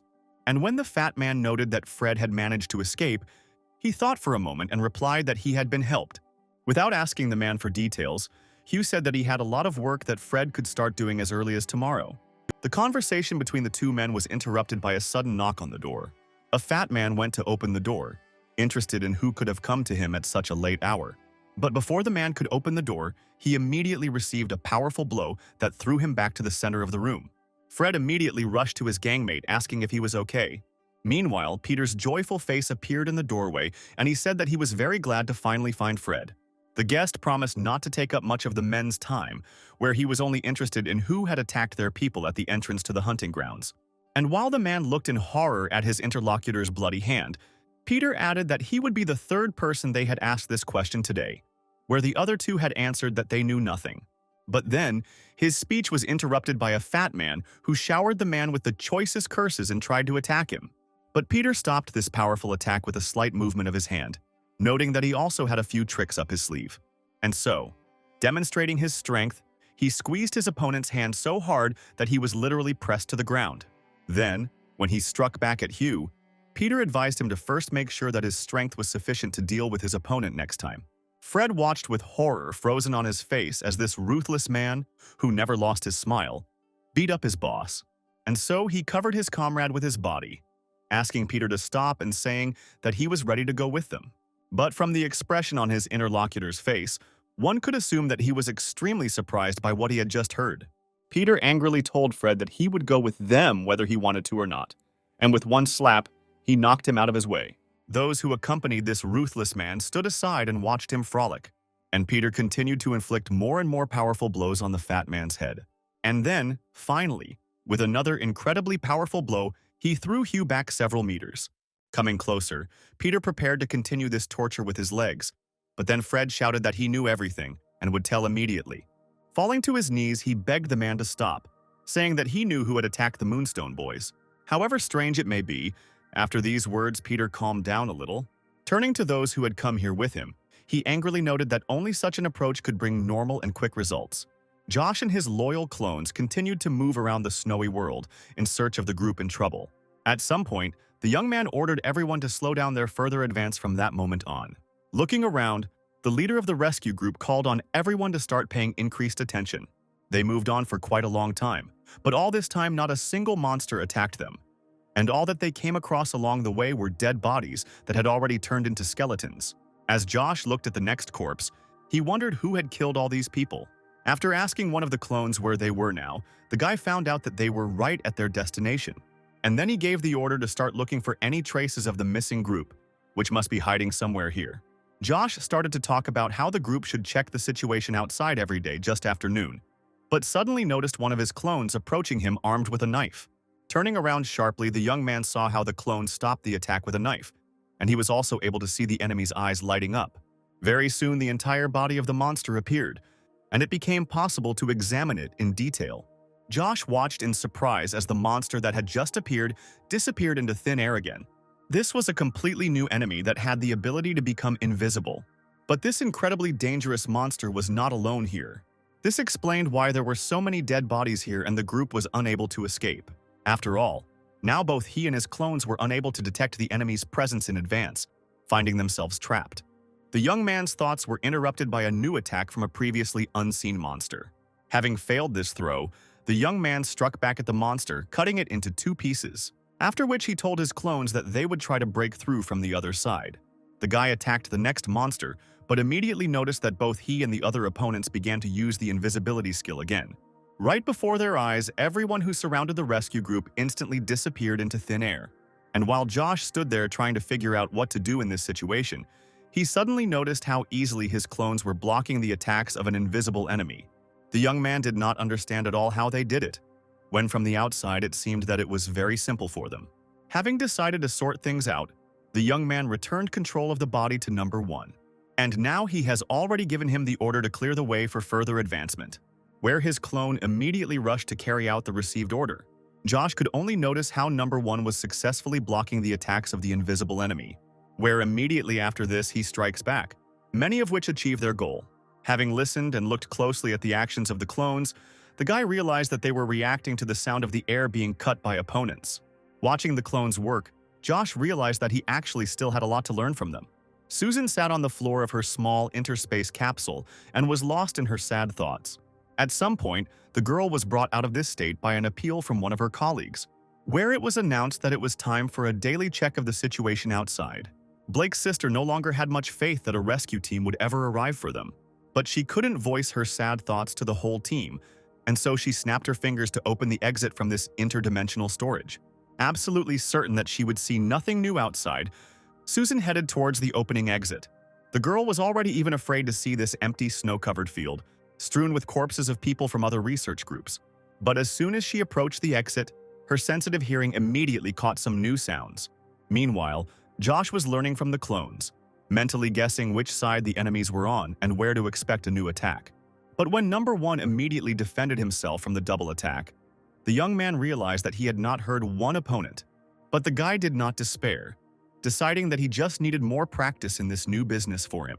From his confrontation with this new enemy, the young man realized that these monsters did not have either high speed or good defense. Other than their invisibility, none of their other qualities pose a danger. And while number 1 was dodging several attacks at once, Josh noticed another significant advantage of his opponent, where there was talk about the huge numbers of this real army of monsters. Of course, during the confrontation, the clones received minor damage, which did not cause much trouble now, but as it accumulated, the clones would begin to weaken one way or another. And therefore, it was necessary to take some measures and somehow save ourselves. And then, right before the young man's eyes, some kind of portal began to open. Immediately realizing that this was the personal dimension of the Headmaster Sapphire's sister, Josh ordered his clones to immediately head for this saving entrance. Susan, seeing the clones fighting invisible monsters, at first almost whispered the word human. But a second later, she turned around and loudly announced to the entire group that there were people outside. Just like their leader, many no longer believed that they would ever be taken away from here. But looking out into the open passage, the entire group was convinced that several people were indeed moving in their direction. At that very moment, everyone who was in this subspace came to life, beginning to understand that they would finally be saved. The first person to see the monsters approaching the rescue group was Susan herself. But soon everyone else also noticed that those who came to save them were ultimately leading them to certain death. But Josh himself didn't think so, loudly declaring that he came here to save people in trouble.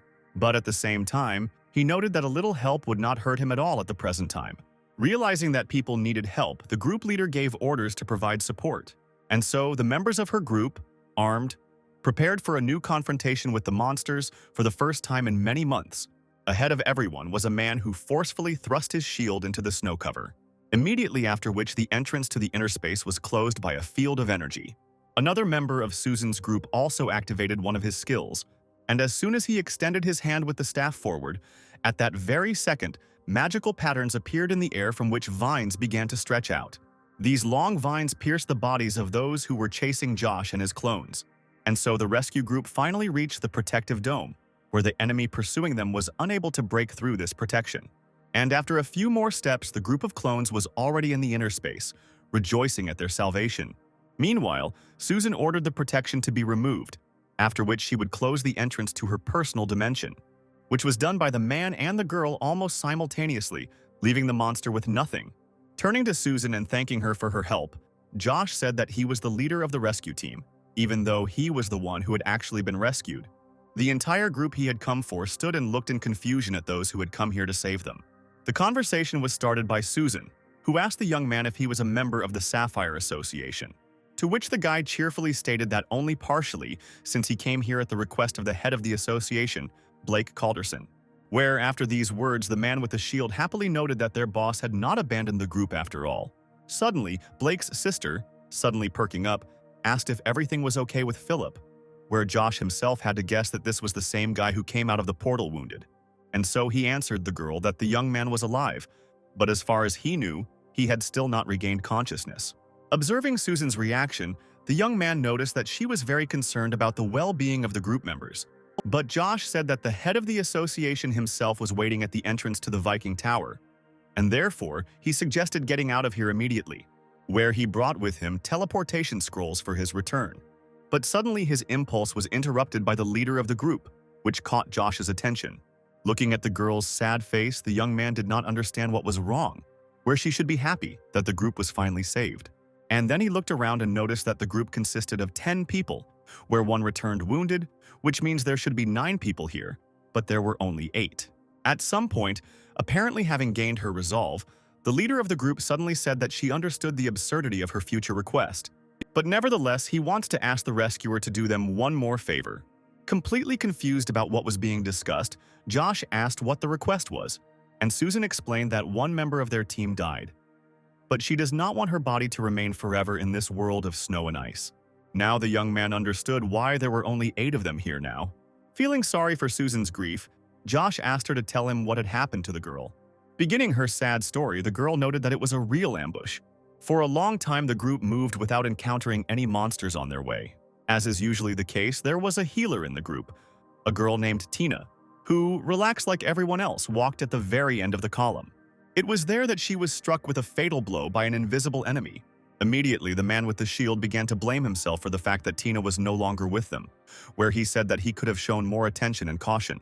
Listening to this story, the young man noted to himself that in his case, he was the first to be hit, which meant that the monsters most likely chose the weakest member of the group to attack. And Susan continued, saying that when Tina was attacked, she immediately opened her dimension and ordered the group to retreat. And so all the members of the group, holding back the onslaught, covered the retreat of their leader. Because if something happened to her, the entire group, without the possibility of hiding in the interdimensional space, would be destroyed. Once inside, she immediately reported the emergency using a telepathic scroll. But everything happened so quickly that no one noticed how one of the invisible monsters ended up inside the dimension. Philip, who noticed that someone was clearly approaching Susan, immediately asked for her protection, where the tip of what had pierced his body also activated the teleportation scroll. But as it turned out, not just one, but all available teleportation scrolls were activated, which created a strong release of energy. This explained to the young man why the group had been unable to move back and how they had lost the scrolls. In concluding this narrative, Susan said that the portal closed before the entire group could reach it, and she could not use it, since her personal dimension would disappear along with her, condemning everyone else to certain death. After listening to his interlocutor, the young man, without asking unnecessary questions, inquired about the location of the dead girl's body. Opening a small window to the outside, Susan showed the guy the place where Tina's body lay. Assessing the distance, the guy understood that he couldn't avoid a skirmish with the monsters, but he couldn't offer Susan to leave her body here either, since she had voluntarily stayed here only for the sake of her team. After a few minutes of thought, the guy finally said that he would help retrieve the body of the deceased, where both Susan herself and the other members of the group immediately expressed their gratitude to him.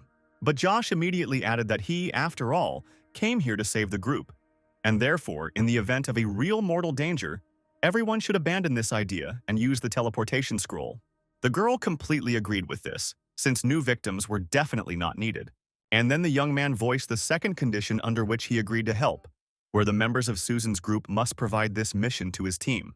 Hearing this, the girl objected, offering to simply provide cover, but Josh immediately interrupted her speech. Looking straight into her eyes, he told Susan not to worry, because these were not real people in front of her, but clones, where the group leader expected to hear anything but a statement of this kind. The man moved around the office with short steps, with ordinary office utensils scattered throughout all its parts. Sitting on the body of a man lying on the floor, the uninvited guest declared that the hunter who had caused problems for his team was registered with this agency. And so Peter, with an evil grin, added that it was apparently no longer enough for Martin to simply be an enemy of the Wolves Union, where he shouldn't have gotten involved in that market at all after he was kicked out of that association. But the torturer continued his torture, breaking the victim's arm and saying that he would ask one more time.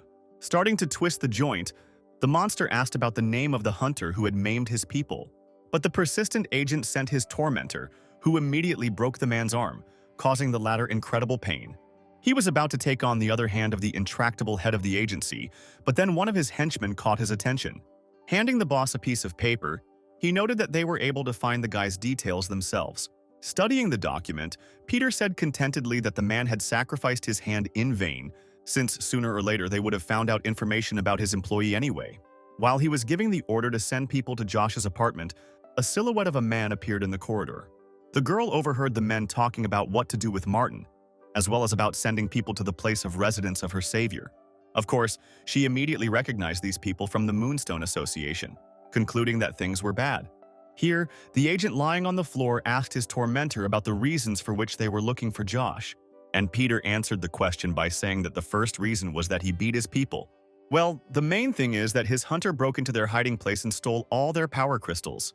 Emily was shocked when she heard this information, because it turned out that she was responsible for everything that was happening. Hearing that there were clones standing next to her, the girl tried to say something about illusions, but Josh immediately noted that they were definitely not illusions. He then went on to elaborate on his plan, saying that numbers 4 and 6 with the teleportation scroll would guard the entrance to this dimension, and numbers 2 and 3 will go with him to collect the body of the dead girl. He once again asked Susan not to go outside herself and not to let any of the members of her group out. At this point, a man intervened in the conversation, saying that they also had abilities and could help, to which Josh responded that he understood the group's sentiment, but his job was to get everyone who survived back safe and sound. Here, Susan tried to remind the guy of how he himself ran away from monsters, to which the young man stated that he, unlike everyone else, was to some extent immortal. In concluding this conversation, the young man said once again that everyone must strictly follow the plan he had developed, where the leader of the group in trouble had no choice but to agree with the savior's offer.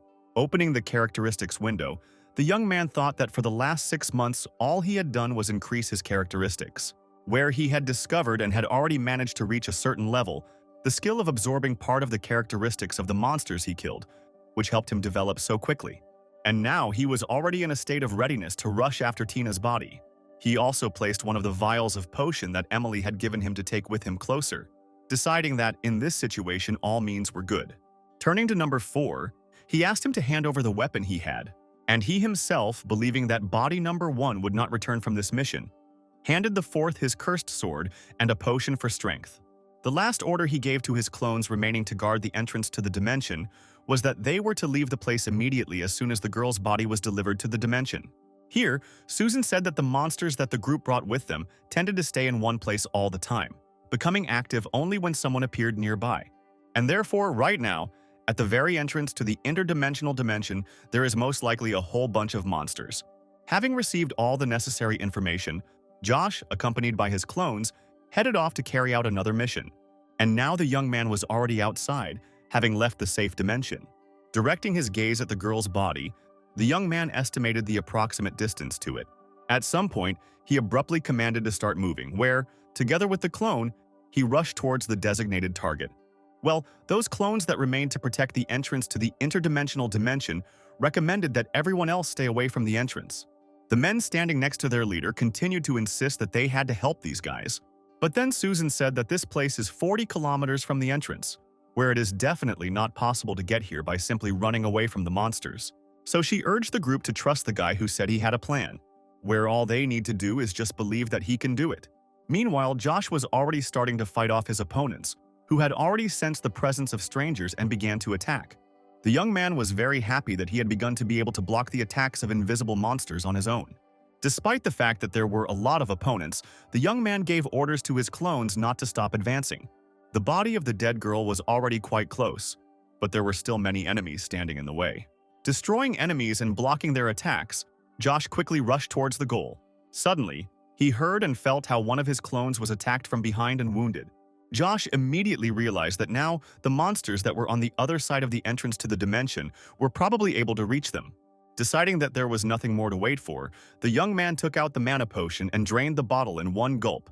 The boy felt the effect of what Emily gave him immediately. At the same moment, he pulled out his pistol, activating the skill of mana-charged cartridges, where he now had a huge excess of mana. The gunshot was more like the launch of some kind of intercontinental missile that destroyed everything in its path. A whole crowd of monsters blocking the path to the body were instantly destroyed, and the path was cleared. Susan's group, watching the progress of this sortie, were amazed at the extraordinary abilities this guy demonstrated. When the smoke from the gunshot cleared a little, Josh noticed that he could now freely access the body. Feeling that he himself could not move, the young man ordered number 2 to take Tina's body away. And now number 2, together with his brother in arms, was already wrapping the dead girl in a prepared piece of cloth. And Josh felt how after drinking the potion, the mana level continued to rise in his body. Feeling like he was about to literally explode, the young man said that he would draw the attention of all the monsters to himself by clearing the way back.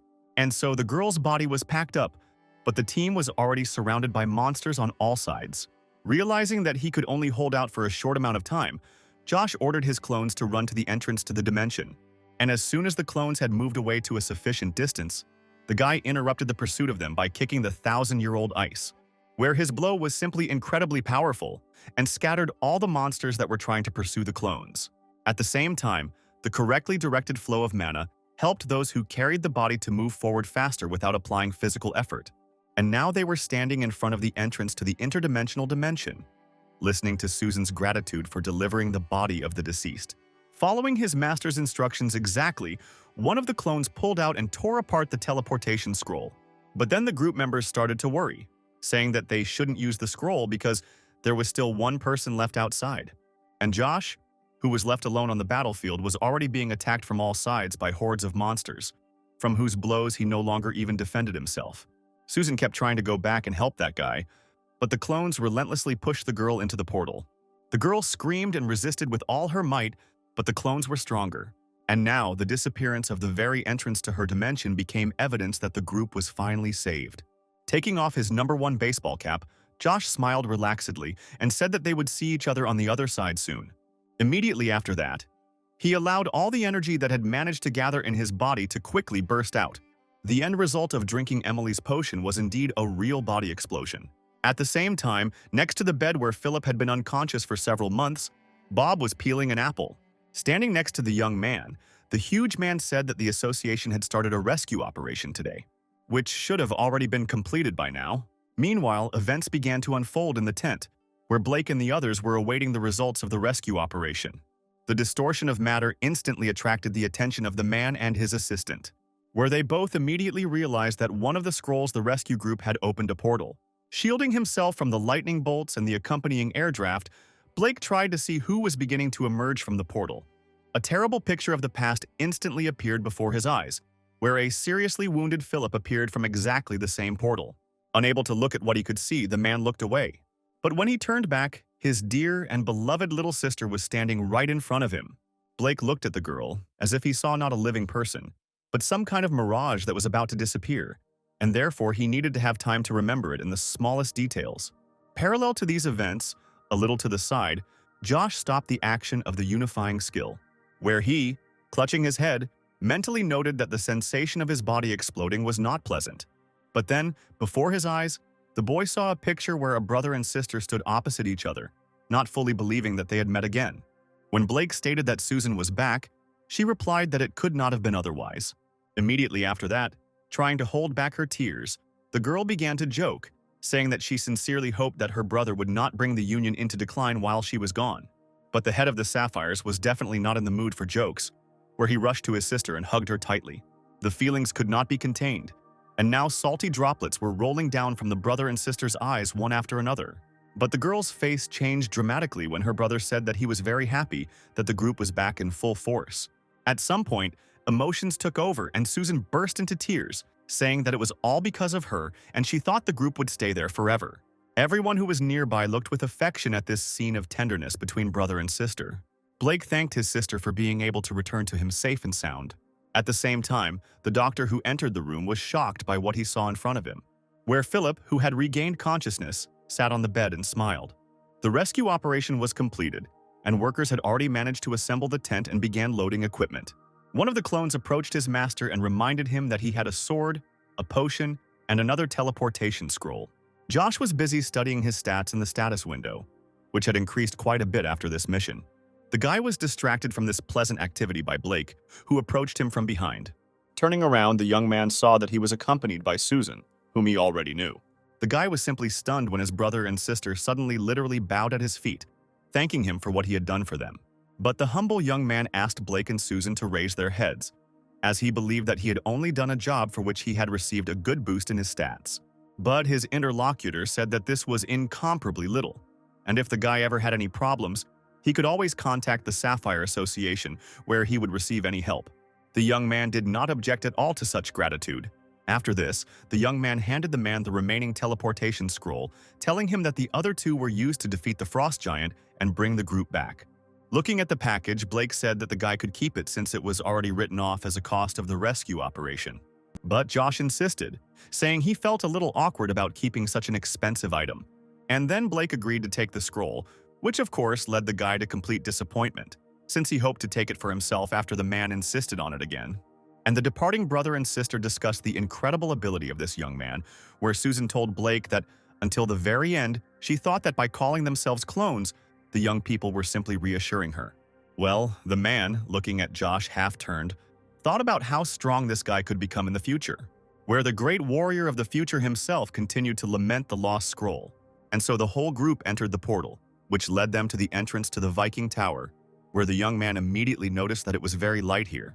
When asked what the man would do upon returning home, he explained that first and foremost he would check the health of the rescued people, after which, watching the coffin being loaded onto the plane, Blake, without hiding his emotions, added that a funeral would also have to be held. Watching the saddened man, Josh understood the feelings that were now overwhelming him.